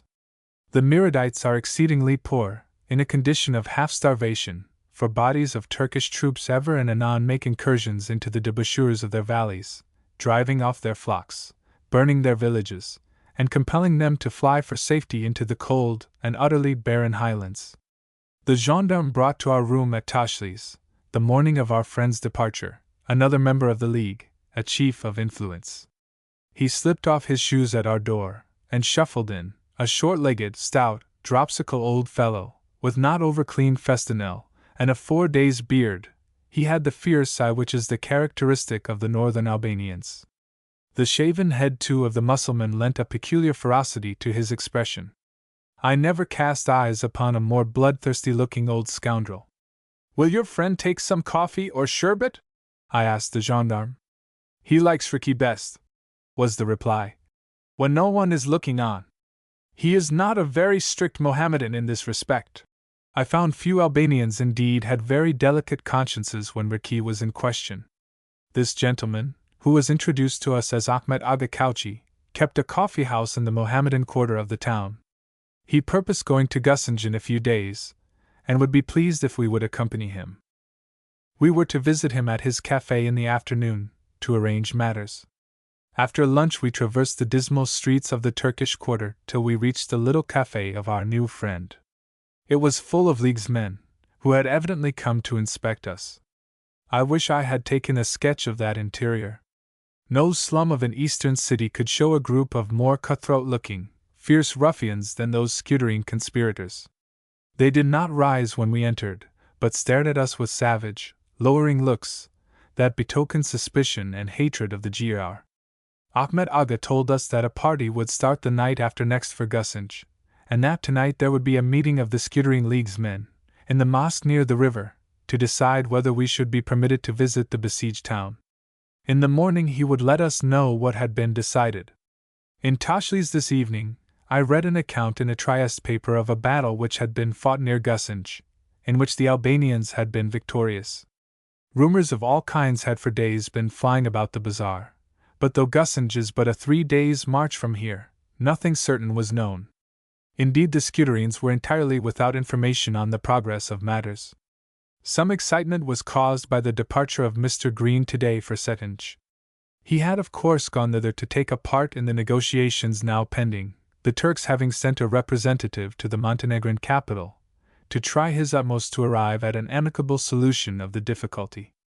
The Scutarians, however, were quite certain that Senior Green had gone off to threaten Prince Nikita with an immediate declaration of war on the part of England, did he not without delay withdraw his troops from the frontier. The League met as usual at midnight in the mosque, and till daybreak discussed Jones and myself. The meeting was described to us. Said some, "Let them not go. Who knows that some of the men of Gusinj will not murder them as ours? Then what difficulty we shall be in. We will have to avenge them, for they are our guests. There will be strife between the defenders of our country, and the dogs of Karatag will rejoice. Again their blood will be upon our heads. Sudney Green will be wrath. The English will be our friends no longer." However, the dissensions were in the minority. The League of Scutari gave its permission to our departure. We were advised to wear the fez instead of our English hats, as this would reduce the risk of our irritating the intensely excited inhabitants of Gusinj. Accordingly, we purchased 2 of the orthodox head coverings. Ahmet Aga again called on us. He seemed rather uncomfortable. We could see he had heard something about us, and did not like to carry out his promise. Said he, "Who are you? Why do you wish to go to Gusinj?" We replied, "In England we will write a book. The English wish to know what the Albanian League means, whether it is good. It is for that we wish to go to Gusinj, that we may see, and be able to tell our countrymen the truth." Ah, he said, so your Krail, your chiefs, have sent you for this. Mir, it is good. Then he paused, and said abruptly, We shall not go tomorrow. Why not? Because we know not how the other league's men will receive you. We must first send to inquire of our general, Ali Bey, if he will have you. This did not sound very pleasant to us. Ultimately he agreed to take us on the morrow to a hut 2 hours distant from Gusinj. There he would leave us while he rode into the town, to acquaint the chieftains with our wishes, and obtain permission for us to visit Ali Bey. The next morning we rose at daybreak, and found a strong bora was blowing, and the snow lay thick on the distant mountains. We prepared for the start. Luggage we took none, except one blanket, but as it promised to be exceedingly cold in the mountains, we each put on 2 flannel shirts and 2 pairs of socks. Ahmed Aga called 2 hours after his time. He seemed confused and troubled. Our host, Toshli, came forward as interpreter, for I managed to make out a good deal, he said. With him I conversed in a strange mixture of Italian and Greek, one of the 6 compound tongues I had to invent in Albania in order to get on with the different people I met. Said Ahmed Aga, I cannot go with you. I have been told by the authorities that if anything happens to you I shall be held responsible. My house and property will all be confiscated. Besides, I have to tell you that you are forbidden on any account to go to Gusinj. The Pasha will not have it. This all seemed very strange. That the Turkish Pasha and police authorities should have acted thus seemed improbable. We afterwards found they did not even know anything about our intended journey.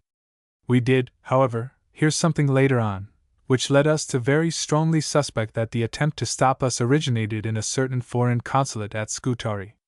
Naturally suspicious and jealous of English influence in Turkey, the representatives of this power concluded that our government had sent us here on some secret errand, and so, not being able to discover the object of our mission, attempted to frustrate it altogether in an underhand manner. Jones and myself had now thoroughly made up our minds that we would go to Gusinj, in spite of an over-officious consul, so we proceeded to hunt about Scutari for a guide and dragoman. No one could we find. Those we spoke to smiled grimly, drew their hands significantly across their throats, and emphatically objected to go anywhere near the hot little town. One person, however, did volunteer to accompany us. This was the English consul's cook. He was a plucky little Albanian, very vivacious and clever. He spoke 2 words of nearly every language in Europe, and in default of better, would make a very fair dragoman for us. He had adopted European costume, and wore jauntily on his head an English army forage cap, the gift of the British sergeant who accompanied the frontier commissioners last May. This cook was a man of some rank. In Albania, a calling such as was his is not derogatory to a gentleman. We had made his acquaintance at Toshli's, where he was famed for his skill as a billiard player. He went to Mrs. Green, told her of our intended journey, and implored her to give him leave of absence, in order that he might guide and protect the Inglesi travelers. Alas! It could not be. His presence was indispensable in the consulate kitchen. Cooks are not to be picked up every day in Scutari, at any rate such cooks as this, for we had several opportunities of perceiving how skilled he was in his profession, under Mr. Green's hospitable roof. No one to be found to come with us. This looked bad. We almost despaired of effecting our purpose, for to find our way alone across the roadless mountains would have been impossible. To have traveled among the savage Arnauts, without knowing 10 words of their language, madness. As we discontentedly discussed the question in our bedroom, the head kavass of the English consulate was announced. He brought with him a tall, handsome, and very pleasant-looking Albanian Mussulman, evidently a man of high rank, superbly dressed and armed. This, said the kavass, is the Bilimbashi of Clementi. He will accompany you to Clementi, which is a day's march from Gusinj. There he will hand you over to the chieftain of the Clementi, Nick Lika, who is a friend of Senior Green. He will say to Nick Lika, These are friends of Senior Green, treat them as his brothers, and if the danger be not too great take them to Ali Bey. My readers can imagine our delight. We could not travel under better auspices. The condition of a Bilimbashi is curious. The Turks, as I have before said, have never really conquered or assimilated Albania, the Christian Highlanders are allowed considerable independence. Now, each Arnott tribe is obliged to elect from the Mussulman of Scutari a representative, a sort of consul, who mediates between it and the Turkish government, who acts as their advocate in case of any dispute. As he is chosen by the tribe from among the townsmen of rank, and as he can be dismissed any day if the Highlanders in any way object to him, the Bilimbashi is always a popular man, liked by the tribe he represents, and a very safe person in whose company to travel among the Highlands, for he is sure to be known to, and treated as a friend, by every man met on the way. It was a great honor to be thus escorted, and we afterwards discovered the cause that led to the kind proposal.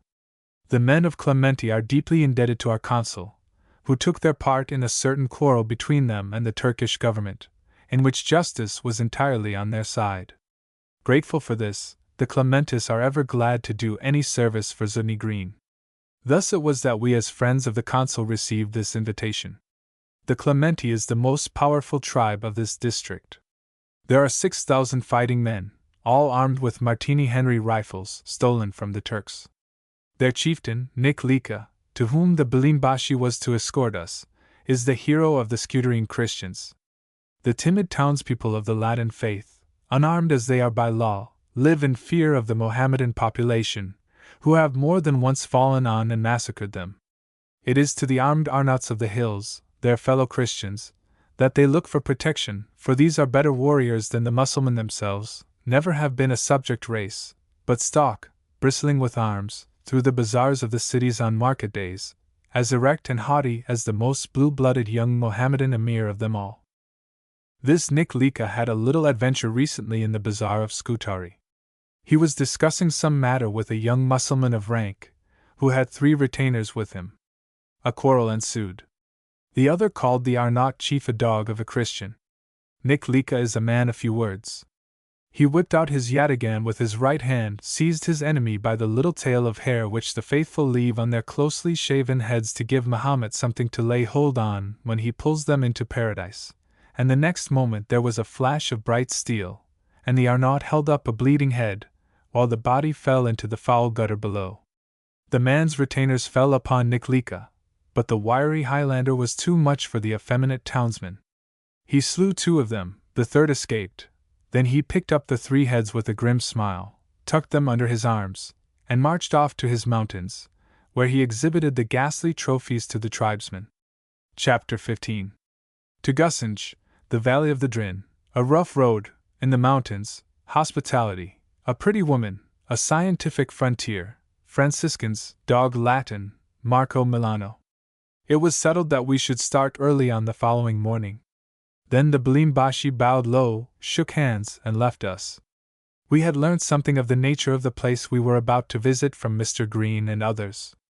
About 3 days' march from Scutari, across the great Clementi Mountains, there is a long and beautiful valley, which penetrates deeply into the central range of the Mount Scardus. Down this valley flows the White Drin, a stream of considerable importance, that flows into the Adriatic, near Alessio.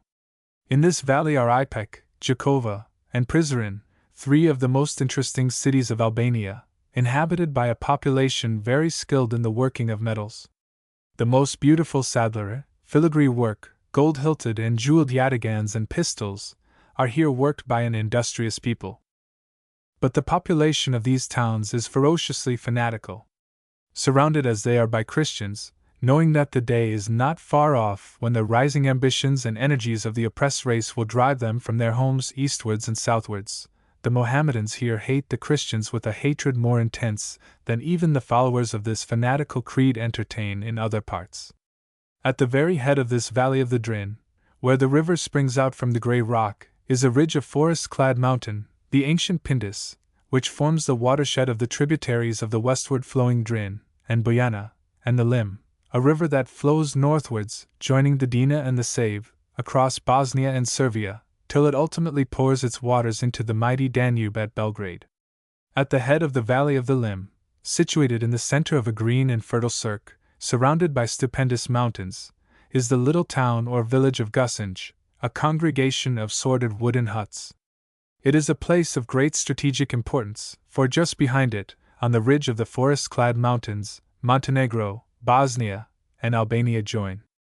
By the provisions of the Treaty of Berlin, Gusinj and its neighborhood was handed over to the Black Mountaineers, wherefore it is difficult to see.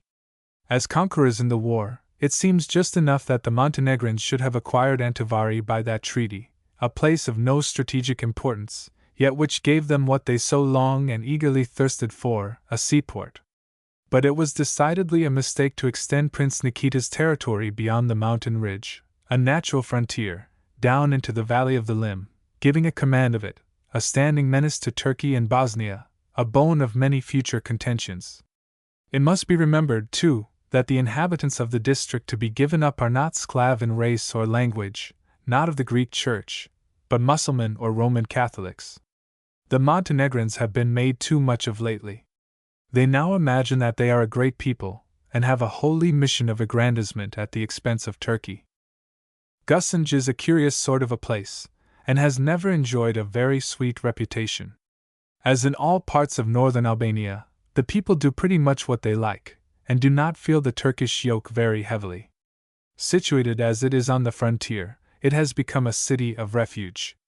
Montenegrin renegades whose country has become too hot for them, Bosnian Mohammedan refugees, and vagabonds of all sorts, have flocked hither. It is in this town of Gusinj that the chiefs of the Albanian League have concentrated their forces, determined to fight to the bitter end, in spite of the Austrian troops in Bosnia to the north of them, Turkish troops in their rear, Montenegrins before their walls, and the doubtful neutrality of the Christian Arnauts, who are all round them in the mountains, lying in wait to murder and strip small parties of either side. For this is the idea of neutrality among these people, unarmed. Neutrality with a vengeance. 35,000 Albanians, we were told, occupy Gusinj, at the head of whom is Ali Bey. Ali Pasha, as he has styled himself, is a Gusinian of rank, owner of lands and houses in the town and neighborhood, a man of great intelligence, and a devout Mussulman. He was one of the principal people implicated in the assassination of Mehmet Ali at Jakova.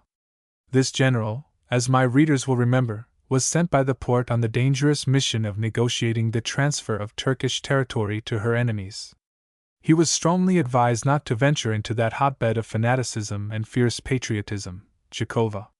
The League held possession of the town. The population was worked up to the highest pitch of excitement. Every one knew the history of the envoy. As a foreigner, a pasha's favorite boy, a renegade, he was certain to be disliked and suspected by rigid Mussulmen, and was the very last man that should have been sent on so delicate an errand. It is rumored that the jealousy of his enemies at Constantinople sent him on this surely fatal journey. His death was decided on by the League. The projected murder was talked about freely in the bazaars of Albania fully 2 weeks before it was perpetrated. Contrary to advice, he entered Jakova. He had not long been there before the house in which he and his companions were shut up was besieged by a furious mob. One man, a Franciscan father, whom I met at Scutari, was with him, and managed to escape, disguised as an Arnaut. Mehmet, seeing that resistance was hopeless, died like a brave man. He opened a door, rushed out, unarmed, with hands stretched out, into the thick of his enemies, crying, "Kill me, but spare the others!" He was beheaded, and his head was stuck on a pole, and held up to the jeerings and desecrations of the populace. We were up at daybreak the next day. It was a sunny, exhilarating morning, that seemed to send fresh blood coursing through our veins as we mounted Rasso and Effendi, and rode through the Mohammedan quarter to the house of the Balimbashi. Our luggage was simple enough. I had one blanket and my waterproof, strapped behind me on Effendi's saddle, while Jones carried, in the same way, a saddlebag of provisions and his waterproof. The house of the Balimbashi was enclosed within lofty walls, as are all the residences of the Mussulman. We were ushered into a large room, where the brother of the Balimbashi received us smiling, and motioned to us to be seated on the luxurious cushions which were strewed on the thickly carpeted floor.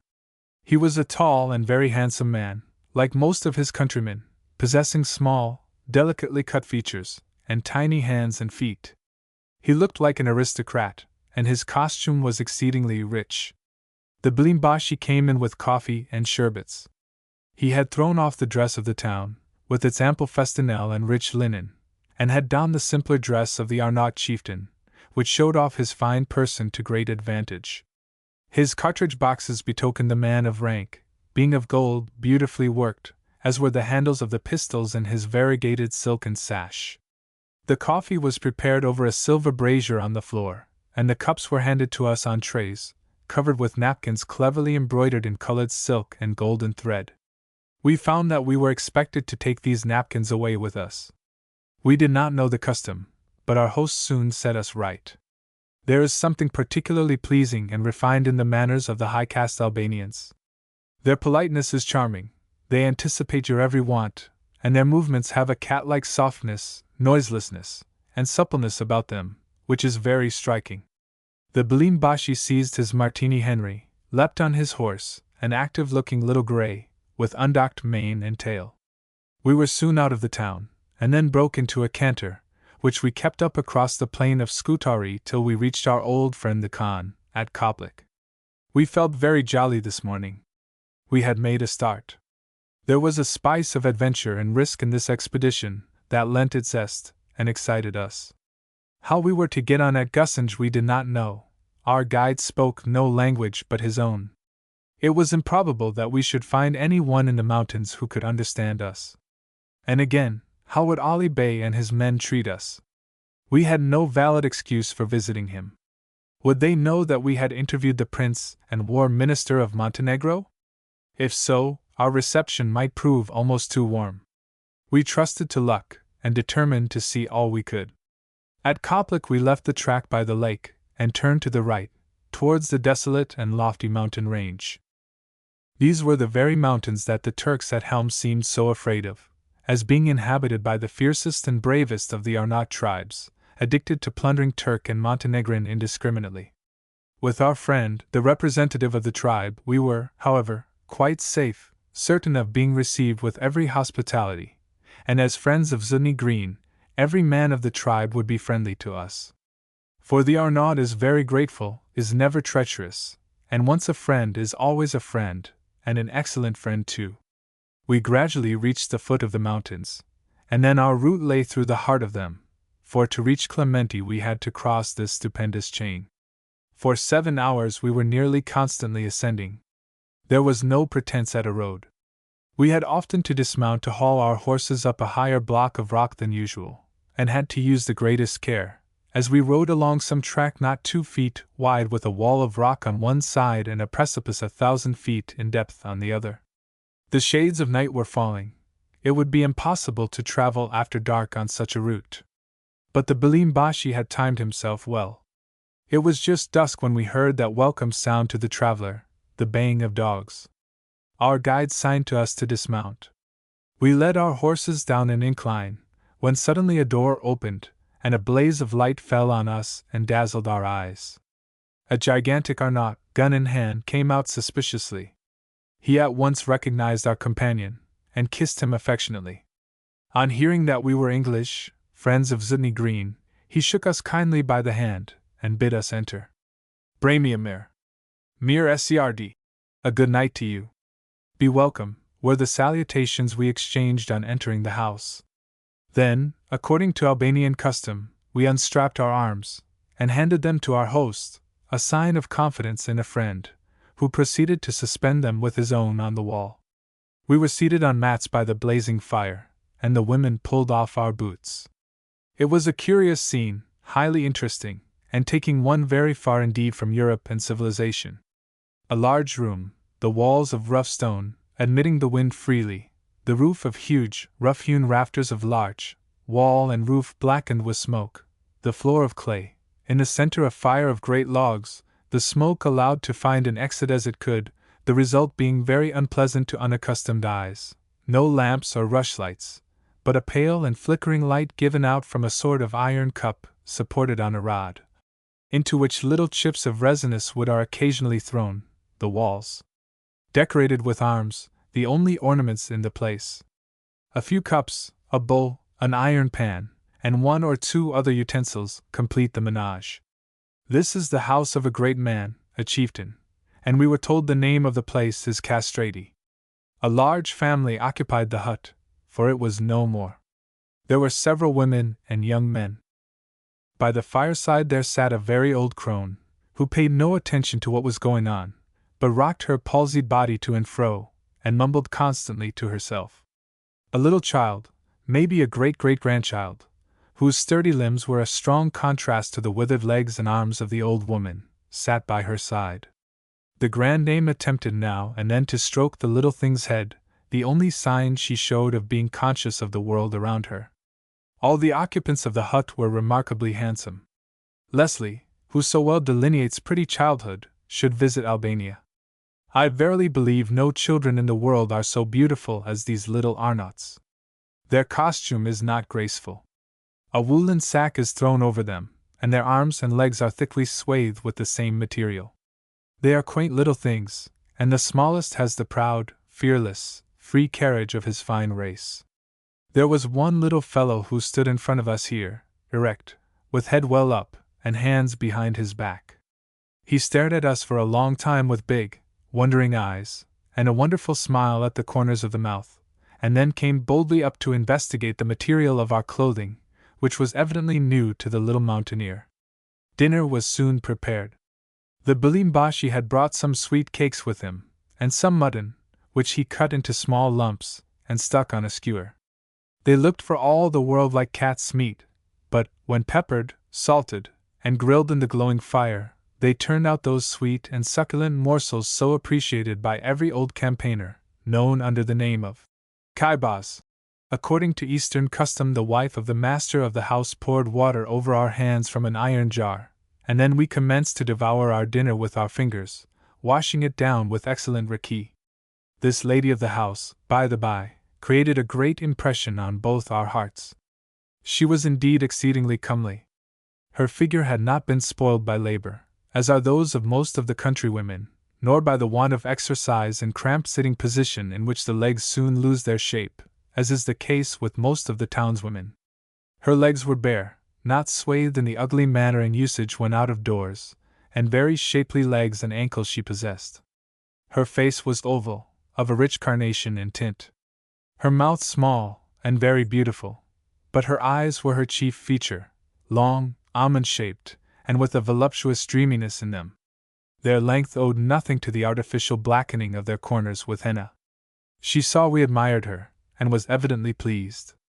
She laughed, and made eyes at us throughout the evening, and at night, when all the inmates of the room rolled themselves up in their blankets, and stretched themselves round the fire in a circle, feet to the blaze, she brought us some mats for pillows, and tucked us in very nicely with her delicate fingers. Both me or Mick, good health, friends, was the frequent challenge of our jovial host. He insisted on our drinking a fair amount of raki. He was not backward himself. I am sorry to say even an Arnaut will get drunk upon occasion. After dinner a happy thought struck me. I rose, and plunging my hand into our saddlebag, produced a bottle of brandy we had brought with us from Scutari. This was a great and unaccustomed luxury to the Arnauts. I do not think they had ever tasted it before. They smacked their lips over it, and repeatedly said, "Raki Anglais I mir. The English raki is good." At last to bed. Comfortably rolled up in blankets, in spite of insects, we did not mind anything in that line now. We slept till daybreak. The Bilimbashi then awoke us. The fire was raked up, coffee was made, our horses were saddled, the stirrup cup was drunk over our goodbyes to our friends, and we were off. The Arnauts are very proud. It would be a grievous insult to offer a man money in return for his hospitality. The proper thing to do is to distribute what you intend to give among the children. When you are gone, the mother goes round and collects it from her offspring. It is then put away, to be expended in sugar, salt, and other necessaries, on the next market day at Scutari. At this great elevation the morning was bitterly cold. The aspect was very desolate, a wilderness of rock and stone, with scanty vegetation. Far away, thousands of feet beneath us, stretched the white sheet of the lake of Scutari, looking cold in the early morning, with the bleak grey Montenegrin mountains in the background. From sunrise to sunset we rode over the trackless and almost inaccessible mountains. We met several men during the day, fine and fierce-looking members of the Clementi tribe. Every one had a Martini Henry rifle and a belt of cartridges. The stories we had heard of these people from the Turks at Helm were evidently true. These weapons had never been bought. Indeed, their owners had little idea of their value. One mountaineer we met pointed to his rifle and said, "Ingilterra esse pair?" signifying that he wished to know what was its value in England. On hearing the amount, he seemed much astonished, smiled grimly, stroked the weapon, and said, "Ah, the skipper'd get them for less than that." Such an abundance of cartridges have these Highlanders managed to steal that it is a common sight to see a shepherd firing his rifle in the air, at frequent intervals, to drive his sheep. The people we passed all stopped, and questioned the Bilimbashi as to who we were, and whither we were bound. On hearing that Gussenj was our destination, they looked surprised, and made that clicking noise with the tongue and teeth which with us signifies pity or annoyance, in Albania, mere wonder or admiration. The sign language of this people is so utterly different from ours that it is impossible to get on with them at first. For instance, they do not shake the head when they wish to refuse anything, but bow and wave the hand, in a manner which would lead any one to imagine they meant to accept. It was evident they all looked on us as doomed if we entered Gussenj. So far I could not make out whether they sympathized with the rebels or not. Towards midday we reached the summit of the range, and on turning a bluff of rock there lay beneath us one of the most magnificent gorges I had ever seen, even in the Alps. The great mountain was rent into a profound ravine, whose sides were nearly perpendicular. There were places where the precipice ran down sheer, for 4,000 feet at least. Where there was any footing, grand larches and beeches, tinted with the golden shades of autumn, covered the slopes. Far below one heard the roar of the great torrent, but a purple haze lay at the bottom of the gorge, and concealed the foaming waters. This ravine forms the frontier of Montenegro and Albania. As Jones suggested, a very scientific-looking frontier too. Our destination, the village of Clementi, was situated on the edge of the torrent, some miles higher up the valley. We now had to descend from the mountain to the bottom of the ravine. A perilous descent it was. The path, a mere goat track, zigzagged down the precipice. It was necessary to dismount, and watch the horses carefully. They stumbled every moment, and slid rather than walked. In places the path would give a sharp turn, and here the Bilimbashi would hold on to each animal's tail as he passed the awkward corner, to prevent him going right over the edge. There were some very nasty bits, and even these mountain horses trembled with nervousness at times. We passed a house on the bank of the torrent in the afternoon. The whole family came out to see the travelers. These people were friends of our companion. The men came out, shook hands with us, and then entered into an animated conversation with the Bilimbashi on the subject of the war. While we sat on our saddles outside the house, the women brought to us refreshments, apples, cakes, and raki, first taking our hands and kissing them respectfully. This was a very long day's journey. Now riding, and now walking, we ascended the ravine, fording the torrent several times, whenever one or the other side of it afforded the better path. The scenery was grand, but desolate. In the higher portion of the valley the forests that clothed the lower end were wanting. Great walls of rock fell sheer into the turbulent stream, and in places great fan-shaped slopes of debris, masses of mountain broken up by hurricanes, jutted out across the gorge, damming up the waters into profound pools. These gigantic wastes of black stone, streaked as they were by patches of snow in strong contrast with their whiteness, gave an impressive weirdness and desolation to the scenery. About an hour after dark we halted before a large two-storied hut. "Spaya Niklika," said the Bilimbashi, "the house of Niklika?" Here, then, we were at last in the stronghold of the notorious Arnaut chieftain. We entered the large lower room, which in every respect was similar to that in which we passed the previous night at Castrati. There were at least 15 people squatting round the fire, men, women, and children. A tall, splendidly built, and very handsome man came up and greeted us. He was about 50 years of age, very dark, with a much-lined, sad-looking face. He had fine black eyes, deeply sunk, and surmounted by bushy black eyebrows. There was something exceedingly frank and noble in his look, a man one could trust. This turned out to be the brother of Niklika, and, as we afterwards found, much resembled that chieftain. We sat down by the fire, and all were busy in attending to our comforts, when a door opened, and to our astonishment, there bustled in a jolly-looking little fat Franciscan monk, a very Friar Tuck. He wore the brown frock and girdle of his order, but, like all the Franciscan missionaries in Turkey, his head was covered with a fez. He was followed by a quaint, lean, smiling old Arnaut with a lamp, a simple, good-natured-looking being, the faithful old servant of the mission. He had been for 40 years in the service of the Franciscans. The friar came up to us, and shook us by the hands in a most cordial manner. "Come up to the mission," he said.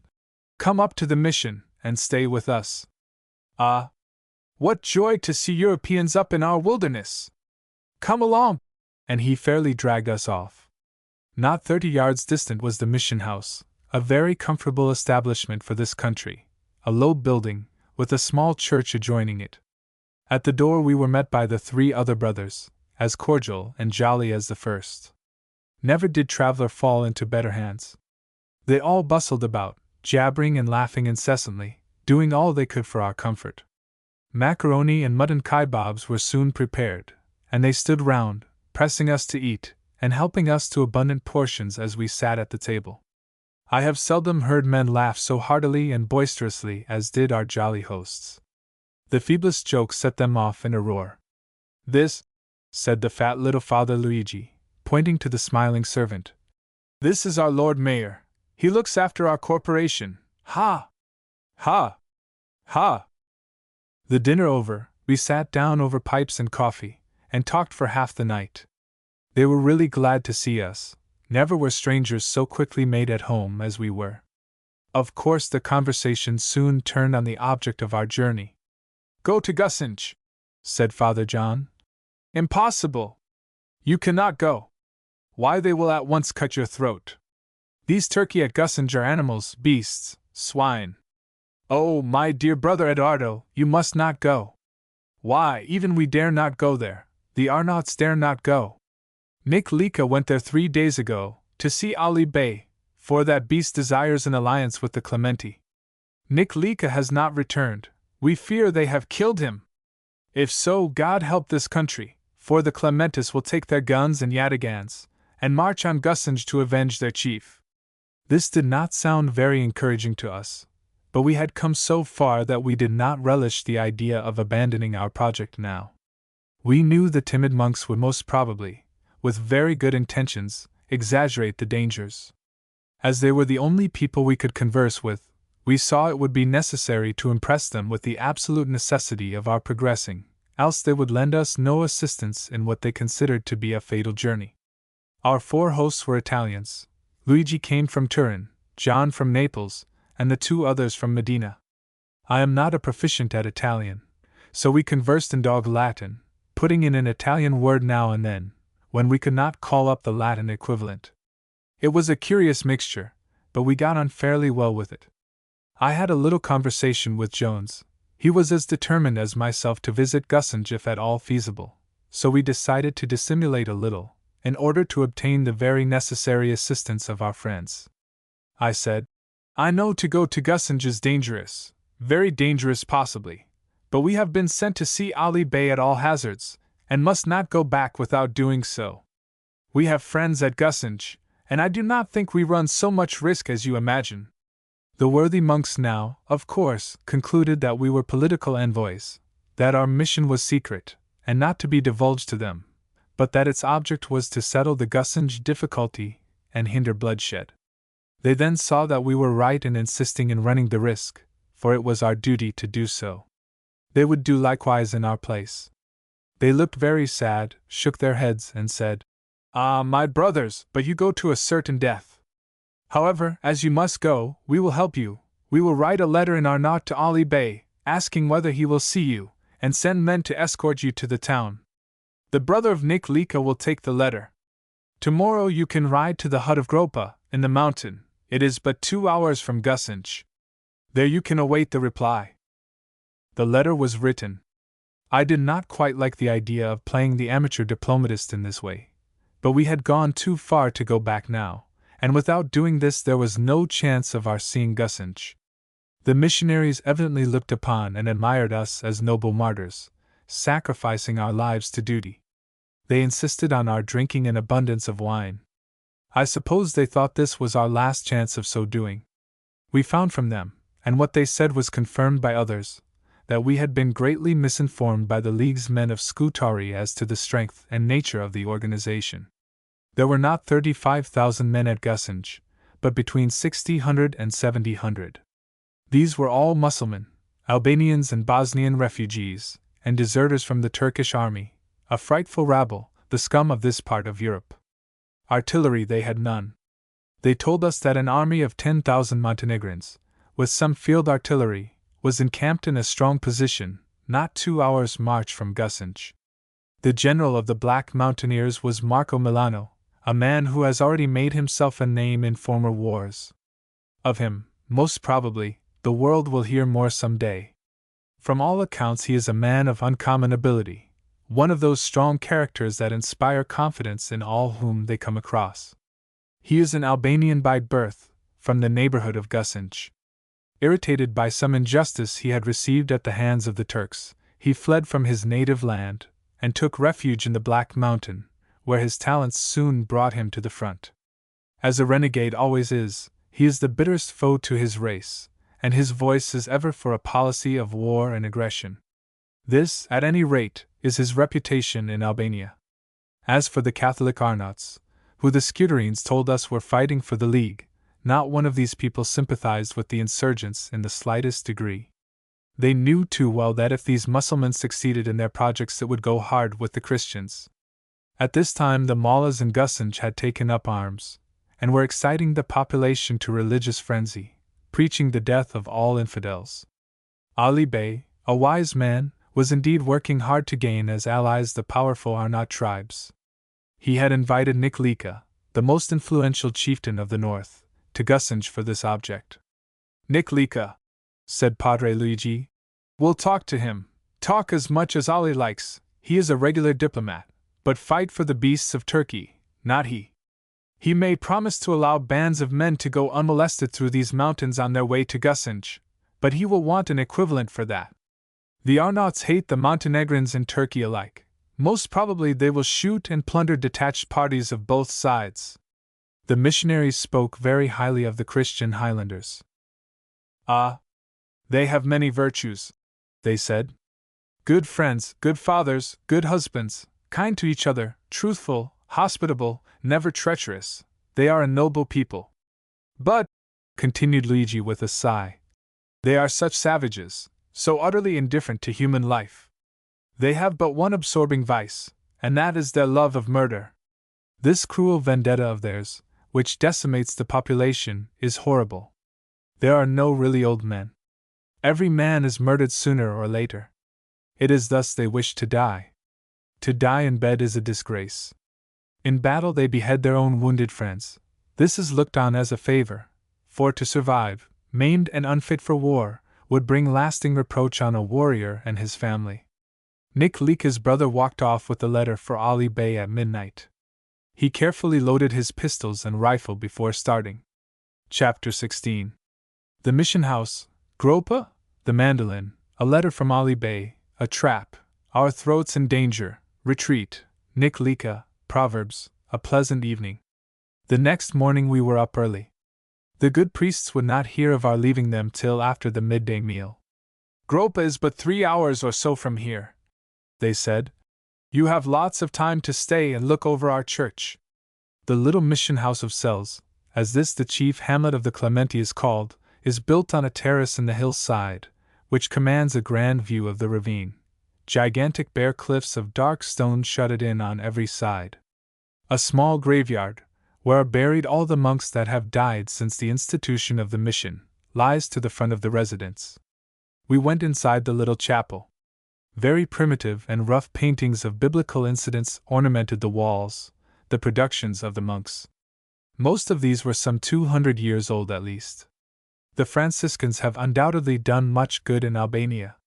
They have been here from a very remote time. They have suffered persecutions, have died the death of martyrs, but have succeeded in completely winning the affections of the wild Arnauts. As Luigi said to me, Why should one of us be ill-used by the Turks? The whole of the mountains would rise in our defense. We need fear nothing here now. The headquarters of the order in Albania is at Scutari, where there is a large convent. I was much struck by the evidently sincere respect and love all the mountaineers entertained for their spiritual fathers. One could see that these men must be doing good here. Before we started for Gropa, the snow began to fall heavily. We bid adieu to our good hosts. They kissed us and wept over us, for they feared we should never return, and insisted on filling our saddlebag with wine, maize, bread, and mutton. Gropa, which signifies in the Albanian tongue the hollow, is not a village, but a miserable one-roomed hut, situated at the extreme end of the ravine, by the source of the torrent. The path was coated with ice, and very perilous for the horses. Our guide, a savage-looking Clementi, walked barefooted over the sharp stones and frozen snow with utter indifference. The hut was nearly snowed up when we reached it. It was a desolate spot. A black pine wood rose behind it on the hillside. An hour's walk through this would have brought us to the summit of the ridge which overlooks Gusinj. The hut was inhabited by a man, his wife, and one child. A blazing fire was made up, then converting our mutton into kebabs, we made a capital dinner. They gave us coffee, but sugar they had none. Our guide, who had lately walked barefooted over the ice quite at his ease all the time, now placed his feet in the ashes of the fire with a like indifference. Extremities of heat and cold affected the hardy Highlander very little. Our host was a musician in his way. He took down his mandolin, and with it accompanied one of the monotonous songs of his country. The Albanian mandolin is like a small banjo with 3 strings, and is played not with the fingers, but a chip of hard wood or bone.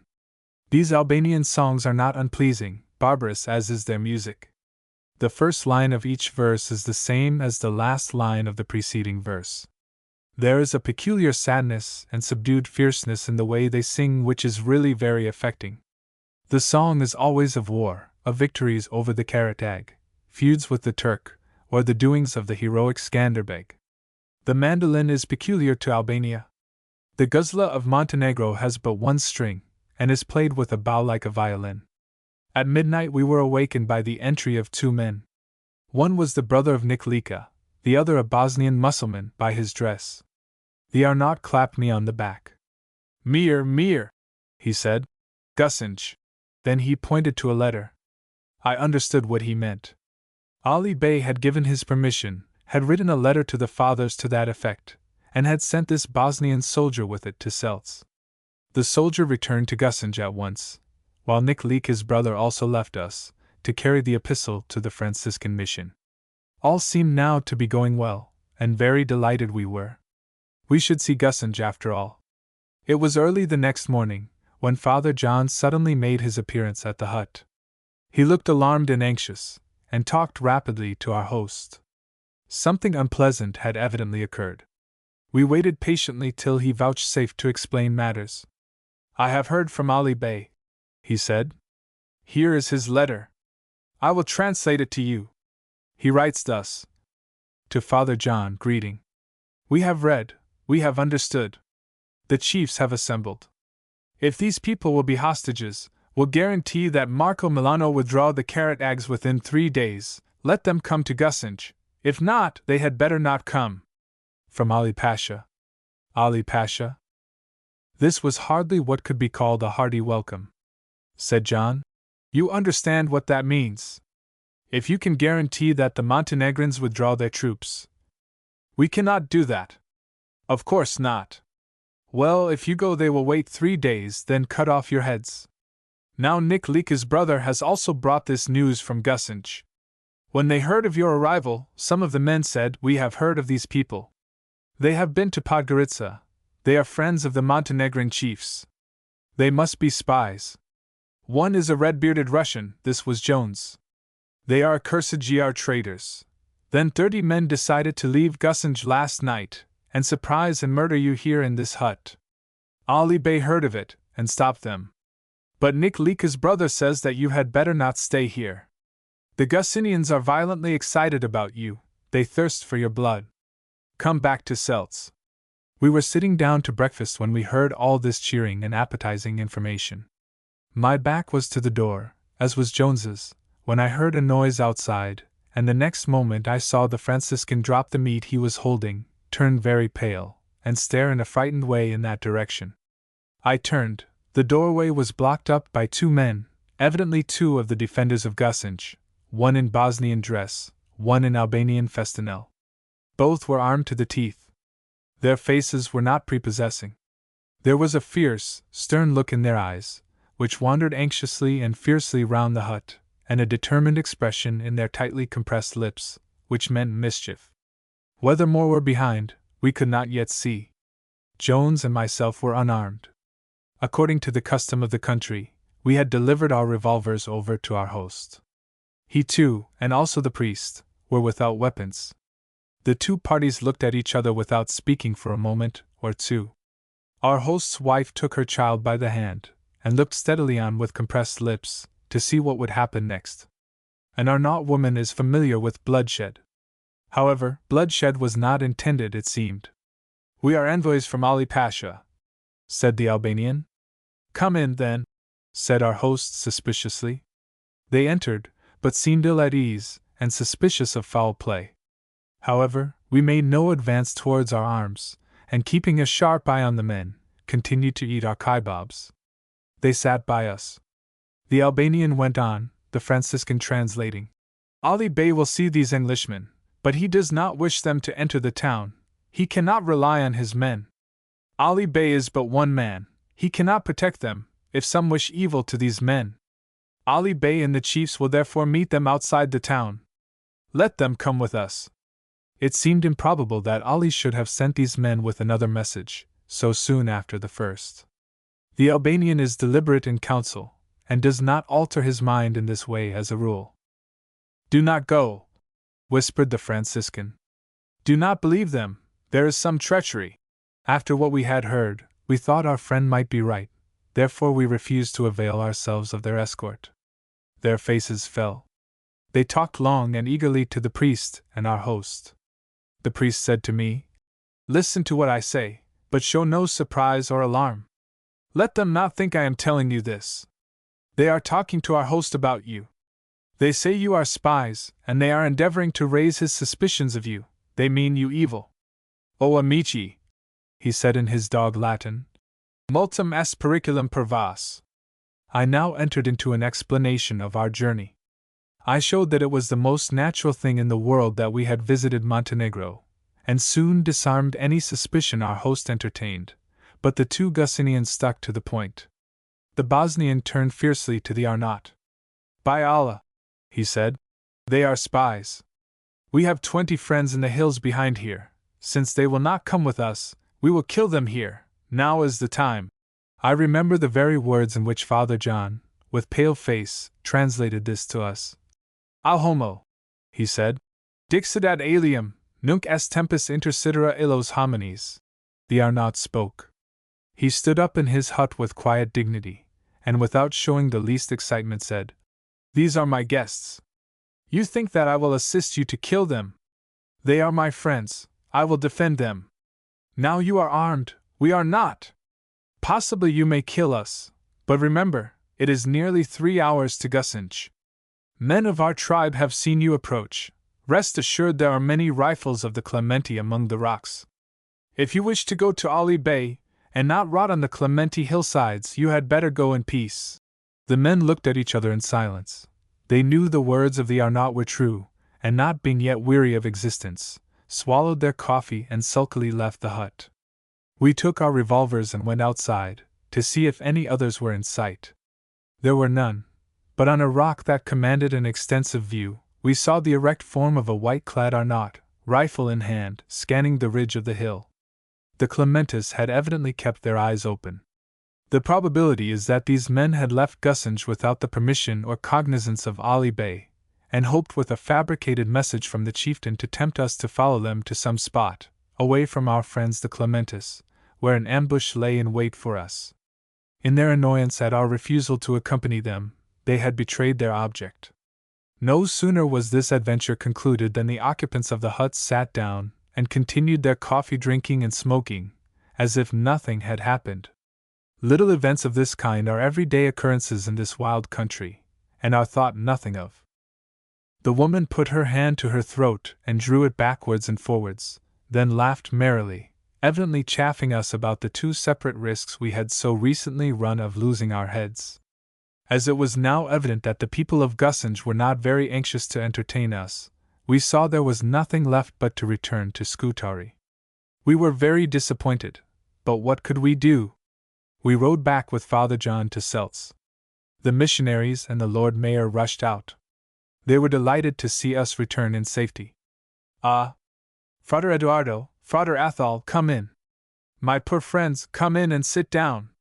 How alarmed you must have been! Fear not, here you are safe." During dinner our story was repeated over and over again by the gesticulative little Father John, and great was the commiseration expressed for us by the kind-hearted fellows. The Lord Mayor became very warlike. "Had they heard you, I would have taken a gun, gone to Gussens, and shot Ali Bey, that devil, myself," he shouted. While we sat round the fire after our meal, the door opened. "Nick Lika!" joyfully cried out our hosts. "Nick Lika safe! Praise be to the Lord!" The celebrated Arnott chieftain stalked in smiling, kissed each father on the cheek, shook us warmly by the hand, and sat down by the fire. He was very like his brother, a splendid specimen of a barbarian warrior, very handsome, with an expression that curiously combined great good nature with a certain amount of latent ferocity. He corroborated all we had heard about the feelings entertained towards us at Gussens, and said, "You would not live long were you in that ferry, that hell over the mountains." He himself had been obliged to escape, for his life was in danger among the fanatical inhabitants. "They are like madmen," he said, "now starving desperate." He expressed intense hatred of the Turkeys, as the Albanians call all Mohammedans. "Devils," he said, "robbers. Ku Turku vi combat atu stel bar, where the Turk puts his foot, the grass grows not." Nick Lika has one vanity: he likes to be called a diplomatist. Talk to him on politics, the handsome warrior puts on a very knowing and wise expression. Our conversation ran very much on politics tonight. The fathers said, "These Arnauts have one wish. They know that an Albanian autonomy means Mussulman fanaticism, war, and Christians driven from the plain to starve in the mountains. What they wish is, that you English would take the country. All the mountaineers discuss this and desire it. So too do the Christian townsmen. Do you think England will occupy Albania?" This was a poser. I did not like to say England would never dream of doing such a thing, and that Austria would have a word to say in the matter, so merely pleaded ignorance as to the counsels of my country. Nick Lika nodded his head when my response was translated to him, smiled and winked at me, as much as to say, "Ah, these priests don't understand politics. We diplomatists hold our tongues." Nick Lika told us that our old friend the bullying Bikerkyochi, for so is spelt a name pronounced as Bekschach, was in Gussens with the League's men. "I should say the Scutarians will not weep much if the Montenegrins take his head," I said. "Ah," wisely replied the chieftain. "We say in Albania, Ana I kisi nuk she. The worthless pot does not break." Nick Lika, I found, considered that the discourse of a great diplomatist should be liberally interspersed with pithy saws and proverbs. He rolled them out with unction, and repeated each 2 or 3 times till he arrived at what he considered to be a properly emphatic delivery. He told us he would accompany us back to Scutari. We should start early on the morrow. We were in luck. We had traveled hither with the Blimbashi of the tribe. We were to return with its head man. We conversed till a very late hour. "A veritable Tower of Babel," said Father John, with his stentorian roar. Latin, Albanian, Italian, Sclav, and English words were flying about the room, to the utter confusion of the Lord Mayor, who sat, looking very wise and sleepy, trying to make out what on earth it all meant. I rose very high in the estimation of Nick Lika. When he heard that it was in Latin, I conversed with the fathers. I was a greater diplomatist than ever in his eyes. He was a curious fellow. He would look at me thoughtfully, then suddenly jump up, shake me violently by the hand, and cry, Mick, you are my friend, and then burst out laughing. A very jovial evening we all spent over the log fire, drinking the Father's wine and raki. Chapter 17. Raso and Effendi, a barbaric feast, Patulis, mead, the future of Albania, the Italia Irredenta, sport and Meridicea, Dick Deadeye. Very warm and affectionate were our farewells on the morrow, when we left the good Franciscans. "Ah," said Luigi, "it is a sad thing thus to make friends, and so soon part forever. We may meet perhaps in some other remote land.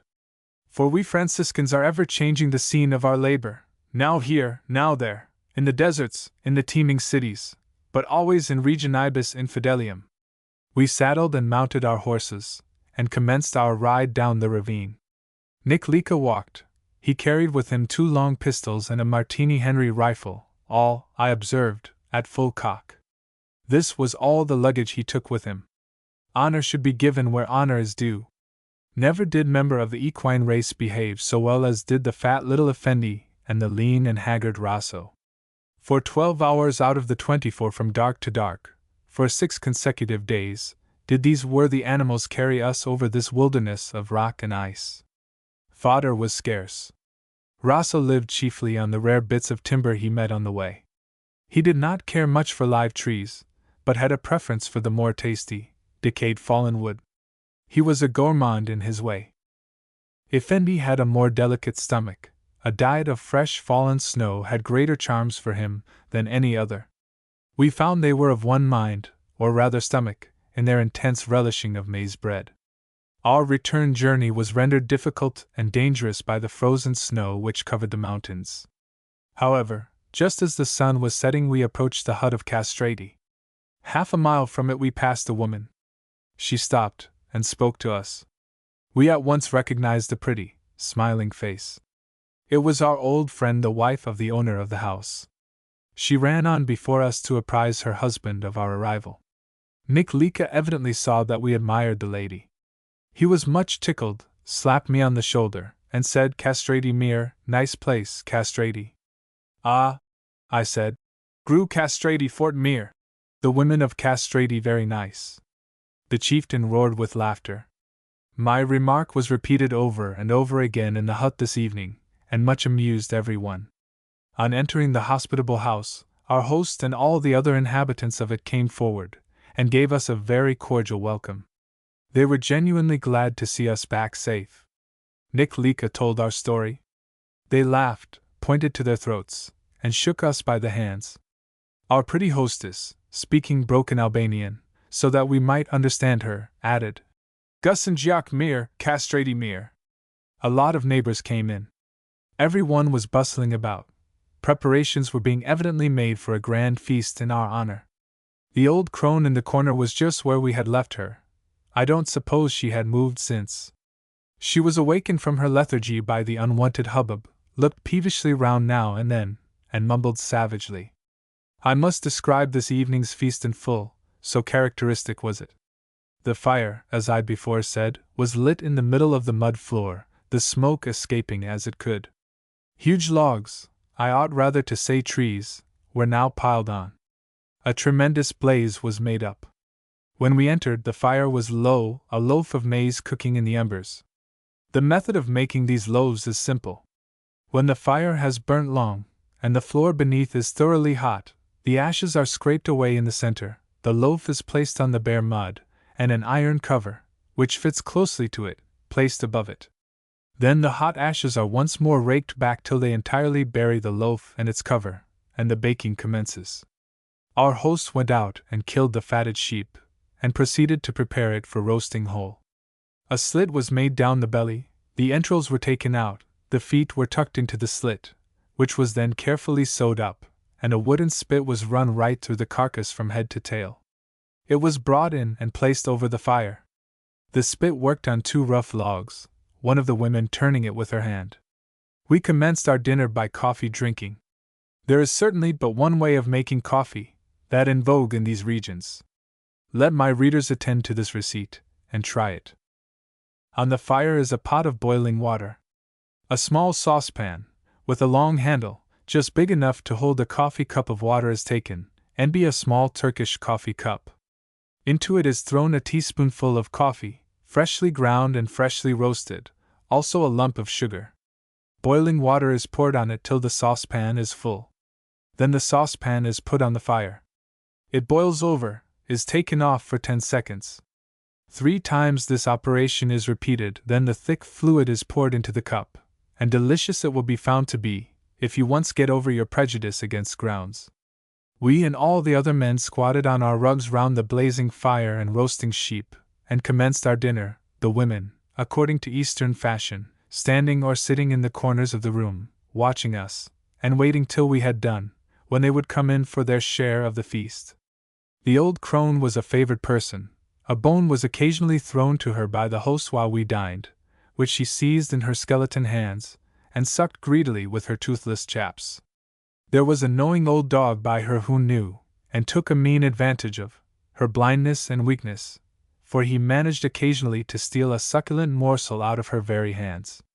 While the sheep was roasting, we were obliged to eat little delicacies, intended, I suppose, to tickle our appetites. Our host would take patouilles from the ashes of the fire, a sort of rancid, heavy dripping cake, smear them thickly with honey, then on the top of all scatter large lumps of goat's milk cheese, and hand them to us in a pressing way that permitted no refusal. We were forced to eat so many of these that the roasting sheep, of which we knew we would have to partake freely, turned before our eyes like a horrid nightmare. Meanwhile Nick Lika looked on benignantly as he put away the cakes in a way that surprised us. We washed down all this with a very greasy sort of mead. Though of a fairly omnipotent nature, we could hardly stomach this. At last we came to the mish-I picken, as the roasted sheep is called. Our host cut it up with his yataghan, then proceeded to tear the flesh with his fingers. We were well looked after, and treated as honored guests. The Arnaut would pull off some rich lump of fat, enclosing a kidney, and hand it to one of us. The meat was really very good. All its richness is kept in by this way of cooking, but probably a delicate-stomached person might not relish the idea of devouring lumps of tepid mutton fat with his fingers, without bread or salt. I think I did very creditably at this meal. I know Jones, who finally collapsed and could do no more, looked at me with amazement. Fat and lean and crackling followed each other. Our host and Nick Lika did not leave me alone for a moment. Now and then one of them would tear off a large shred of meat, and stuff it into our saddlebag for the next day's provision. At last we were as replete as Homer's heroes. Indeed, the whole scene carried one back to those days. The besiegers of Troy lit the fire of logs, and roasted the beasts whole, and ate till they could not stand or talk, just as did these no less savage Arnauts. Just like these too, when the banquet was over, did they show their gratitude to their host, and appreciation of his hospitality, by frequent hiccups and belchings. The women and dogs gobbled up the remains in their corner, as we smoked our cigarettes and toasted ourselves in old Ricky. We were up before daylight the next morning. It had snowed heavily in the night, so our descent to the plain was slow, and not unattended with danger. Our goodbyes at Castrati before starting were affectionate and protracted. Me Tennyson Mika I Daxton. Goodbye, dear friends, were the last words of our pretty hostess, as she waved her hand to her departing admirers. At the Khan of Koplik, where we were beginning to be well known, this was our 4th visit to it. We lunched off the fragments of the sheep which our host had thrown into our saddlebags in the exuberance of his hospitality on the previous night. It was dark long before we entered the intricate lanes of the Faubourg of Scutari. So here we were once again, having failed in our attempt to reach Gusenj. However, the expedition had not been altogether a vain one. We had seen a good deal of the manners and customs of the Arnaut, had journeyed away from the main roads into the heart of the great mountains, where, I believe, none of our countrymen had ever ventured before, and again, we had learnt a good deal more of the real strength of the League than a month's inquiries at Scutari could have taught us. Not that I did not take the Franciscan's account with a few grains of salt. The fathers hated the Mussulman, and were anxious to withdraw our sympathies from the defenders of Gusenj. The world will hear a good deal of the doings of this Albanian League some day, so a few remarks on what, from my observations, I consider to be the real condition of affairs, will not, I think, be here out of place. The chiefs of the association are, I believe, honest men, patriotic, and determined to carry out their program to the death. Ali Bey is spoken very highly of even by the Montenegrins, and if reports prove true, will show himself no indifferent general. Nearly every Mussulman in Albania is a member of the League, and its forces are daily swollen by refugees from Bosnia and deserters from the Turkish army. That Turkey at first secretly assisted and encouraged the movement, I think there can be no doubt. At any rate, it is certain that the Porte's representatives, even her highest officers in this country, openly sympathized with it. But the League has waxed too strong for the government, who could not crush it now were it desirous of doing so. The League's men, feeling their strength, have extended their program. Defense of their native land against foreign invasion is now not their only cry, but autonomy, and the shaking off of the Turkish yoke are boldly discussed in the bazaars of the garrison towns. The Montenegrin difficulty may be settled. The Principality may agree to take some lands near Antivari in lieu of the Gusinj and Plava district. But there are other and more serious complications behind. To resist the advances of Austria on the north and Greece on the south are the avowed objects of the League.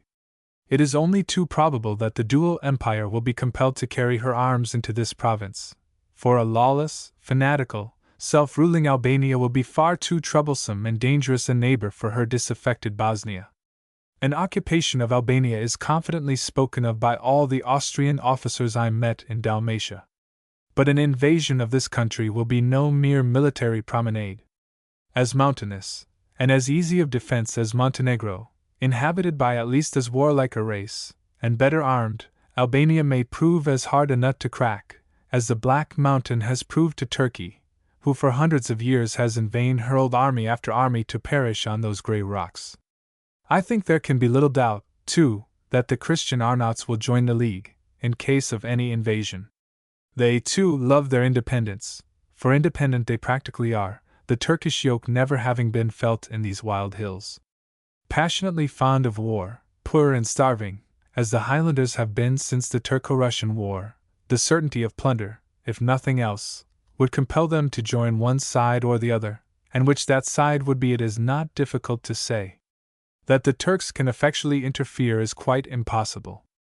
Any one who knows how high-strung the Mussulman sentiment now is, how insubordinate the generally obedient ill-treated Turkish soldier has now become, can easily foresee what would be the natural result of a Turkish general leading his men to fight against their co-religionists, in order to force them to deliver their country to the Giaour. They would mutiny, lay down their arms, fraternize with the men they had been incited to slay. It would be the tale of Mehmet Ali over again. I see some wild story went the round of the European papers, to the effect that Mukhtar Pasha had led a force against Gusinj, and had been assassinated. As a matter of fact he was, to my knowledge, nowhere near Gusinj at the time. But such would be the fate of any commander who led Turkish troops on so unholy an errand. The Montenegrins have openly declared that they will treat the soldiers of the League as rebels, giving no quarter. They are very sanguine, but in my opinion if the Black Mountaineers and the Albanians are allowed to settle their quarrel by themselves, no other power intervening, we may hear of Ali Bey at Cetinje, before we hear of Marco Milano at Gusinj. How the Albanian difficulty will end it is difficult to see. That the troubles of this lawless province of Turkey may indirectly lead to serious complications is more than likely. Beyond the Adriatic, too, lies another power, that is eagerly watching the progress of matters, Italy. The Italia Irredenta party is very anxious that the government should lay a claim to Albania, when the day of Turkey's dismemberment comes. All Italians consider that their country has been slighted and left in the cold in the recent adjustment of Oriental affairs. The Austrians, without striking a blow, have acquired Bosnia and Herzegovina. England and France have assumed a sort of protectorate over Egypt, even Greece has gained territory. That Italy is casting covetous eyes on Albania is certain, and equally certain is it that she would be seriously annoyed if Austria should occupy the whole eastern Adriatic shore, from Trieste to the Aegean. In Albania, 1/2 of the inhabitants are Roman Catholics. The priests, who here have great influence, are all Italians by birth. These are accused of intriguing in the interest of their government, of sowing seeds of rebellion among their flocks. On this point I am not capable of giving an opinion. the Franciscan missionaries I met seemed to be anything but friendly disposed towards the rulers of their native land. That the Italians have carried on intrigues down the whole East Adriatic coast is certain. At the present moment the Albanian League are in doubt whether to offer the princedom of their country, when they have liberated it, to Ali Pasha, Midhat Pasha, or to a prince of the House of Savoy. Whatever may eventuate, there is one thing very certain. This is, that neither Mussulman nor Christian in Albania are likely ever again to take up arms in defense of the Turkish government. They are sick of it. The Mohammedans see that it is impotent to forward their interests in any way. The Arnauts, who fought well for Turkey in the last war, have been treated with great ingratitude ever since. They will only fight in the future in independent defense of their country against the foreigner. If we are to believe the latest news from these regions, most of the Christian clans have at last decided to join the League. When I was in the country they were in a wavering and undecided state. If this news be true, there is every prospect of a long protracted and ferocious war, for the Albanians are a terrible foe, and not easily to be crushed when they once rise in earnest to defend their country, as history has more than once showed.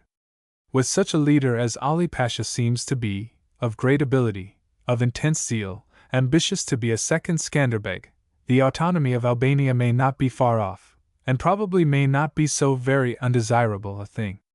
For here we have a people in religion, sentiment, and race, utterly differing from those Greeks and Sclavs, to whose mercies Mr. Gladstone would like to see their native land delivered. They are a people quite apart from the other Eastern Adriatic peoples, a noble race, that deserves its opportunity quite as much as do Montenegro and Bulgaria.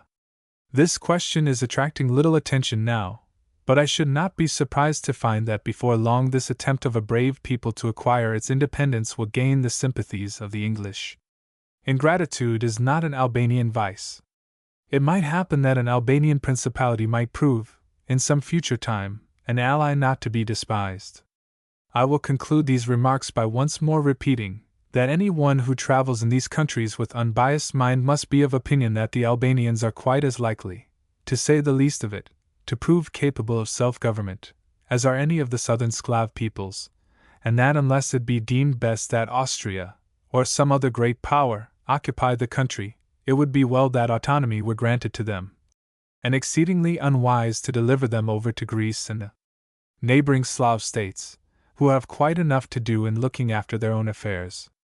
On arriving at Toshles, Brown, Robinson, our landlords, and other friends, expressed their delight, and even astonishment, at seeing us once more with our heads securely planted on our shoulders. We exchanged experiences with Brown and Robinson. They chaffed us a little on our failure in Gusinge, but we found that we could return the compliment. When they left us for the Miradite Mountains they, Robinson especially, were exceedingly sanguine as to the success of their sporting expedition. They would return to Scutari with a train of mules laden with the skins of the beasts they had slain. They were going to make such a bag as had never been heard of in Albania. Now that they had returned they were remarkably reserved as to their doings in the mountains. They came back empty-handed, of course because they could not procure horses to carry the spoil. At last, first from one, and then from the other, the true story leaked out. Their sport had been a dismal failure. They found that the highlands were, to say the least, chilly at this late season. Marco struck, and would proceed no further into the snow-covered wilderness, for our Arnaut follower had a liking for warmth, and a not unnatural hatred and fear of the fierce brigands of the Meridicea, who are the terror of all the country in the vicinity of their mountain fastnesses. Under these circumstances they returned to the lowlands, and visited the seaport of Alessio, and some other neighboring towns. The chief events of their expedition were the great hospitality they received from a Roman Catholic bishop in one place, and from a self-elected pasha, an ex-brigand, in another. Another follower had been added to our party during our absence. This was one of those Bohemian dogs one occasionally comes across in cities. A disreputable, improvident, albeit clever and good-natured animal. He had a profound contempt for Orientals, and we were told invariably made the acquaintance of any Europeans who visited Scutari. He generally managed to pick up something at the consulates, but lived a very hand-to-mouth sort of life. He was liked as a jolly fellow by the decent dogs of Scutari. If any canine that ever prided himself on his respectability scorned to associate with him, he, at any rate, had cause to repent, if he audibly expressed his disgust in the vagabond's presence. When the Frontier Commission was in Albania, this dog attached himself to the English delegates, and was by them named Dick Deadeye, from his striking personal resemblance to that discontented mariner on board HMS Pinafore. Dick Deadeye was out of town when we were last at Scutari, but as soon as he returned and heard that Englishmen were in the town, he hurried off to Toshli's, called on Robinson and Brown, and kindly offered to accompany us whithersoever we might wish to go. A very affectionate old friend he turned out to be, very useful, too. When the savage Albanian dogs would rush out from some wayside farmhouse to yelp at the stranger's heels, Dick Deadeye would soon settle them. The season was now far advanced. Snow fell nearly every other day, and it was evident that it would be difficult, and very unpleasant, to travel further in this roadless country this year. Some of our party, too, wished to be in London by Christmas. So, after holding a somewhat stormy council, we decided to leave Scutari in 3 days' time, and march to the port of Dulcigno, where we should just arrive in time to meet the coasting steamer from Corfu to Trieste. Chapter 18. The coffin, a pasha's death, horse-dealing, the postman, brigands, an hotel bill, down the Boyana, Dulcigno, pirates, farewell. We spent these last 3 days in purchasing arms and other curiosities. Between us we collected a very arsenal of strange weapons of every kind. A carpenter at the bazaar constructed a box for us in which to pack them. This box was about 6 feet in length, and somewhat more than 2 feet in breadth. It looked uncommonly like a coffin. The ever-ingenious Robinson, when it arrived at Toshli's, spent a whole evening in painting a ghastly-looking mummy on the cover, and other horrible ornaments on its sides. As may be imagined, it created some interest on our journey.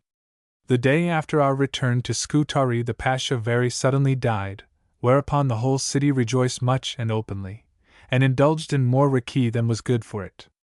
The doctors attributed his decease to apoplexy. It seems he had drunk a cup of coffee, when suddenly he complained of intense pain, and vomited. In 10 minutes he was no more. Turkish pashas are strangely subject to this curious and fatal illness, which, in nearly all cases, follows the drinking of a cup of coffee or sherbet. Perhaps it is in consequence of the well-known antipathy between these beverages and the pashaic stomach that so many of these distinguished men have taken to view Klikwat, notwithstanding the Koran's strict ordinance.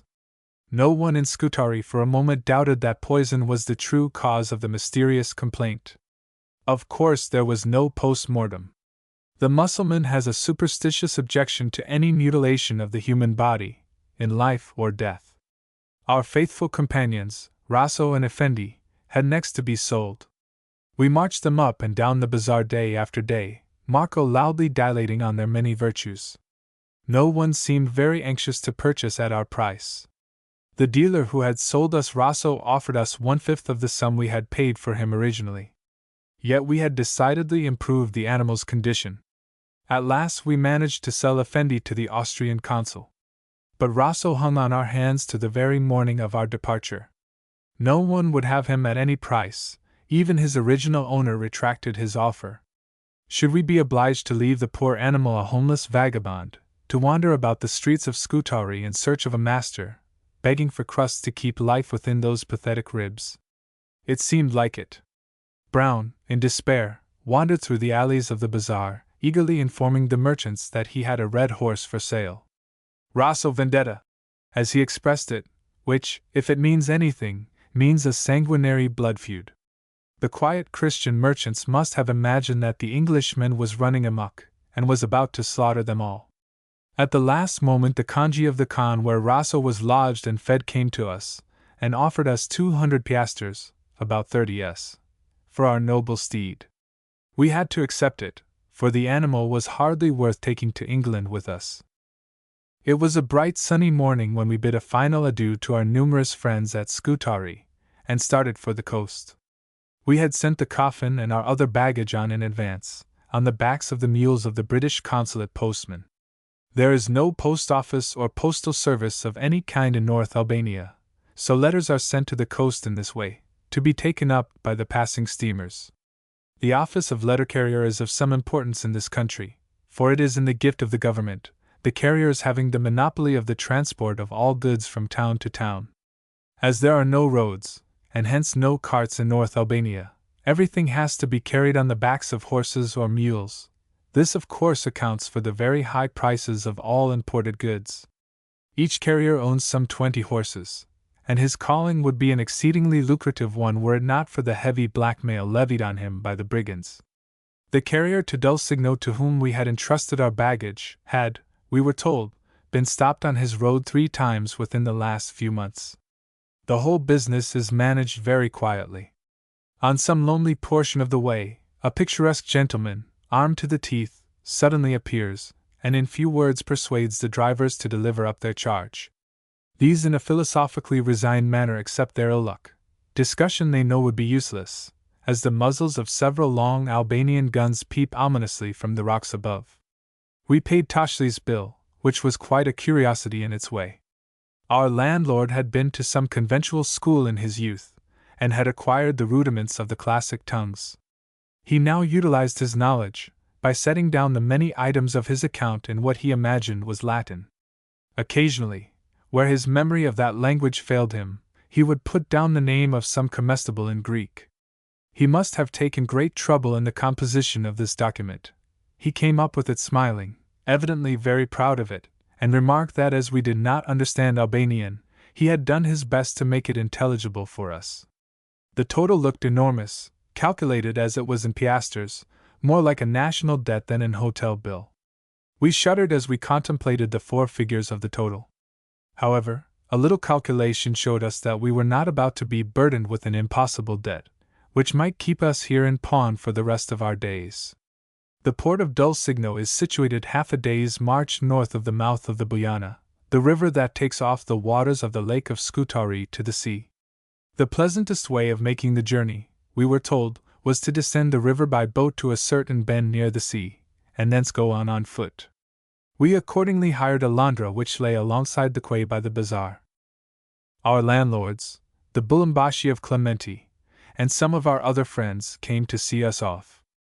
After a good deal of hand-shaking, the 4 Englishmen, Marco, Dick Deadeye, and 2 Albanian boatmen, embarked, and we were soon descending the river on the top of a strong current.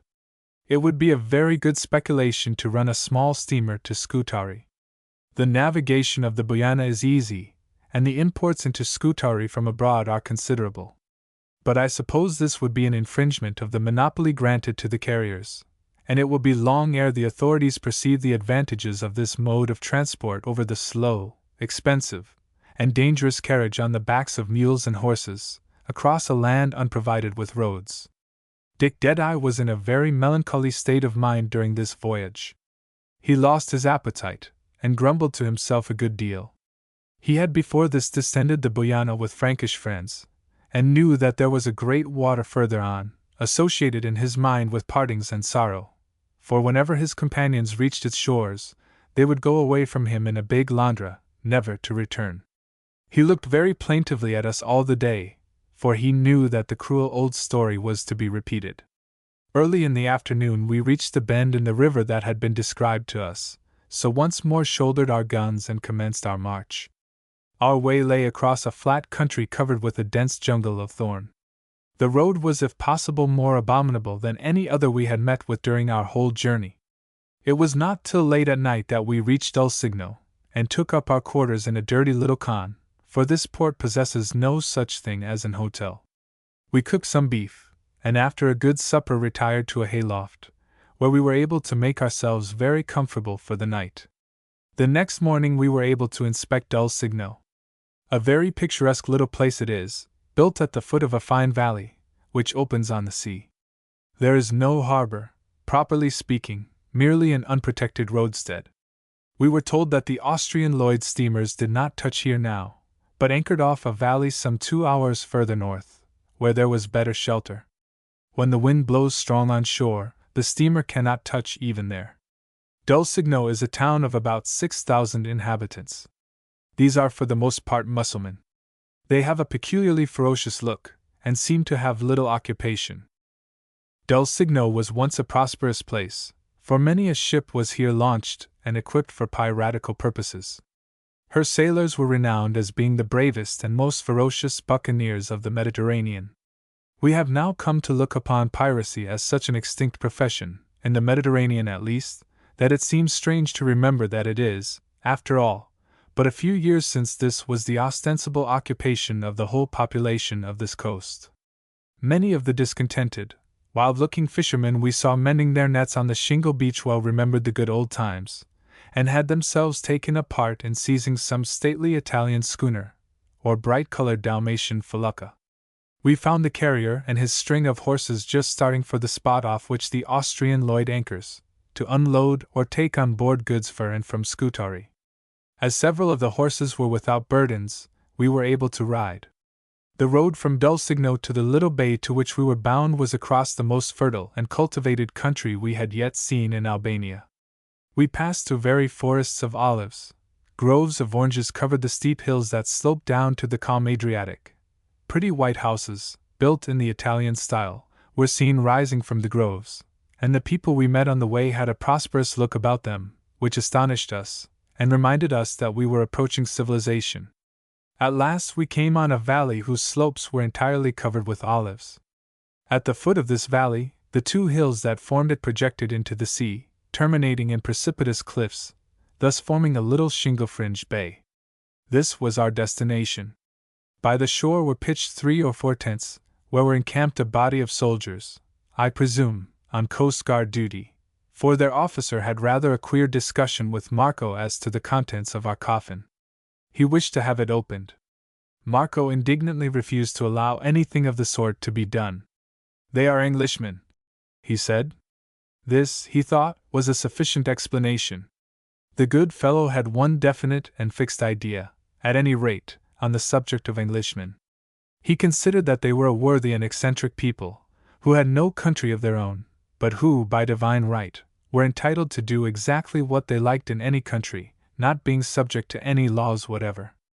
This idea, I have found, is shared with him by many of my traveling countrymen. There was a shrill whistle, and the steamer suddenly appeared round the southern point. We placed our baggage in a boat, bid adieu to Marco, who kissed our hands over and over again, and wept to see us go, enjoined him to see Dick Deadeye safely back to Scutari, and embarked. Poor Dick Deadeye was inconsolable. It required Marco and 2 soldiers to hold him back from jumping into the boat after us. The wailings of the poor old dog were most pathetic. I suppose that he is now vagabondizing about the capital once more, philosophizing on the inconstancy of human friendship.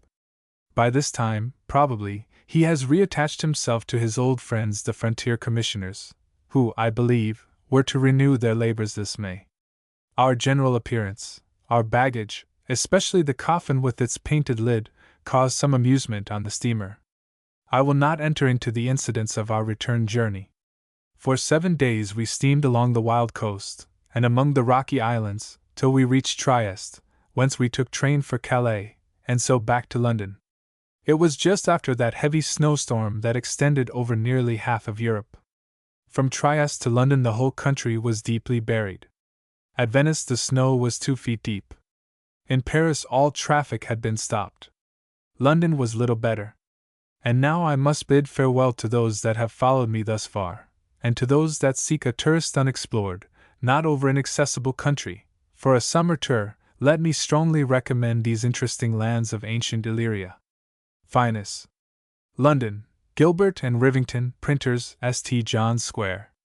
A catalogue of American and foreign books published or imported by Messrs. Sampson Low & Company can be had on application. Messrs.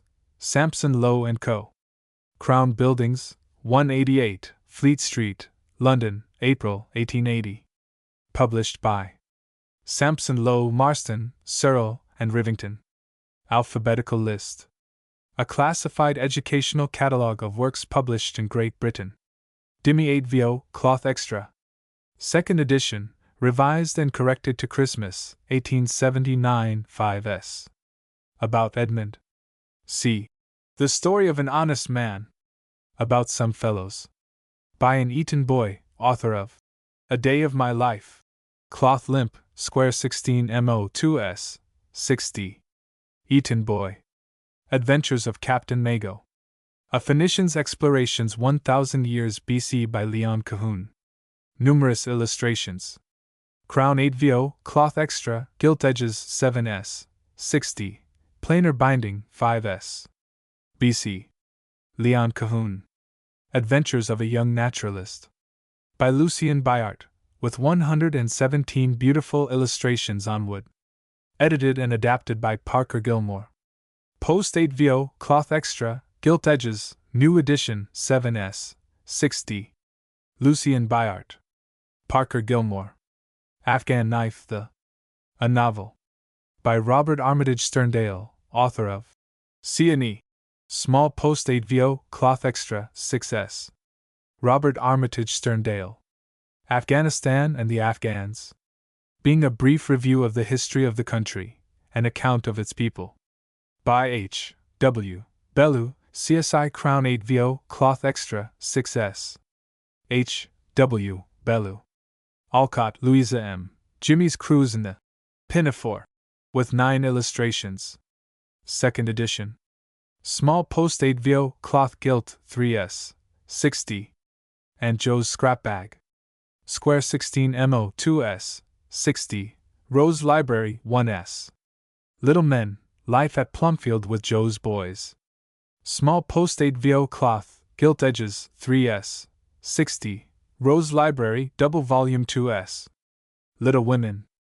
1 volume, cloth, gilt edges 3s, 60. Rose Library 2 volumes, 1s, each. Alcott, Louisa M. Old Fashioned Girl.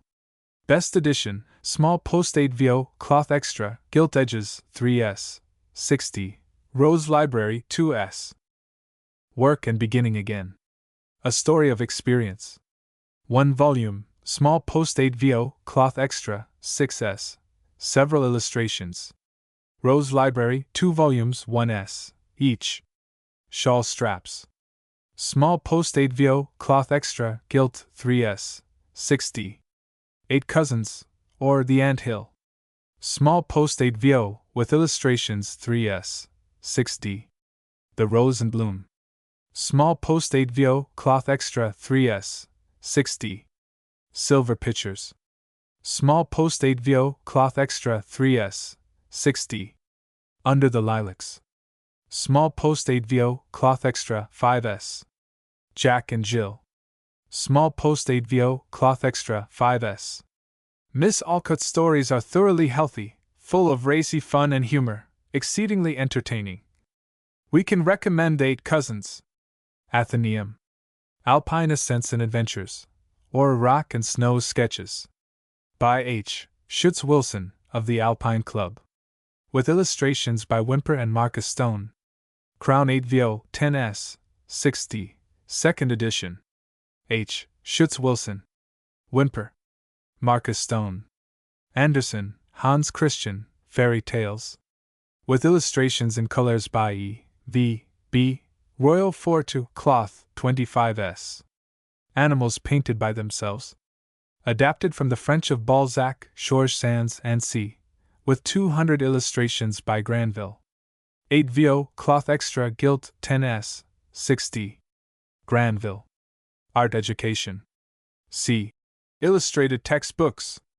Art in the Mountains, The Story of the Passion Play. By Henry Blackburn, author of Artists and Arabs, Breton Folk, and C. With numerous illustrations, and an appendix for travelers, giving the expenses of the journey, cost of living, routes from England, and C.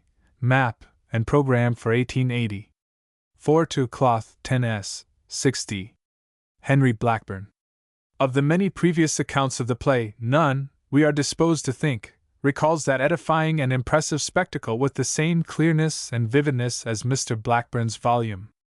Guardian. He writes in excellent taste, and is interesting from the first page to the last. Saturday Review. Art of Reading Aloud, the In Pulpit, Lecture Room, or Private Reunions. By G. Vandenhoff, M.A. Crown 8VO, cloth extra, 6s. G. Vandenhoff. Art Treasures in the South Kensington Museum. Published with the sanction of the Science and Art Department, in monthly parts, each containing 8 plates, price 1s. In this series are included representations of decorative art of all countries and all times from objects in the South Kensington Museum, under the following classes: sculpture, works in marble, ivory, and terracotta; bronzes, statuettes, medallions, plaques, coins; decorative painting and mosaic; decorative furniture and carved woodwork; ecclesiastical metalwork; gold and silversmiths' work and jewellery; Limoges and Oriental enamels; pottery of all countries; glass, Oriental, Venetian, and German; ornamental ironwork, cutlery; textile fabrics, embroidery and lace; decorative bookbinding; original designs for works of decorative art; views of the courts and galleries of the museum; architectural decorations of the museum. The plates are carefully printed in Atlas 8 vo, 13 inches by 9 inches on thick ivory tinted paper, and are included in a stout wrapper, ornamented with a drawing from the Genoa doorway, recently acquired by the museum. Asiatic Turkey, being a narrative of a journey from Bombay to the Bosphorus. By Grattan Geary, editor of the Times of India. 2 volumes, Crown 8 vo, cloth extra, with many illustrations, and a route map, 28s. Grattan Geary. Australian Abroad, the branches from the main routes round the world. Comprising the author's route through Japan, China, Cochin China, Malaysia, Sunda, Java, Torres Straits, Northern Australia, New South Wales, South Australia, and New Zealand. By James Hingston, J.H. of the Melbourne Argus. With maps and numerous illustrations from photographs. 2 volumes 8 vo, 14s. each. James Hingston. Autobiography of Sir G.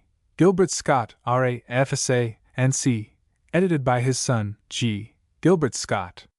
With an introduction by the Dean of Chichester, and a funeral sermon, preached in Westminster Abbey, by the Dean of Westminster.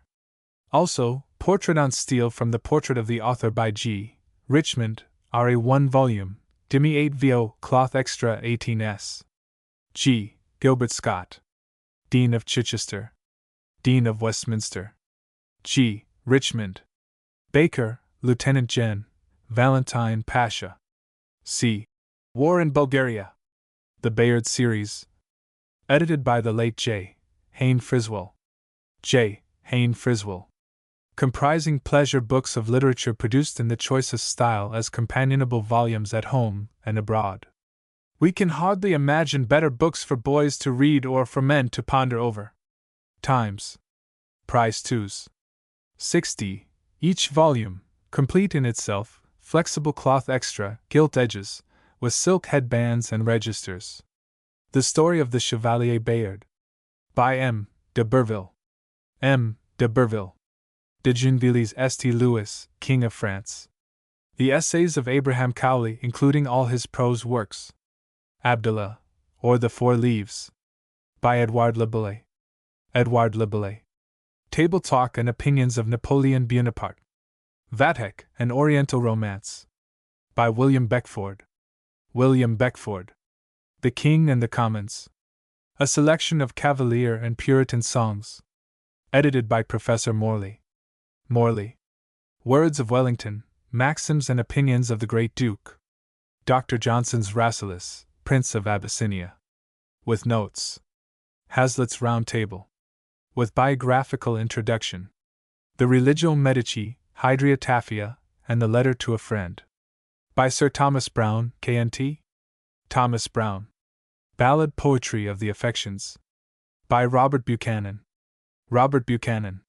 Coleridge's Christabel, and Other Imaginative Poems. With preface by Algernon C. Swinburne. Algernon C. Swinburne.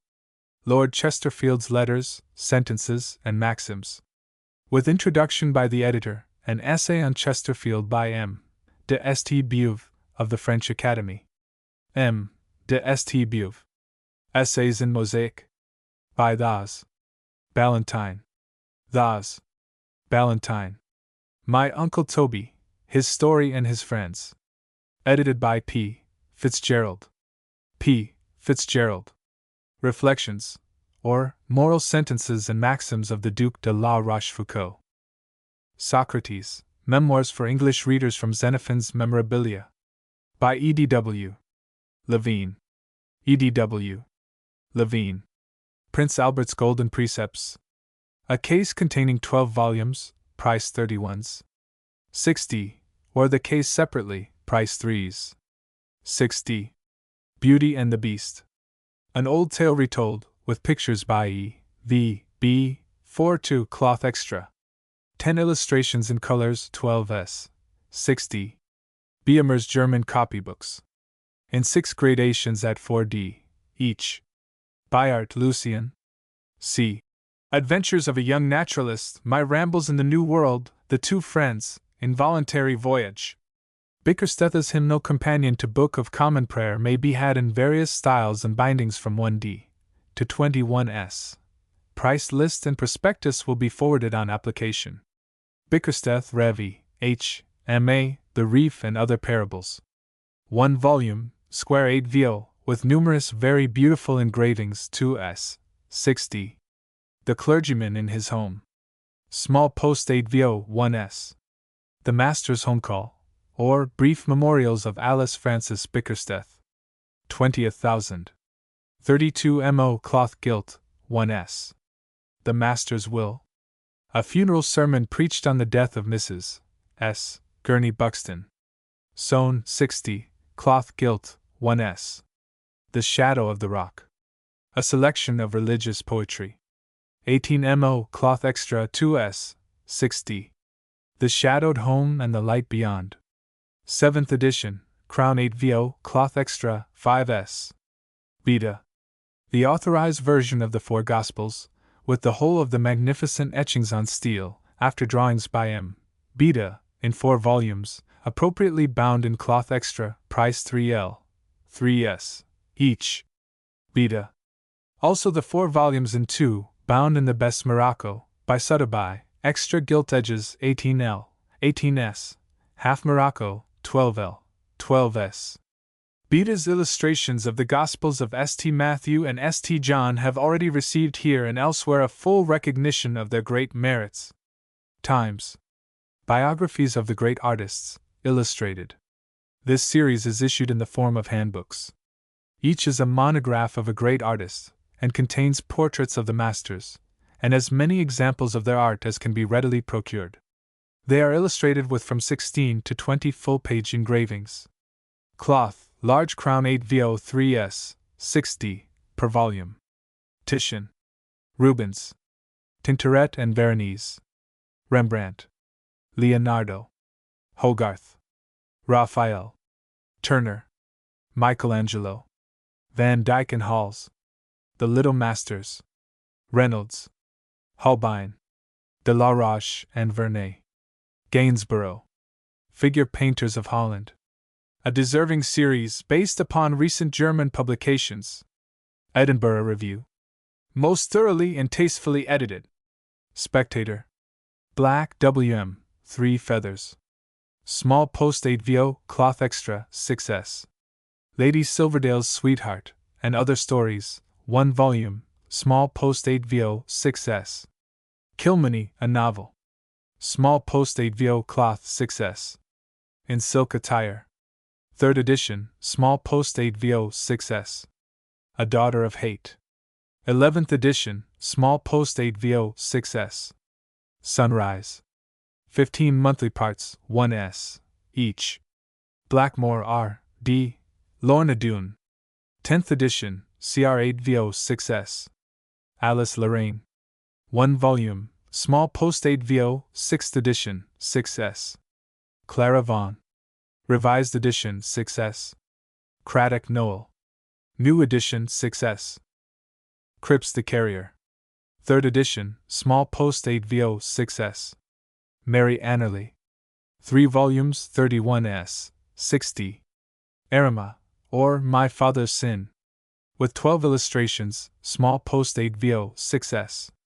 Blossoms from the King's Garden, Sermons for Children. By the Rev. C. Bozanke.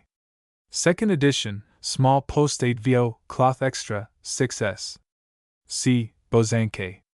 Blue Banner The Adventures of a Mussulman, a Christian, and a Pagan, in the time of the Crusades and Mongol conquest. Translated from the French of Leon Cahoon. With 76 wood engravings. Imperial 16 mo cloth, gilt edges 7s, 60, plainer binding 5s. Leon Cahoon. Boys Froissart, the 7s, 60, c. Froissart. Brave Janet, A Story for Girls. By Alice Lee. With frontispiece by M. Ellen Edwards. Square 8vo, cloth extra 3s, 60. Alice Lee. M. Ellen Edwards. Brave Men in Action. By S. J. McKenna. Crown 8vo, 480 pages, cloth 10s, 60.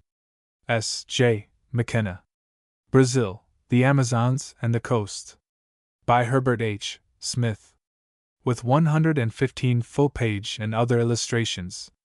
Dimi 8vo, 650 pages, 21s. Herbert H. Smith. Brazil and the Brazilians. By J. C. Fletcher and D. P. Kidder. 9th edition, illustrated 8vo, 21s. J. C. Fletcher. D. P. Kidder. Breton Folk, An Artistic Tour in Brittany. By Henry Blackburn, author of Artists and Arabs, Normandy Picturesque, and C. With 171 illustrations by Randolph Caldecott. Imperial 8vo, cloth extra, gilt edges, 21s. Henry Blackburn. Randolph Caldecott. British Goblins, Welsh Folklore, Fairy Mythology, Legends and Traditions. By Wurtskis, United States Consul for Wales. With illustrations by J. H. Thomas. This account of the fairy mythology and folklore of his principality is, by permission, dedicated to H.R.H. the Prince of Wales. 2nd edition. 8vo 18s. Wurtskis. J. H. Thomas. British Philosophers. Buckle, Henry Thomas, The Life and Writings of. By Alfred Henry Huth. With portrait. 2 volumes, Dimi 8vo. Alfred Henry Huth. Burnaby, Captain, C. On horseback. Burnham Beeches Heath F. G. With numerous illustrations and a map. Crown 8vo, cloth, gilt edges, 3s, 60, 2nd edition. Writing with even more than his usual brilliancy, Mr. Heath here gives the public an interesting monograph of the splendid old trees. This charming little work. Globe. Heath. Butler W. F. The Great Lone Land, An Account of the Red River Expedition, 1869-70. With illustrations and map. 5th and cheaper edition, Crown 8vo, cloth extra, 7s, 6d. The Wild North Land, The Story of a Winter Journey with Dogs Across Northern North America. Dimi 8vo cloth, with numerous woodcuts and a map, 4th edition, 18s. CR 8vo, 7s, 6d. Akim Fu, The History of a Failure. Dimi 8vo cloth, 2nd edition, 16s.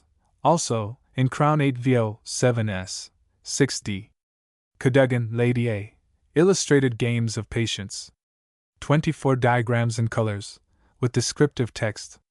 Fool's Cap 4-2, cloth extra, gilt edges, 3rd edition, 12s, 6d. Caldecott R. C. Breton Folk. Carbon Process, A Manual of. C. Lee's Gang. Lee's Gang. Ceramic Art. C. Jacquemart. Jacquemart. Changed Cross, The and Other Religious Poems. 16 mo 2s, 60. Chant Book Companion to the Book of Common Prayer. Consisting of upwards of 550 chants for the daily psalms and for the canticles, also Kyrie eleisans, and music for the hymns in Holy Communion, and c. compiled and arranged under the musical editorship of C. J. Vincent Muse. BAC. Crown 8vo 2s, 60, Organist's Edition, FCP 425s. C. J. Vincent. Of various editions of Hymnal Companion, lists will be forwarded on application. Hymnal Companion. Child of the Cavern, or Strange Doings Underground. By Jules Verne. Translated by W. H. G. Kingston. Numerous illustrations. Square CR8VO, gilt edges 7s, 60, CL, plain edges 5s. Jules Verne. W. H. G. Kingston. Child's Play, with 16 colored drawings by E. V. B. Printed on thick paper, with tints 7s, 60. New. By E. V. B. Similar to the above. See New. Children's Lives and How to Preserve Them, or The Nursery Handbook. By W. Lomas, MD Crown 8VO Cloth 5s. W. Lomas. Children's Magazine. Illustrated. C. S. T. Nicholas. Choice editions of choice books. 2s, 60, each, illustrated by C. W. Cope R.A.T., Creswick R.A.E., Duncan, Burkitt Foster J. C. Horsley A.R.A.G., Hicks R., Redgrave R.A.C., Stonehouse F., Taylor G., Thomas H. J., Townsend E. H., Wenert, Harrison Weir, and C. C. W. Cope. T. Creswick. E. Duncan. Burkitt Foster. J. C. Horsley. G. Hicks. R. Redgrave. C. Stonehouse. F. Taylor. G. Thomas. H. J. Townsend. E. H. Wenert. Harrison Weir. Bloomfield's Farmer's Boy. Milton's El Allegro. Campbell's Pleasures of Hope. Poetry of Nature. Harrison Weir. Coleridge's Ancient Mariner. Rogers, Sam. Pleasures of Memory. Goldsmith's Deserted Village. Shakespeare's Songs and Sonnets. Goldsmith's Vicar of Wakefield. Tennyson's May Queen. Gray's Elegy in a Churchyard. Elizabethan Poets. Keats' Eve of St. Agnes. Wordsworth's Pastoral Poems. Such works are a glorious beatification for a poet. Athenaeum. Christ in Song. By Dr. Philip Schaff. A new edition, revised, cloth, gilt edges 6s. Philip Schaff. Cobbett William. A Biography. By Edward Smith. 2 volumes, Crown 8VO, 25s. Edward Smith. Comedy, The of Europe, 1860 to 1890. A retrospective and prospective sketch. Crown 8VO 6s. Conflict of Christianity with Heathenism. By Dr. Gerhard Ullhorn. Edited and translated from the 3rd German edition by G. C. Smith and C. J. H. Ropes. 8VO, Cloth Extra 10s, 60. Gerhard Ullhorn. G. C. Smith. C. J. H. Ropes. Continental Tour of 8 days for 44 shillings. By a Journeyman. 12mo1s. Journeyman. The book is simply delightful. Spectator. Korea, the C. Forbidden Land. Covert-side sketches, thoughts on hunting, with different packs in different countries. By J. Nevitt Fitt, H.H. of the Sporting Gazette, late of the Field. 2nd edition. Crown 8VO, Cloth, 10s, 60. J. Nevitt Fitt. Cradeland of Arts and Creeds, or Nothing New Under the Sun by Charles J. Stone, Barrister at Law, and late Advocate, High Courts, Bombay, 8VO, pages 420, Cloth, 14s. Charles J. Stone. Cripps the Carrier. 3rd edition, 6s. C. Blackmore. Blackmore. Cruise of HMS Challenger, the by W. J. J. Spry, RN with route map and many illustrations. 6th edition, Dimi 8VO, Cloth, 18s. Cheap edition, Crown 8VO, some of the illustrations 7s. 60. W. J. J. Spry. Curious Adventures of a Field Cricket. By Dr. Ernest Candies. Translated by N. Danvers. With numerous fine illustrations. Crown 8VO, Cloth Extra, gilt edges 7s. 60. Ernest Candies. N. Danvers. Dana R. H. 2 years before the mast and 24 years after. Revised edition with notes, 12mo 6s. Daughter A of Hate. By W. Black. Crown 8vo 6s. W. Black. Day of My Life, A. Or Everyday Experiences at Eton. By an Eton boy, author of About Some Fellows. 16mo Cloth Extra 2s. 60, 6000. Eton boy. Day out of the life of a little maiden, A 6 Studies from Life. By Scherer and Engler. Large 4-2 in portfolio 5s. Scherer. Engler. Diane. By Mrs. Mackwood. Crown 8vo 6s. Mackwood. Dick Cheveley, His Fortunes and Misfortunes. By W. H. G. Kingston. 350 pages, square 16mo, and 22 full-page illustrations. Cloth, gilt edges 7s. 60. W. H. G. Kingston. Dick Sands, the Boy Captain. By Jules Verne. With nearly 100 illustrations, cloth extra, gilt edges 10s. 60. Jules Verne. Dodge, Mrs. M. Hans Brinker, or The Silver Skates. An entirely new edition, with 59 full-page and other woodcuts. Square Crown 8vo, cloth extra, 5s, text-only paper, 1s. Dogs of a Size. A legal sketchbook in black and white. Containing 6 drawings by Walter J. Allen. Folio, in wrapper, 6s, 8d. Walter J. Allen. 8 Cousins. C. Alcott. Alcott. Eldmere, an art story of Scottish home life, scenery, and incident.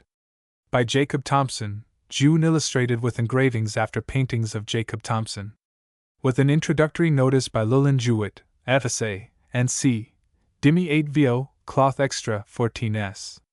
Jacob Thompson. Jacob Thompson. Llewellyn Jewett. Eleanor Dryden. By Mrs. Mackwood. Crown 8vo 6s. Mackwood. Embroidery, Handbook of. By L. Higgin.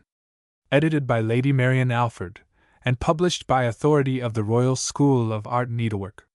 With 16-page illustrations, designs for borders, and c. Crown 8vo 5s. L. Higgin. Lady Marian Alford. English Catalogue of Books, the.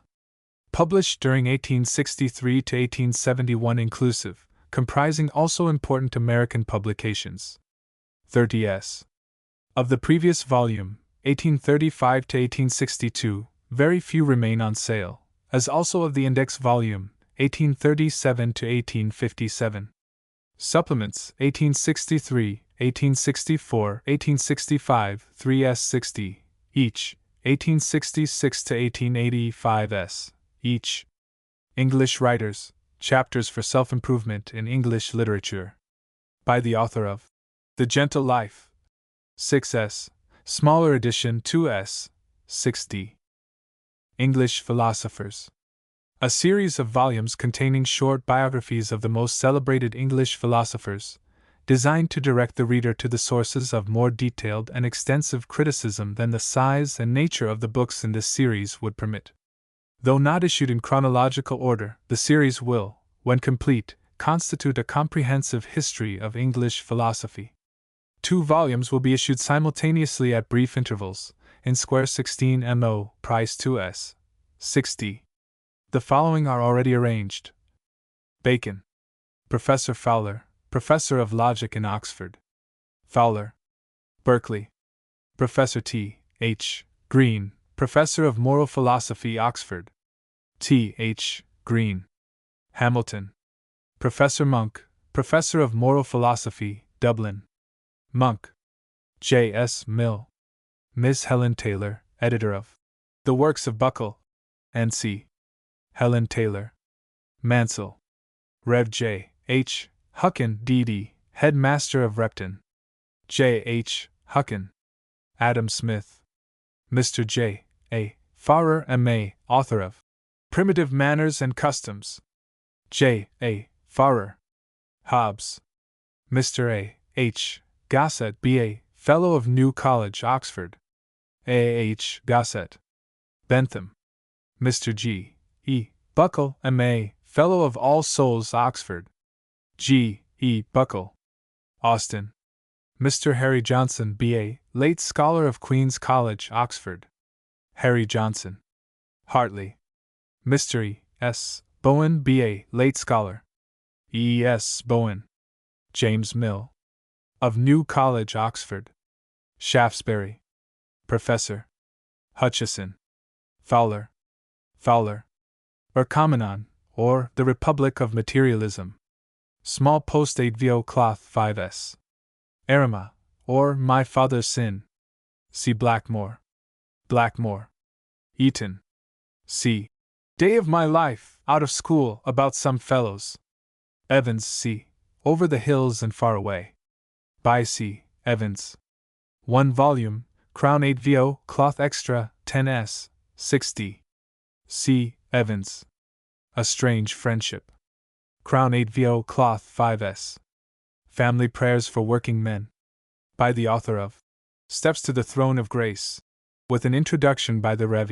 H. Bickersteth, M.A. Cloth 1s, sewed 60. E. H. Bickersteth. Fern Paradise, The Plea for the Culture of Ferns.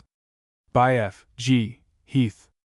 New edition, entirely rewritten, illustrated with 18 full-page, numerous other woodcuts, including 8 plates of ferns and 4 photographs. Large post 8 vo, cloth, gilt edges, 12s. 60, 6th edition. In 12 parts sewn 1s, each. F. G. Heath. This charming volume will not only enchant the fern lover, but will also please and instruct the general reader. Spectator. Fern World The. By F. G. Heath. Illustrated by 12 colored plates, giving complete figures, 64 in all, of every species of British fern, printed from nature, by several full-page engravings. Cloth, gilt, 6th edition, 12s, 60, in 12 parts, 1s, each. F. G. Heath. Mr. Heath has really given us good, well-written descriptions of our native ferns, with indications of their habitats, the conditions under which they grow naturally, and under which they may be cultivated. Athenaeum. Heath. Few A. Hints on Proving Wills.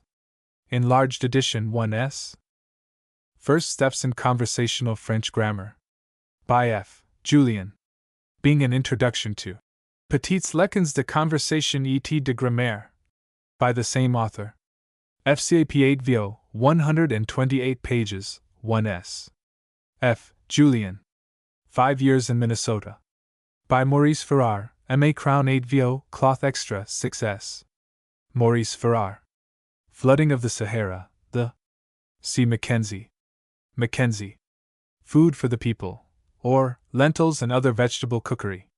By E. E. Orabar. 3rd Thousand. Small post 8 vo boards 1s. E. E. Orabar. A Fool's Errand. By One of the Fools.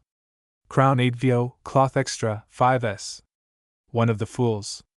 Footsteps of the Master. C. Stowe, Mrs. Beecher. Stowe. Beecher. Forbidden Land, A Voyages to the Korea. By G. Oppert. Numerous illustrations and maps. Dimi 8 vo, Cloth Extra, 21s. G. Oppert. For Lectures on Electric Induction. Delivered at the Royal Institution, 1878-9, by J. E. H. Gordon, B.A. Cantab. With numerous illustrations. Cloth Limp, Square 16 MO 3s. J. E. H. Gordon. Foreign Countries and the British Colonies. Edited by F. S. Pulling, M.A., lecturer at Queen's College, Oxford, and formerly professor at the Yorkshire College, Leeds. A series of small volumes descriptive of the principal countries of the world by well-known authors, each country being treated of by a writer who from personal knowledge is qualified to speak with authority on the subject. The volumes will average 180 Crown 8 vo pages, will contain maps, and in some cases, a few typical illustrations. F. S. Pulling. The following volumes are in preparation. Denmark and Iceland. Russia. Canada. Greece. Persia. Sweden and Norway. Switzerland, Japan, the West Indies, Austria, Peru, New Zealand. Frank Maud Jean. The following form 1 series, small post 8 VO, in uniform cloth bindings. Emily's Choice. 5s. Hall's Vineyard. 4s. John's Wife, A Story of Life in South Australia. 4s. Marion, or The Light of Someone's Home. 5s. Silken Cords and Iron Fetters. 4s. Vermont Vale. 5s. Minnie's Mission. 4s. Little Mercy. 5s. Beatrice Melton. 4s. Friends and Foes in the Transkei, an Englishwoman's experiences during the Cape Frontier War of 1877-8, by Helen M. Pritchard. Crown 8 VO, Cloth, 10s, 60. Helen M. Pritchard. Froissart, The Boys. Selected from the Chronicles of England, France, Spain, and C. by Sidney Lanier. The volume will be fully illustrated. Crown 8 VO, Cloth, 7s, 60. Sidney Lanier. Funny Foreigners and Eccentric Englishmen. 16 colored comic illustrations for children. FCAP folio, colored wrapper for S. Games of Patience. C. Cadogan. Cadogan. Gentle Life, Queen Edition. 2 volumes in 1, small 4 to 10s, 60. The Gentle Life series. Price 6s, each, or in calf extra, price 10s, 60, smaller edition, cloth extra 2s, 60.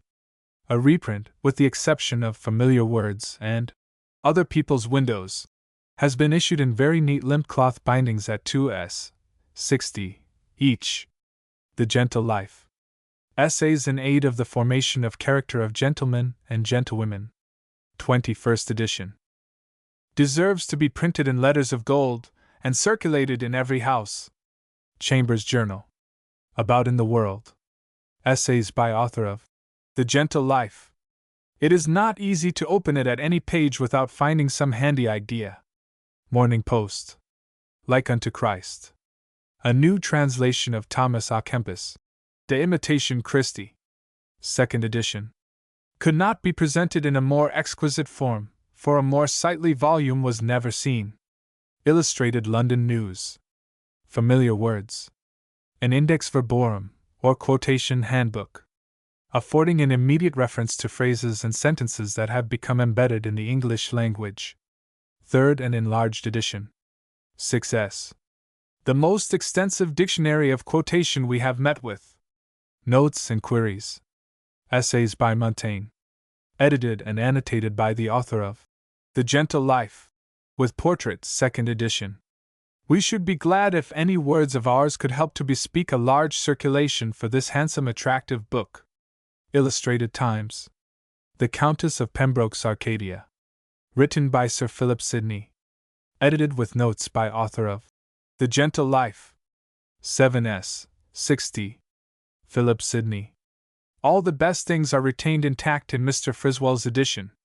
Examiner. The Gentle Life. 2nd Series, 8th edition.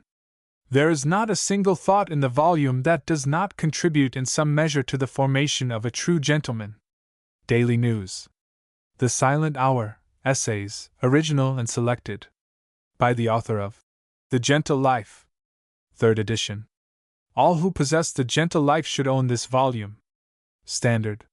Half-length portraits. Short studies of notable persons. By J. Hayne Friswell. Small post 8 VO, cloth extra, 6s. J. Hayne Friswell. Essays on English Writers for the Self-Improvement of Students in English Literature. To all who have neglected to read and study their native literature, we would certainly suggest the volume before us as a fitting introduction. Examiner. Other People's Windows. By J. Hayne Friswell. 3rd edition. J. Hayne Friswell. The chapters are so lively in themselves, so mingled with shrewd views of human nature, so full of illustrative anecdotes, that the reader cannot fail to be amused. Morning Post.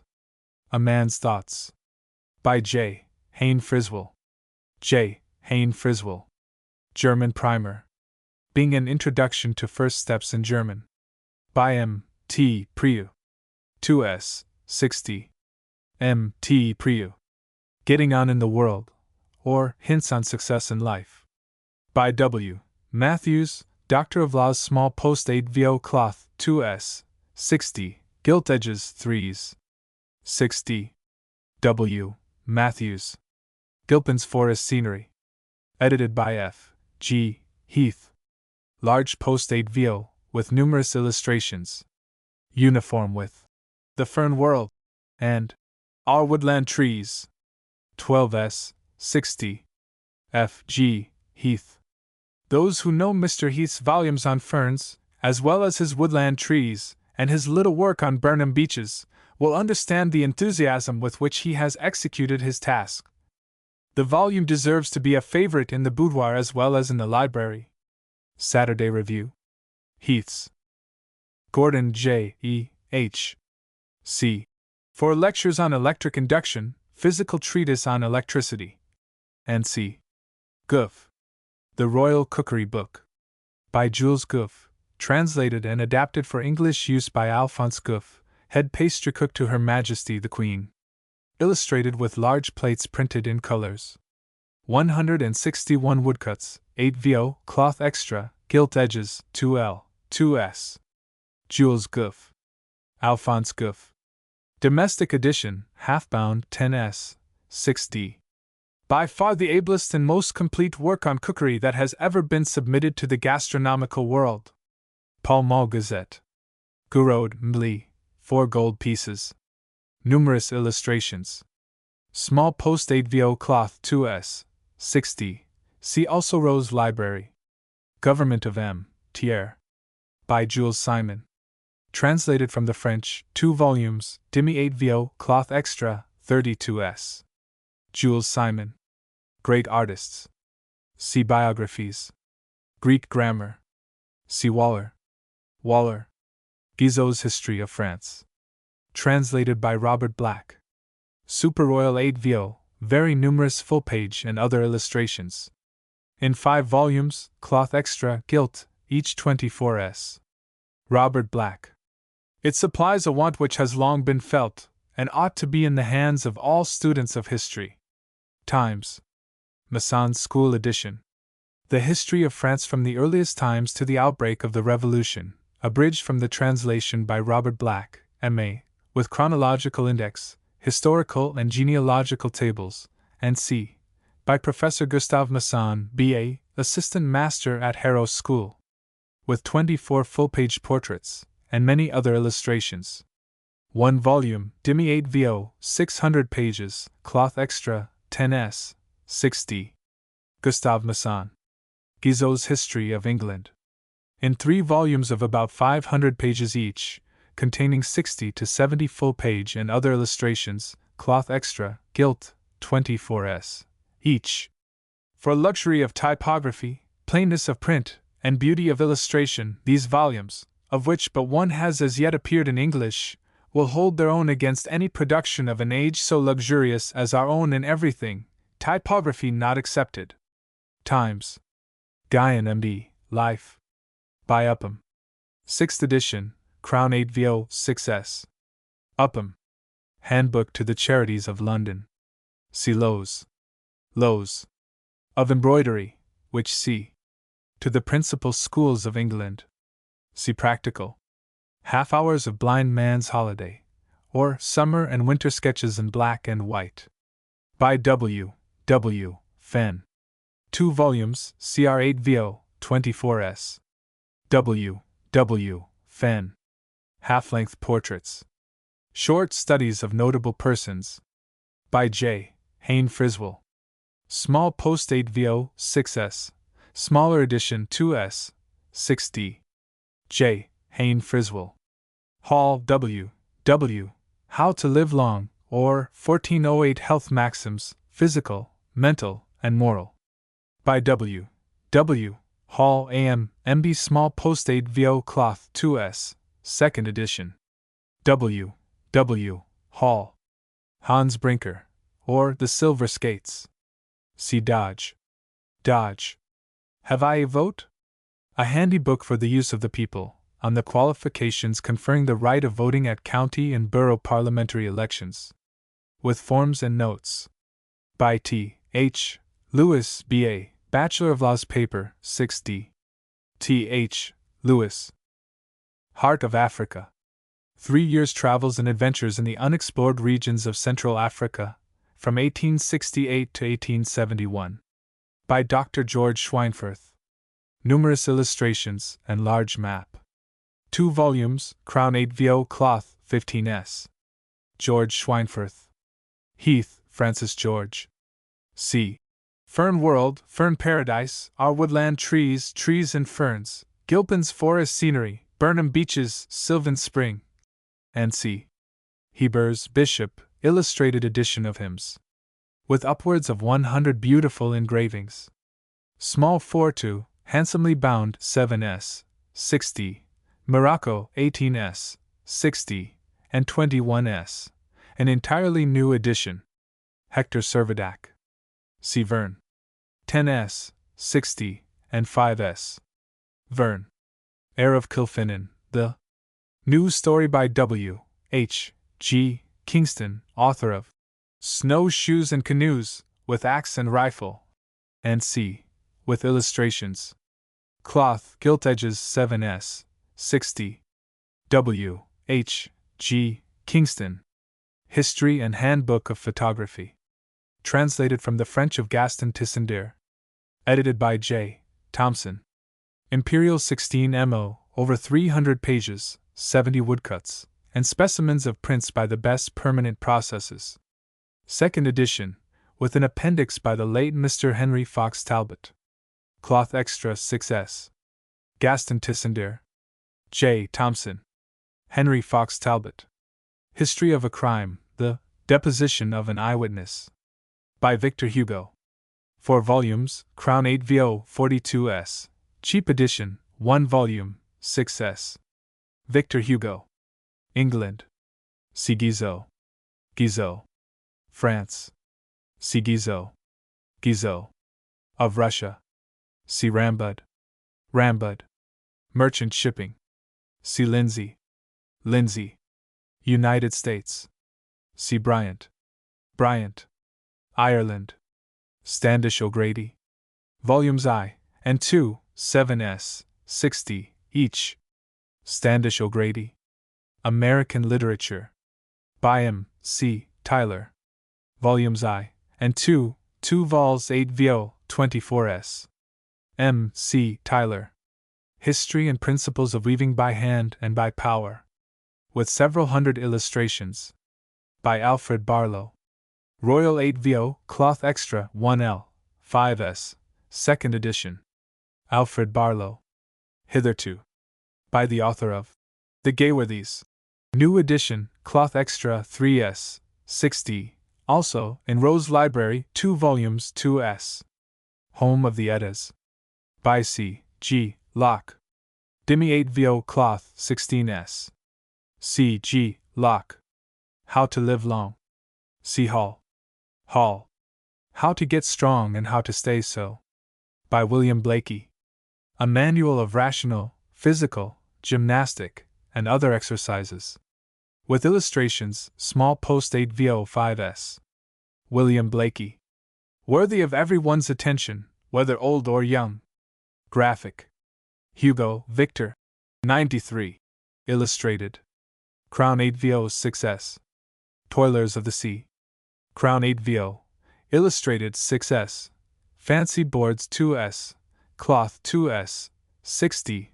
On large paper with all the original illustrations 10s. 60. C. History of a Crime. 100 Greatest Men, the 8 volumes, containing 15 to 20 portraits each, 21s. each. See below. Messrs.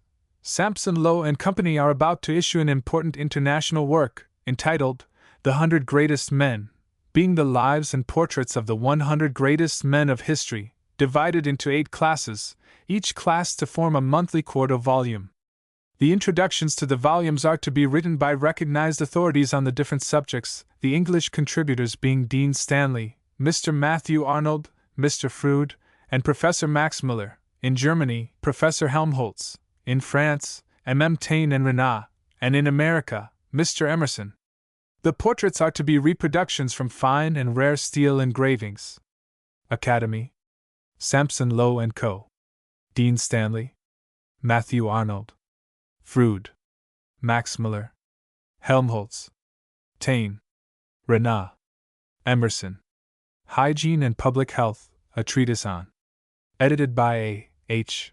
Buck, M.D. Illustrated by numerous wood engravings. In 2 Royal 8vo volumes, cloth, 1 guinea each. A. H. Buck. Hymnal Companion to Book of Common Prayer. See Bickersteth. Bickersteth. Illustrated Textbooks of Art Education. A series of monthly volumes preparing for publication. Edited by Edward J. Pointer, R.A., Director for Art, Science and Art Department. Edward J. Pointer. The first volumes, large crown 8vo cloth 3s. 60, each, will be issued in the following divisions: Painting. Classic and Italian. French and Spanish. German, Flemish and Dutch. English and American. Architecture. Classic and Early Christian. Gothic, Renaissance and Modern. Sculpture. Classic and Oriental. Renaissance and Modern. Ornament. Decoration in color. Architectural ornament. Illustrations of China and its people. By J. Thompson, FRGS 4 volumes, Imperial 4-2, each 3L, 3S. J. Thompson. In My Indian Garden. By Phil Robinson. With a preface by Edwin Arnold, M.A., CSI, N.C., Crown 8vo, Limp Cloth 3S, 60. Phil Robinson. Edwin Arnold. Involuntary Voyage, showing how a Frenchman who abhorred the sea was most unwillingly, and by a series of accidents, driven round the world. Numerous illustrations. Square Crown 8vo, Cloth Extra, 7s, 60. Irish Bar. Comprising anecdotes, bon mots, and biographical sketches of the bench and bar of Ireland. By J. Roderick O'Flanagan, Barrister at Law. Crown 8vo, 12s, 2nd edition. J. Roderick O'Flanagan. Jack and Jill. By Miss Alcott. Small Post 8vo Cloth, Gilt Edges 5s. Alcott. Jacquemart A. History of the Ceramic Art. By Albert Jacquemart. With 200 woodcuts, 12 steel plate engravings, and 1,000 marks and monograms. Translated by Mrs. Barry Palliser. Super Royal 8vo, Cloth Extra, Gilt Edges, 28s. Albert Jacquemart. Barry Palliser. Jimmy's Cruise in the Pinafore. See Alcott. Alcott. Kaffirland, a 10 months campaign. By Frank N. Streatfield, resident magistrate in Kaffraria, and commandant of native levies during the Kaffir War of 1878. Crown 8vo, Cloth Extra, 7s, 60. Frank N. Streatfield. Keble Autograph Birthday Book, containing on each left-hand page the date, and a selected verse from Keble's hymns. Imperial 8vo, with 12 fluorochromos, ornamental binding, gilt edges, 15s. Khedive's Egypt, the Old House of Bondage Under New Masters. By Edwin de Leon. Illustrated. Dimi 8vo 8s, 60. Edwin de Leon. King's Rifle, From the Atlantic to the Indian Ocean, Across Unknown Countries. Discovery of the Great Zambesi Affluents, and Sea. By Major Serpa Pinto. With 24 full-page and about 100 smaller illustrations, 13 small maps, and 1 large one. Dimi 8vo. Serpa Pinto. Kingston, W. H. G. C. Snowshoes. Child of the Cavern. 2 supercargoes. With Axe and Rifle. Begum's Fortune. Heir of Kilfinnan. Dick Cheveley. Lady Silverdale's Sweetheart. 6s. See Black. Black. Lenten Meditations. In 2 series, each complete in itself. By the Rev. Claude Bosanquet, author of Blossoms from the King's Garden. 16 MO Cloth, First Series 1S, 60, Second Series 2S. Claude Bozenke. Lentils. C. Food for the People. Leesgang, Dr. Pauly, A Manual of the Carbon Process of Photography. Dimi 8 VO, half-bound, with illustrations for S. Life and Letters of the Honorable Charles Sumner, the 2 volumes, Royal 8 VO cloth. Second edition, 36S. Lindsay W. S. History of Merchant Shipping and Ancient Commerce. Over 150 illustrations, maps, and charts. In 4 volumes, Dimi 8 VO, cloth extra. Volumes 1 and 2, 21S. Volumes 3 and 4, 24S. Each. Lion Jack, A Story of Perilous Adventures Amongst Wild Men and Beasts. Showing How Menageries Are Made. By P. T. Barnum. With illustrations. Crown 8 VO, cloth extra, price 6S. P. T. Barnum. Little King, or The Taming of a Young Russian Count. By S. Blandy. 60 for illustrations. Crown 8 VO, gilt edges 7S. 60. Plainer binding 5S. S. Blandy. Little Mercy, or For Better for Worse. By Maud Jean Frank, author of Marion, Vermont Vale. N.C. N.C. Small Post 8 VO, cloth extra 4S. Second edition. Maud Jean Frank. Long, Colonel C. Chale, Central Africa. Naked Truths of Naked People, An Account of Expeditions to Lake Victoria Nyanza and the Mabraka Nyam Nyam.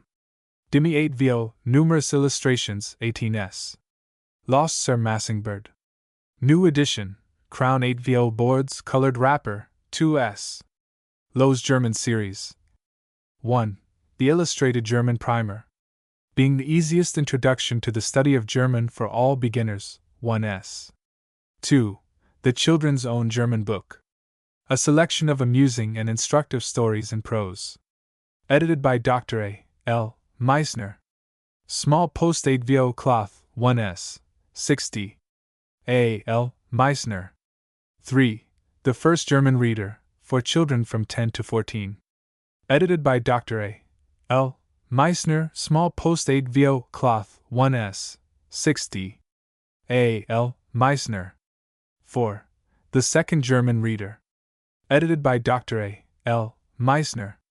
Small Post 8 VO cloth, 1S. 60.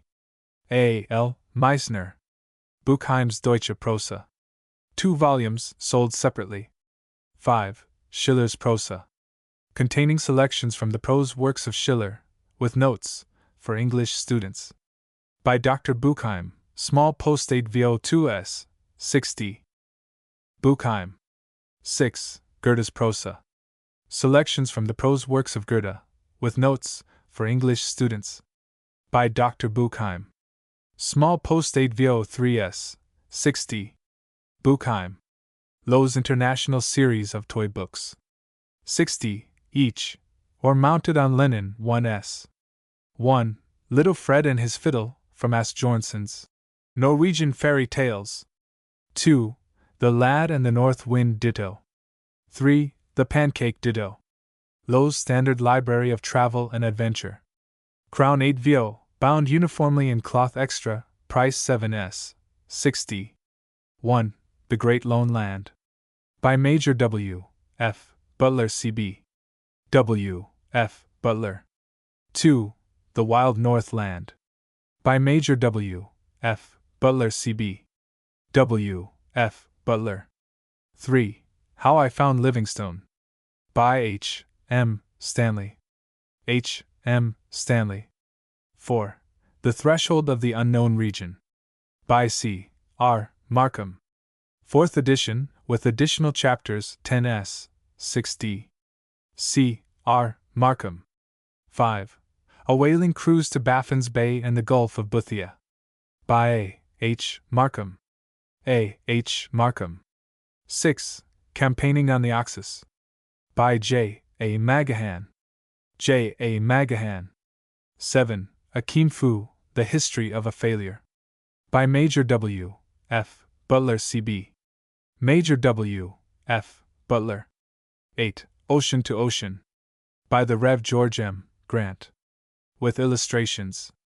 George M. Grant. 9. Cruise of the Challenger. By W. J. J. Spry R.N. W. J. J. Spry. 10. Schweinfurth's Heart of Africa. 2 volumes 15s. 11. Through the Dark Continent. By H. M. Stanley. 1 volume 12s, 6d. H. M. Stanley. Lowe's Standard Novels. Crown 8 VO 6s, each cloth extra. My Lady Greensleeves.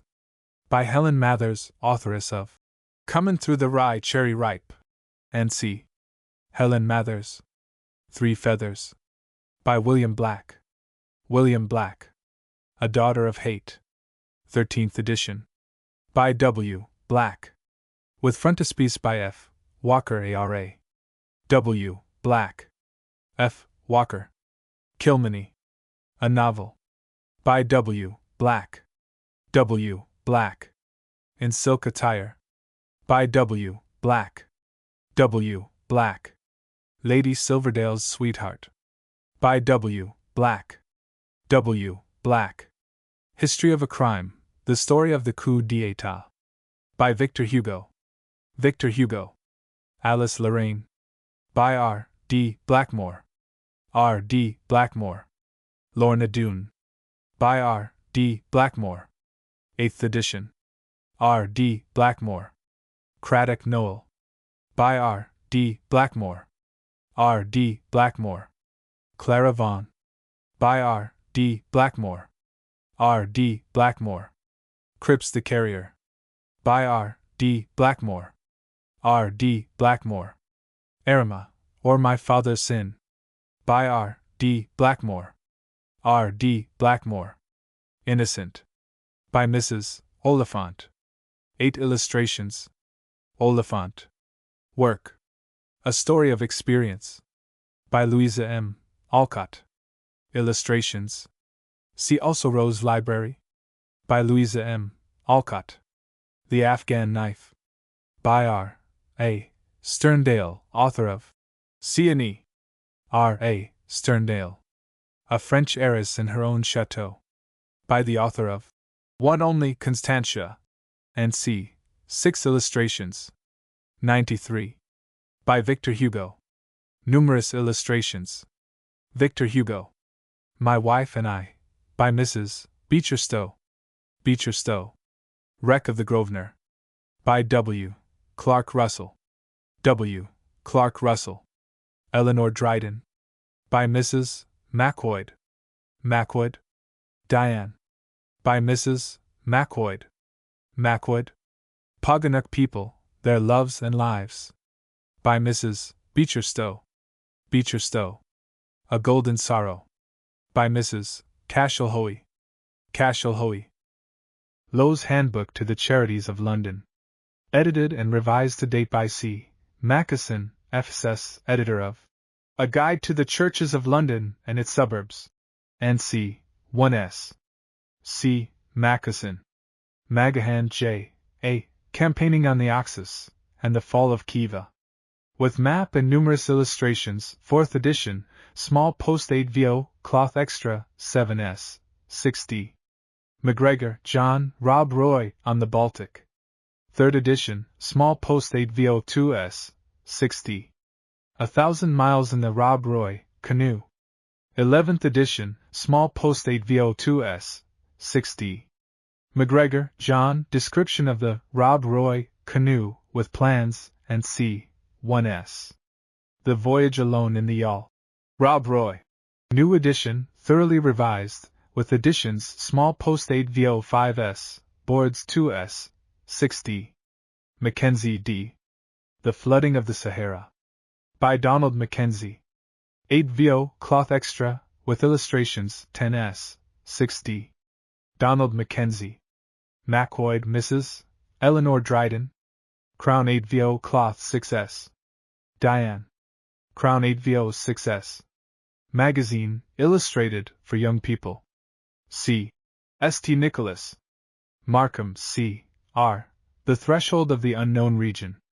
Crown 8vo, with 4 maps, 4th edition. Cloth extra 10s, 6d. Maury, Commander, Physical Geography of the Sea, and its Meteorology. Being a reconstruction and enlargement of his former work, with charts and diagrams. New edition, Crown 8vo 6s. Memoirs of Madame de Remusat, 1802 to 1808. By her grandson M. Paul de Remusat, Senator. Translated by Mrs. Cashel Hoey and Mr. John Lilly. 4th edition, Cloth extra. This work was written by Madame de Remusat during the time she was living on the most intimate terms with the Empress Josephine, and is full of revelations respecting the private life of Bonaparte, and of men and politics of the first years of the century. Revelations which have already created a great sensation in Paris. 8vo, 2 volumes 32s. Paul de Remusat. Cashel Hoey. John Lilly. Men of Mark, a gallery of contemporary portraits of the most eminent men of the day taken from life, especially for this publication, price 1s, 6d, monthly. Volumes I, 2, 3, and 4, handsomely bound cloth, gilt edges, 25s, each. Michael Strogoff. 10s, 60, and 5s, C. Verne. Verne. Mitford, Miss. C. Our Village. Montaigne's Essays. C. Gentle Life Series. My Brother Jack, or The Story of What You Call Him. Written by himself. From the French of Alphonse Daudet. Illustrated by P. Philippodotos. Imperial 16mo, cloth extra, gilt edges 7s, 60, plainer binding 5s. Alphonse Daudet. P. Philippodotos. My Lady Greensleeves. By Helen Mathers, authoress of Comin' Through the Rye Cherry Ripe, and C. 1-volume edition, Crown 8vo cloth 6s. Helen Mathers. My Rambles in the New World. By Lucien Bayart, author of The Adventures of a Young Naturalist. Numerous full-page illustrations. Crown 8vo, cloth extra, gilt edges 7s, 60, plainer binding 5s. Lucien Bayart. Mysterious Island. By Jules Verne. 3 volumes, Imperial 16mo, 150 illustrations, cloth gilt, 3s, 60, each, elaborately bound, gilt edges, 7s, 60, each. Cheap edition, with some of the illustrations, cloth, gilt, 2s, paper, 1s, each. Jules Verne. Nares Sir G. S. KCB, Narrative of a Voyage to the Polar Sea during 1875–76, in H.M. ships, Alert, and Discovery, by Captain Sir G. S. Nares RN KCB, FRS, published by permission of the Lords Commissioners of the Admiralty. With notes on the natural history, edited by H. W. Filed N. FGS CMZS FRGS, Naturalist to the Expedition. 2 volumes, Demi 8vo, with numerous woodcut illustrations, photographs, and C. 4th edition 2L, 2S. G. S. Nares. H. W. Filed N. National Music of the World. By the late Henry F. Chorley. Edited by H. G. Hewlett. Crown 8vo, cloth 8s, 60. Henry F. Chorley. H. G. Hewlett. What I have to offer are not a few impressions scrambled together in the haste of the moment, but are the result of many years of comparison and experience. From the authors. Prelude. New Child's Play A. 16 drawings by E. V. B. Beautifully printed in colors 4-2, cloth extra, 12s, 60. New Guinea, a few months in. By Octavius C. Stone, FRGS, with numerous illustrations from the author's own drawings. Crown 8vo cloth 12s. Octavius C. Stone. New Ireland. By A. M. Sullivan, MP for Louth. 2 volumes, Demi 8vo 30s. Cheaper edition, 1 volume, Crown 8vo 8s, 60. A. M. Sullivan. New Novels. Crown 8vo cloth 10s, 60. Per volume. Mary Annerly. By R. D. Blackmore, author of Lorna Doone, and c. 3 volumes. R. D. Blackmore. The Sisters. By G. Ebers, author of An Egyptian Princess. 2 volumes, 16 mo2s, each. G. Ebers. Countess Daphne. By Rita, authoress of Vivian and Like Diane's Kiss. 3 volumes. Rita. Sunrise. By W. Black. In 15 monthly parts, 1s, each. W. Black.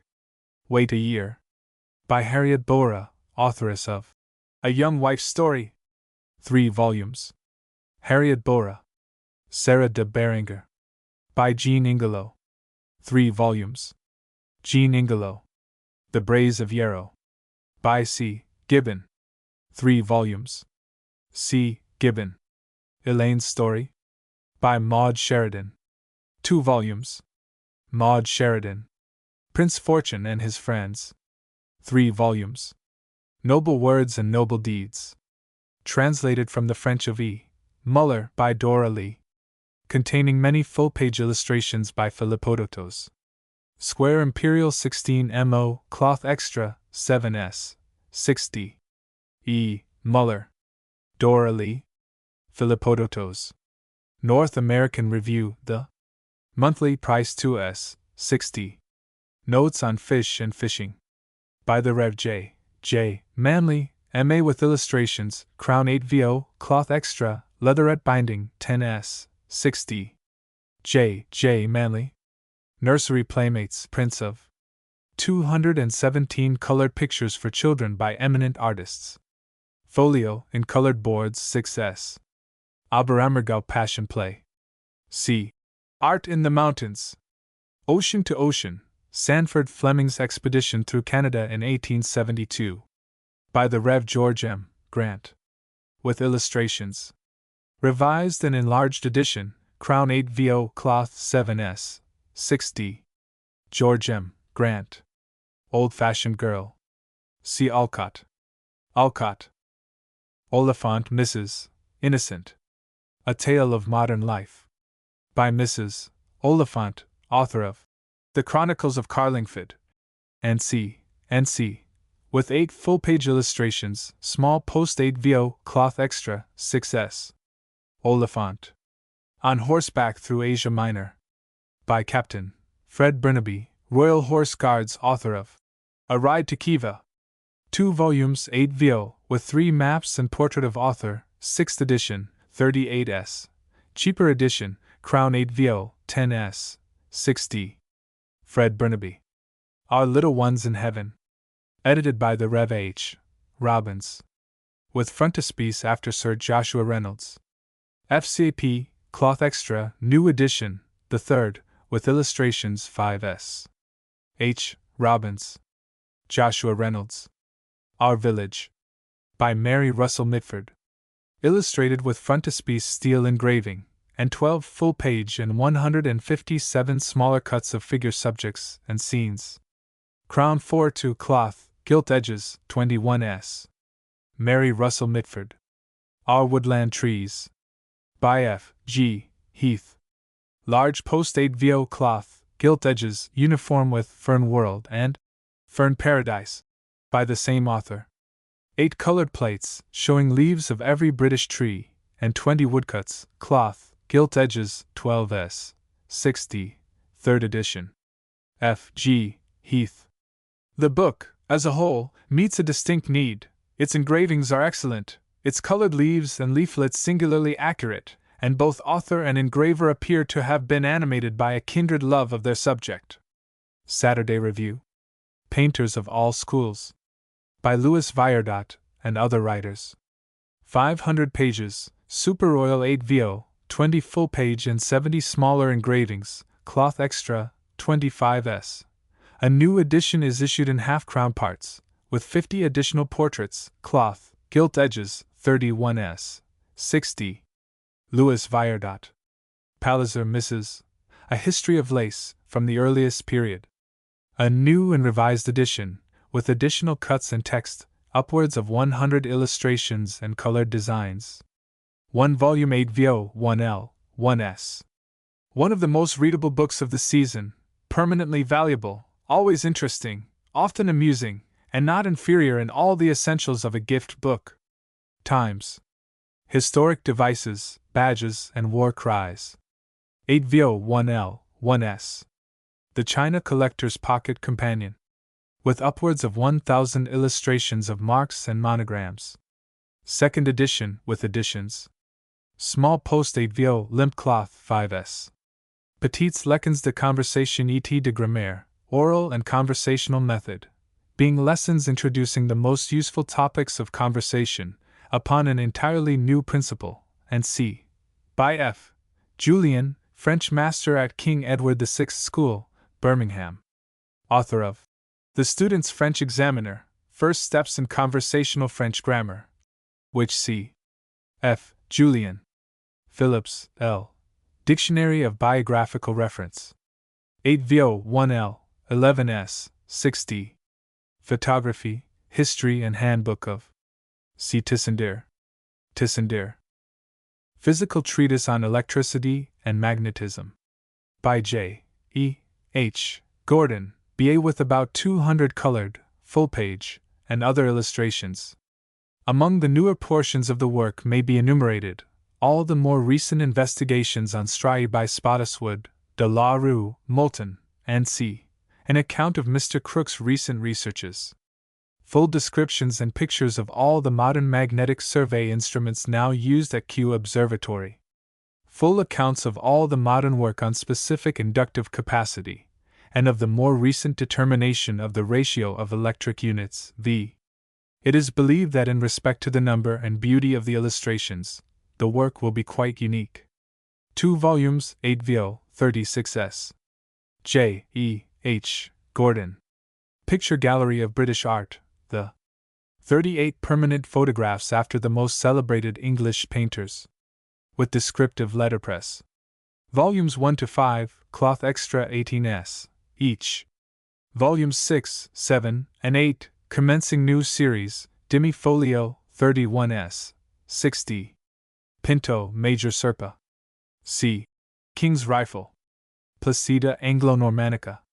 The Procedure and Constitution of the Anglo-Norman Courts, William I. Richard I. As shown by contemporaneous records. With explanatory notes, and c. by M. M. Bigelow. Demi 8VO cloth 21S. William I. Richard I. Nim. M. Bigelow. Plutarch's Lives. An entirely new and library edition. Edited by A. H. Clough, ESQ 5 volumes 8VO 2L, 10S. Half Morocco, gilt top 3L, also in 1 volume, Royal 8VO, 800 pages, cloth extra 18S. Half bound, 21S. A. H. Clough. Morals. Uniform with Clough's edition of Lives of Plutarch. Edited by Professor Goodwin. 5 volumes 8VO 3L, 3S. Goodwin. Poems of the Inner Life. A new edition, revised, with many additional poems. Small post 8VO cloth 5S. Poganuk People, Their Loves and Lives. By Mrs. Beecher Stowe. Crown 8VO cloth 6S. Beecher Stowe. Polar Expeditions. See Coldway, Markham, Magahan, and Nares. Coldway. Markham. Magahan. Nares. Practical, A. Handbook to the Principal Schools of England. By C. E. Pascoe. New edition, Crown 8VO, cloth extra, 3S, 6D. C. E. Pascoe. Przewalski N. M. From Kulja, across the Tian Shan to Lamb Nor. Translated by E. Delmar Morgan, FRGS Demi 8VO, with a map. 16S. E. Delmar Morgan. Prince Rito, or The Four-Leaved Shamrock. By Fanny W. Curry. With 10 full-page facsimile reproductions of original drawings by Helen O'Hara.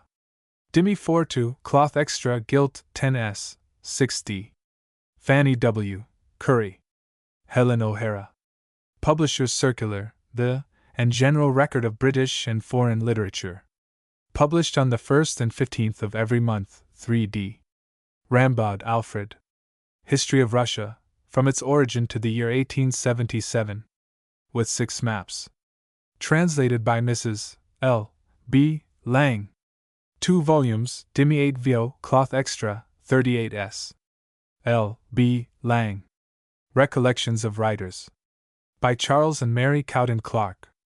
Authors of The Concordance to Shakespeare, and C. With letters of Charles Lamb, Leigh Hunt, Douglas Jerrold, and Charles Dickens, and a preface by Mary Cowden Clarke.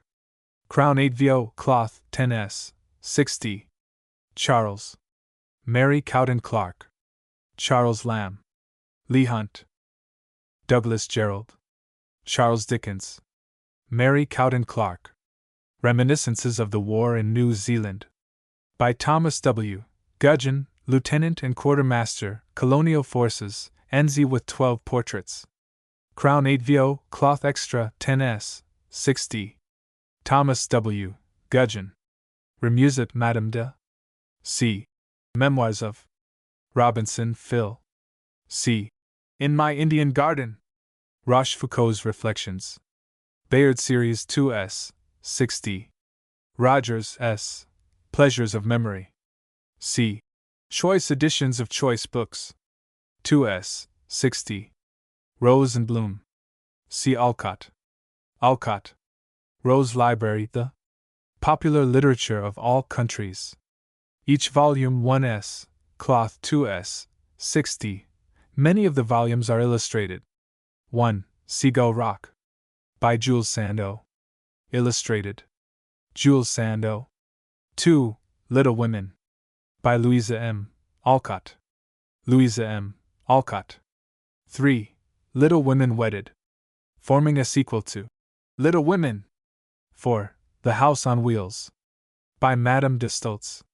Illustrated. Madame de Stultz. 5. Little Men. By Louisa M. Alcott. Double volume 2s, cloth 3s, 6d. Louisa M. Alcott. 6. The Old-Fashioned Girl. By Louisa M. Alcott. Double vol 2s, cloth 3s, 6d. Louisa M. Alcott. 7. The Mistress of the Manse. By J. G. Holland. J. G. Holland. 8. Timothy Titcomb's Letters to Young People, Single and Married. 9. Undine and the Two Captains. By Baron de la Motte Fouque. A new translation by F. E.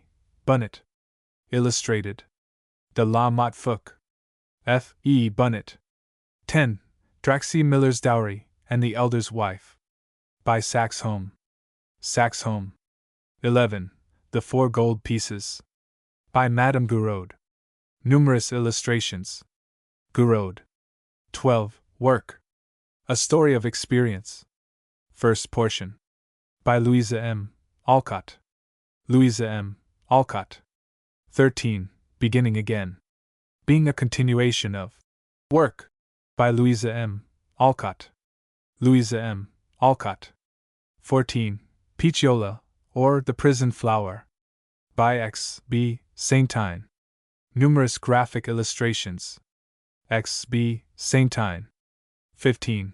Robert's Holidays. Illustrated. 16. The Two Children of St. Domingo. Numerous illustrations. 17. Aunt Joe's Scrap Bag. 18. Stowe, Mrs. H. B. The Pearl of Orr's Island. 19. The Minister's Wooing. 20. Betty's Bright Idea. 21. The Ghost in the Mill. 22. Captain Kidd's Money. 23. We and Our Neighbors. Double volume 2s. 24. My Wife and I. Double volume 2s, cloth, gilt 3s, 6d. 25.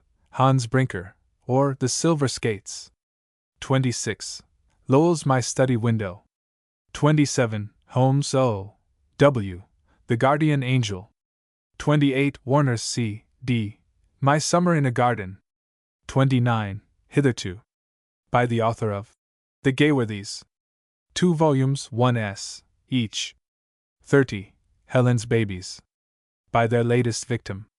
31. The Barton Experiment. By the author of Helen's Babies. 32, Dread. By Mrs. Beecher Stowe. Double volume 2s, cloth, gilt 3s, 6d. Beecher Stowe. 33, Warner C. D. In the Wilderness. 34, 6-1. A Seaside Story. Russell, W. H. Doctor of Laws, The Tour of the Prince of Wales in India. By W. H. Russell, Doctor of Laws, fully illustrated by Sidney P. Hall, M.A. Super Royal 8vo, cloth extra, gilt edges, 52s. 6d, large paper edition, 84s. W. H. Russell. Sidney P. Hall. Sancta Christina, A Story of the First Century. By Eleanor E. Orabar. With a preface by the Bishop of Winchester. Small post 8vo, cloth extra, 5s. Eleanor E. Orabar. Scientific Memoirs, being experimental contributions to a knowledge of radiant energy. By John William Draper, M.D., Doctor of Laws, author of A Treatise on Human Physiology. N.C. With steel portrait of the author. Dimi 8vo, cloth, 473 pages, 14s. John William Draper. Scott, Sir G. Gilbert, C. Autobiography. Seagull Rock. By Jules Sandeau, of the French Academy. Royal 16mo, with 79 illustrations, cloth extra, gilt edges, 7s, 6d. Cheaper edition, cloth gilt, 2s, 6d. See also Rose Library. Jules Sandeau. C&E, sporting in the Satpura range of central India, and in the valley of the Narbada. By R. A. Sterndale, FRGS 8vo, with numerous illustrations, 21s. R. A. Sterndale. The Serpent Charmer, A Tale of the Indian Mutiny. By Louis Rousselet, author of India and Its Native Princes. Numerous illustrations. Crown 8vo, cloth extra, gilt edges, 7s, 6d. Plainer binding, 5s. Louis Rousselet. Shakespeare, The Boudoir. Edited by Henry Cundall. Carefully bracketed for reading aloud, freed from all objectionable matter, and altogether free from notes. Price 2s, 6d, each volume, cloth extra, gilt edges. Contents Vol I, Cymbeline, Merchant of Venice. Each play separately, paper cover, 1s. Volume 2, As You Like It, King Lear, Much Ado About Nothing. Volume 3, Romeo and Juliet, Twelfth Night, King John. The latter 6 plays separately, paper cover, 9d. Henry Cundall. Shakespeare Key, The. Forming a companion to The Complete Concordance to Shakespeare. By Charles and Mary Cowden Clarke. Dimi 8vo, 800 pages, 21s. Charles. Shooting, Its Appliances, Practice, and Purpose. By James Dalziel Dougal, FSA, FZA, author of Scottish Field Sports.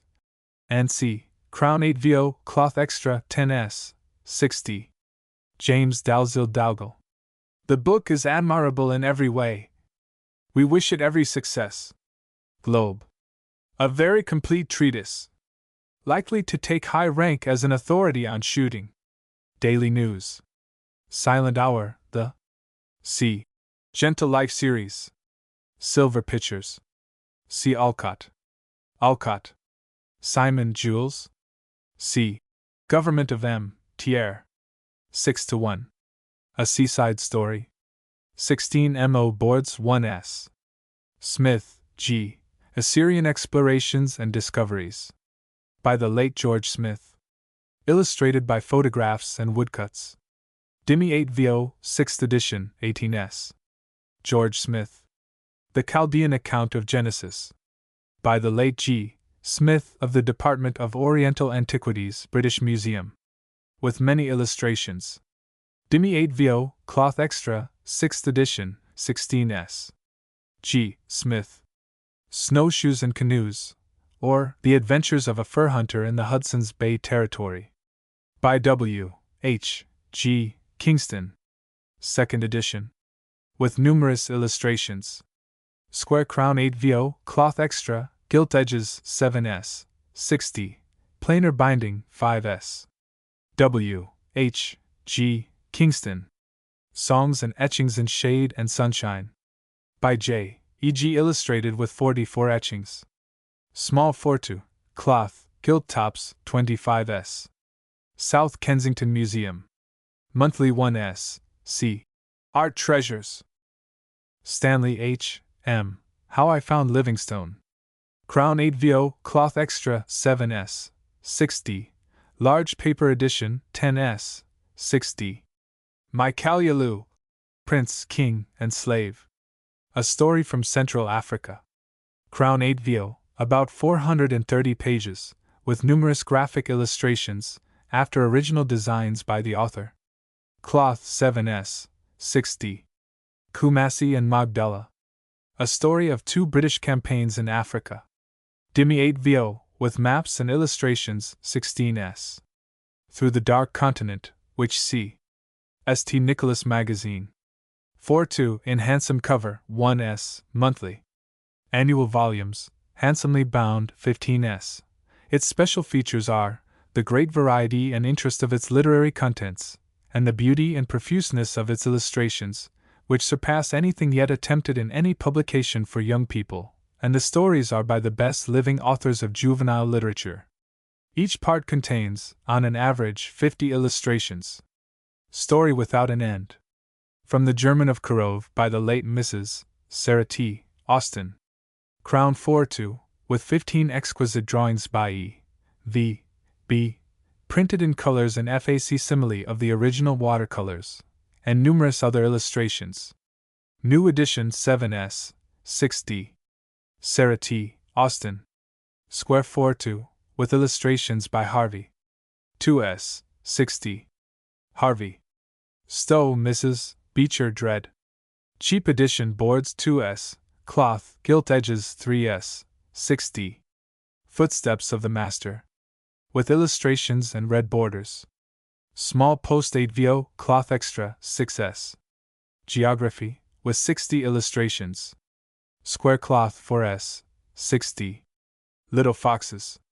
Cheap edition 1s. Library edition 4s. 6d. Betty's Bright Idea.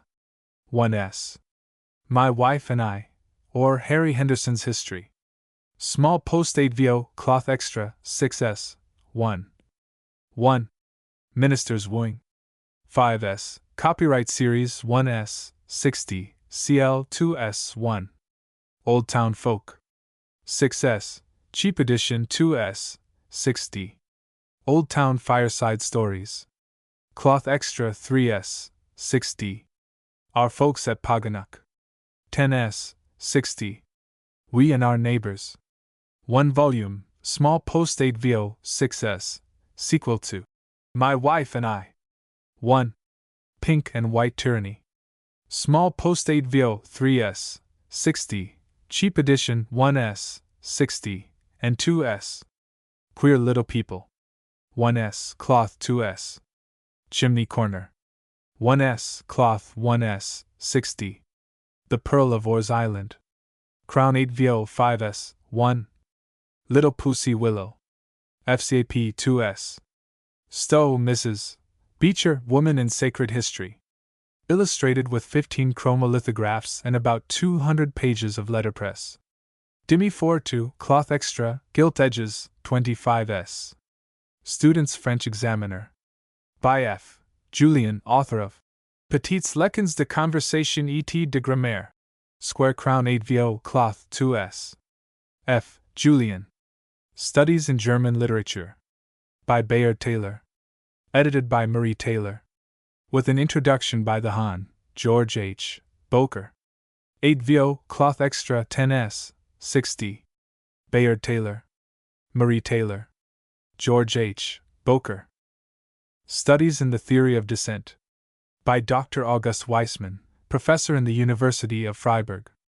Translated and edited by Raphael Meldola, FCS, Secretary of the Entomological Society of London. Part 1. On the Seasonal Dimorphism of Butterflies. Containing original communications by Mr. W. H. Edwards of Coburg. With 2 colored plates. Price of part. I. To subscribers for the whole work only 8s. Part 2. 6 colored plates 16s. Part 3. 6s. August Weisman. Raphael Meldola. W. H. Edwards. Sugar beet, including a history of the beet sugar industry in Europe, varieties of the sugar beet, examination, soils, tillage, seeds and sowing, yield and cost of cultivation, harvesting, transportation, conservation, feeding qualities of the beet and of the pulp, and c. by L. S. Ware. Illustrated. 8 VO, Cloth Extra, 21s. L. S. Ware. Sullivan A. M. MP. C. New Ireland. Sulfuric Acid, a practical treatise on the manufacture of. By A. G. and C. G. Locke Consulting Chemical Engineers. With 77 construction plates, and other illustrations. C. G. Locke. Sumner Hahn, Charles. See Life and Letters. Sunrise, A Story of These Times. By William Black, author of A Daughter of Hate. N.C. To be published in 15 monthly parts, commencing April 1st, 1s. each. William Black. Surgeon's Handbook on the Treatment of Wounded in War. By Dr. Friedrich S. March, Professor of Surgery in the University of Kiel, and Surgeon General to the Prussian Army. Translated by H. H. Clutton, B. A. Cantab, FRCS. Numerous colored plates and illustrations, 8 VO, strongly bound in flexible leather, 1L, 8s. Friedrich S. March. H. H. Clutton. Sylvan Spring. By Francis George Heath. Illustrated by 12 colored plates, drawn by F. E. Hume, FLS, artist and author of Familiar Wild Flowers. By 16 full-page, and more than 100 other wood engravings. Large post 8 VO cloth, gilt edges, 12s, 60. Francis George Heath. F. E. Hume. Tauchnitz English editions of German authors. Each volume, cloth flexible, 2s. Or sewed, 1s, 60. Catalogs post-free on application. B. German and English Dictionary. Cloth, 1s, 60. Rhone, 2s. French and English. Paper, 1s, 60. Cloth, 2s. Rhone, 2s, 60. Italian and English. Paper, 1s, 60. Cloth, 2s. Rhone, 2s, 60. Spanish and English. Paper, 1s, 60. Cloth, 2s. Rhone, 2s, 60. New Testament. Cloth, 2s. Gilt, 2s, 60. Taylor Bayard. C. Studies in German Literature. Textbook A of Harmony. For the use of schools and students. By the late Charles Edward Horsley. Revised for the press by Wesley Richards and W. H. Callcott. Small post 8 VO, cloth extra, 3s, 60. Charles Edward Horsley. Wesley Richards. W. H. Callcott. Through the Dark Continent, the Sources of the Nile, Around the Great Lakes, and Down the Congo. By Henry M. Stanley. 2 volumes, Demi 8 VO, containing 150 full-page and other illustrations, 2 portraits of the author, and 10 maps, 42s. 7,000. Cheaper edition, Crown 8 VO, with some of the illustrations and maps. 1 volume, 12s, 60. Henry M. Stanley. Tour of the Prince of Wales in India. C. Russell. Russell. Trees and Ferns. By F. G. Heath. Crown 8 VO cloth, gilt edges, with numerous illustrations, 3s, 60. F. G. Heath. A charming little volume. Land and Water. Turkestan. Notes of a Journey in the Russian Provinces of Central Asia and the Khanates of Bokhara and Kokand. By Eugene Schuyler, late Secretary to the American Legation, St. Petersburg. Numerous illustrations. 2 vols 8 VO, cloth extra, 5th edition, 2L, 2s. Eugene Schuyler. 2 Friends. By Lucien Bayart, author of Adventures of a Young Naturalist, My Rambles in the New World. N.C. Small post 8VO, numerous illustrations, gilt edges 7s, 60, planar binding 5s. Lucien Bayart. 2 supercargoes, or Adventures in Savage Africa. By W. H. G. Kingston. Numerous full-page illustrations. Square Imperial 16mo, cloth extra, gilt edges 7s, 60, planar binding 5s. W. H. G. Kingston. Up and Down, or 50 Years Experiences in Australia, California, New Zealand, India, China, and the South Pacific. Being the Life History of Captain W. J. Barrie. Written by himself. With several illustrations. Crown 8VO, cloth extra 8s, 60. W. J. Barrie.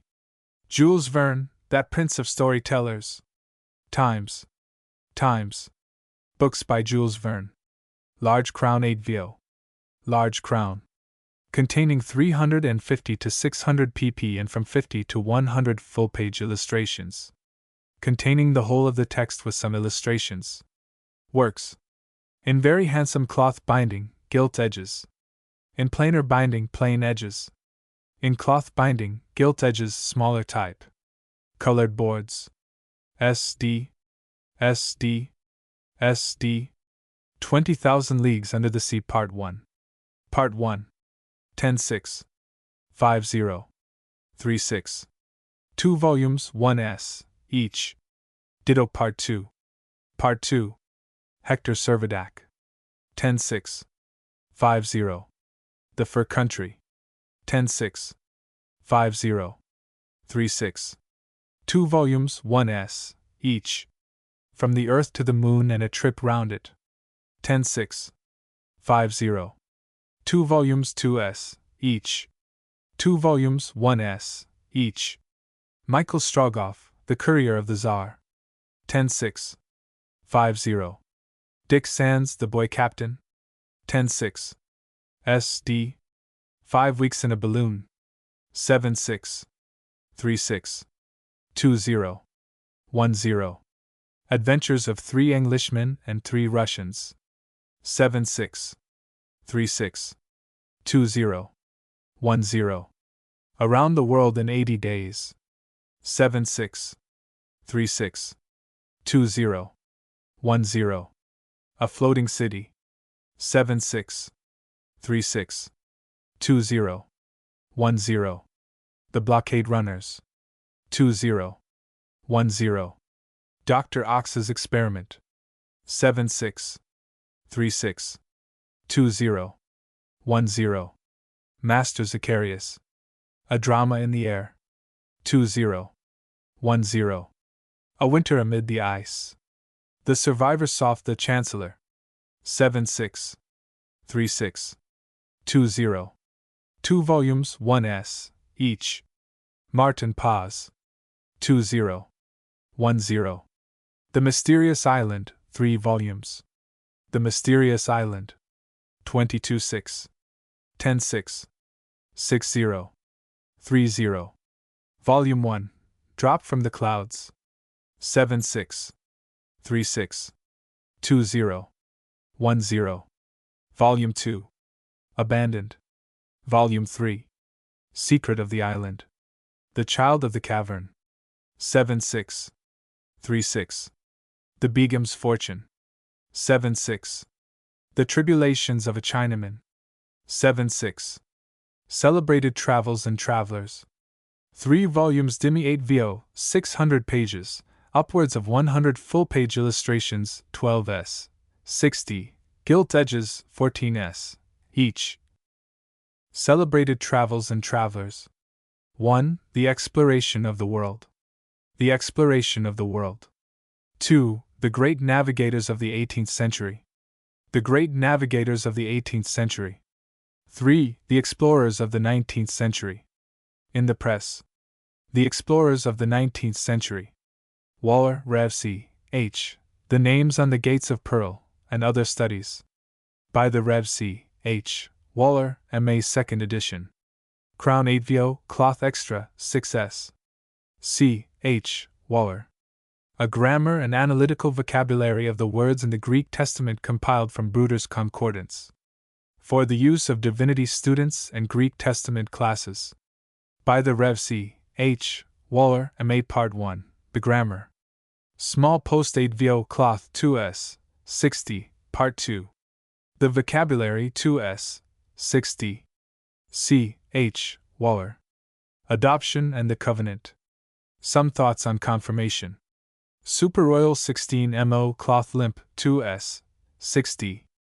Wanderings in the Western Land. By A. Pendarves Vivian, MP, with many illustrations from drawings by Mr. Bierstadt and the author, and 3 maps. 1 volume, Dimi 8 VO, Cloth Extra 18s. A. Pendarves Vivian. Bierstadt. War in Bulgaria, a narrative of personal experiences. By Lieutenant General Valentine Baker Pasha. Maps and plans of battles. 2 volumes, Dimi 8 VO, Cloth Extra 2L, 2s. Lieutenant General Valentine Baker Pasha. Warner C. D. My Summer in a Garden. Rose Library 1s. Backlog Studies. Boards 1s, 60, Cloth 2s. In the Wilderness. Rose Library 1s. Mummies and Moslems. 8 VO Cloth 12s. Weaving. C. History and Principles. Whitney Mrs. A. D. T. Hitherto. Small Post 8 VO 3s. 60, and 2s. 60. Sights and Insights. 3 volumes, Crown 8 VO 31s. 60. Summer in Leslie Goldthwaite's Life. Cloth 3s. 60. Wills, a few hints on proving, without professional assistance. By a probate court official. 5th edition, revised with forms of wills, residuary accounts, and c. FCAP 8 VO Cloth Limp 1s. Probate court official. With axe and rifle on the western prairies. By W. H. G. Kingston. With numerous illustrations, square crown 8 VO, cloth extra, gilt edges 7s. 60. Plainer binding 5s. W. H. G. Kingston. Witty and humorous side of the English poets, with a variety of specimens arranged in periods. By Arthur H. Elliott. 1 volume, Crown 8 VO Cloth 10s. 60. Arthur H. Elliott. Woolsey C. D. Doctor of Laws, Introduction to the Study of International Law, designed as an aid in teaching and in historical studies. 5th edition, Dimi 8 VO 18s. Words of Wellington, Maxims and Opinions, Sentences and Reflections of the Great Duke, gathered from his dispatches, letters, and speeches, Bayard series. 2s. 60. Wreck of the Grosvenor. By W. Clark Russell. 6s. 3rd and cheaper edition. W. Clark Russell. London, Sampson Low Marston, Searle, and Rivington, Crown Buildings 188 Fleet Street. Footnote 1. See also Rose Library. 1.